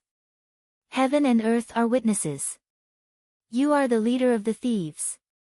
After shouting, Yang Qindong suddenly pointed at Xining with his right hand and said, "If the heavens have eyes, this child should die immediately. He can no longer cause trouble in the world." Pooh! A bullet flew out, following Yang Qindong's finger, and landed right where Xining's heart was. Xining, who was originally angry, only felt a pain in his chest, and then he lost all feeling. With a plop, he fell from the horse to the ground. Everything happened too fast. When the sniper rifle with a silencer was fired, coupled with Yang Qindong's shout, it did not attract the slightest bit of attention from others. What everyone saw was the scene of Xining falling from the horse and hitting the ground after Yang Qindong asked the heavens. Xining was dead. His body was lying on the ground. It gave people the feeling that even if he died, he could not wash away the sins he had committed. Therefore, he could not face others. Jia! The two Walla cavalry soldiers who were originally standing beside Xining saw that the person they were protecting was actually cursed to death. They were shocked and immediately turned their horses back. "You are aiding the evildoer. How can the heavens forgive you so easily? Let's die together." Seeing that the fat sheep in his hands was about to escape, Yang Qindong's eyes flashed with a sneer. Then, he pointed at the two Walla cavalry soldiers who were rushing back. Immediately, the two figures fell from the horse and rolled on the ground twice. After that, there was no sign of life. With 3 finger strikes, 3 people died in succession. This shocking scene shocked everyone. At this time, whether it was the great Ming soldiers on the city tower or the Walla cavalry soldiers below the city, they all looked up at the sky. They seemed to be looking for the place where the gods were. The gods have shown themselves. After the Walla cavalry 3 steps away from the city wall couldn't find the reason, there was a commotion. Many of the cavalry had already reached out and tightened the ropes of their horses. It seemed that they would retreat at any time. "Don't panic, don't panic." The leader of the cavalry was also surprised, but as the vanguard general, he couldn't retreat like this. Otherwise, not only would he be punished by the military law, he was afraid that he would be ridiculed by the other generals when he returned. Under the loud roar, the Walla cavalry gradually calmed down. In order to stabilize the morale of the troops, the leader stretched out his waist and pulled out the scimitar. It seemed that he was ready to attack. What? Don't you know how to retreat? If that's the case, then stay here. Yang Qindong, who was standing on the city tower, narrowed his eyes. He couldn't let the Walla cavalry charge. Otherwise, it was inevitable that there would be casualties in the chaos. He had to fight this battle beautifully. He couldn't afford any losses. Therefore, when he saw that the leader was about to pull out his scimitar, Yang Qindong pointed his right hand in the air. The leader, who had just raised his scimitar, twisted his body on the horse and fell to his death. Not good, the general fell off his horse. The leader was already shot in the forehead and couldn't be saved. A few of his soldiers wanted to get down from their horses to see what happened. On the city tower, Yang Qindong pointed his finger again. The 5 Walla cavalrymen who had just dismounted fell to the ground one by one and died. Ah! It's really a god. Run! Under the continuous deaths, the Walla cavalry was agitated by the scene in front of them. They were surrounded by a deep sense of fear. It was as if they were afraid that they would be the next one to be pointed at. The cavalrymen in the front row all turned their horses around. The Walla cavalry suddenly became chaotic. With the death of the leader, there was no commanding general and no unified military order. The consequences of this chaos were very serious. Yang Qindong, who was on the victory pavilion, had already predicted this moment. Seeing that the opportunity was here, he decisively said to Sun Tong, "Quick, order General Yang Guang to go out of the city and kill the enemy." Sun Tong was also stunned by Yang Qindong's continuous pointing. At this moment, he also had a feeling that it was a god. He was so shocked that he would do whatever Yang Qindong said. He immediately agreed and went to pass on the order. Yang Guang, who was under the victory pavilion, saw the situation outside clearly through the hole in the city wall. He was so shocked that he forgot to chase after the enemy. It wasn't until Sun Tong ran to his side and loudly said that the loyal marquis had ordered to go out of the city and kill the enemy that he recovered. "All cavalrymen, listen to my order. Go out of the city and kill the enemy. Go out of the city and kill the enemy." Many of the soldiers saw Yang Qindong's godlike appearance and their morale was greatly shaken. One by one, they waved their scimitars and rushed out of the city gate. You're tuning into the Blissful Bookshelf YouTube channel. We're so grateful for your support and don't forget to subscribe to join us on this incredible journey through captivating stories. Your generosity through donations truly makes a world of difference, as it's the primary source of revenue that allows me to expand and enhance this channel for you. Thank you from the bottom of my heart for being a part of this adventure.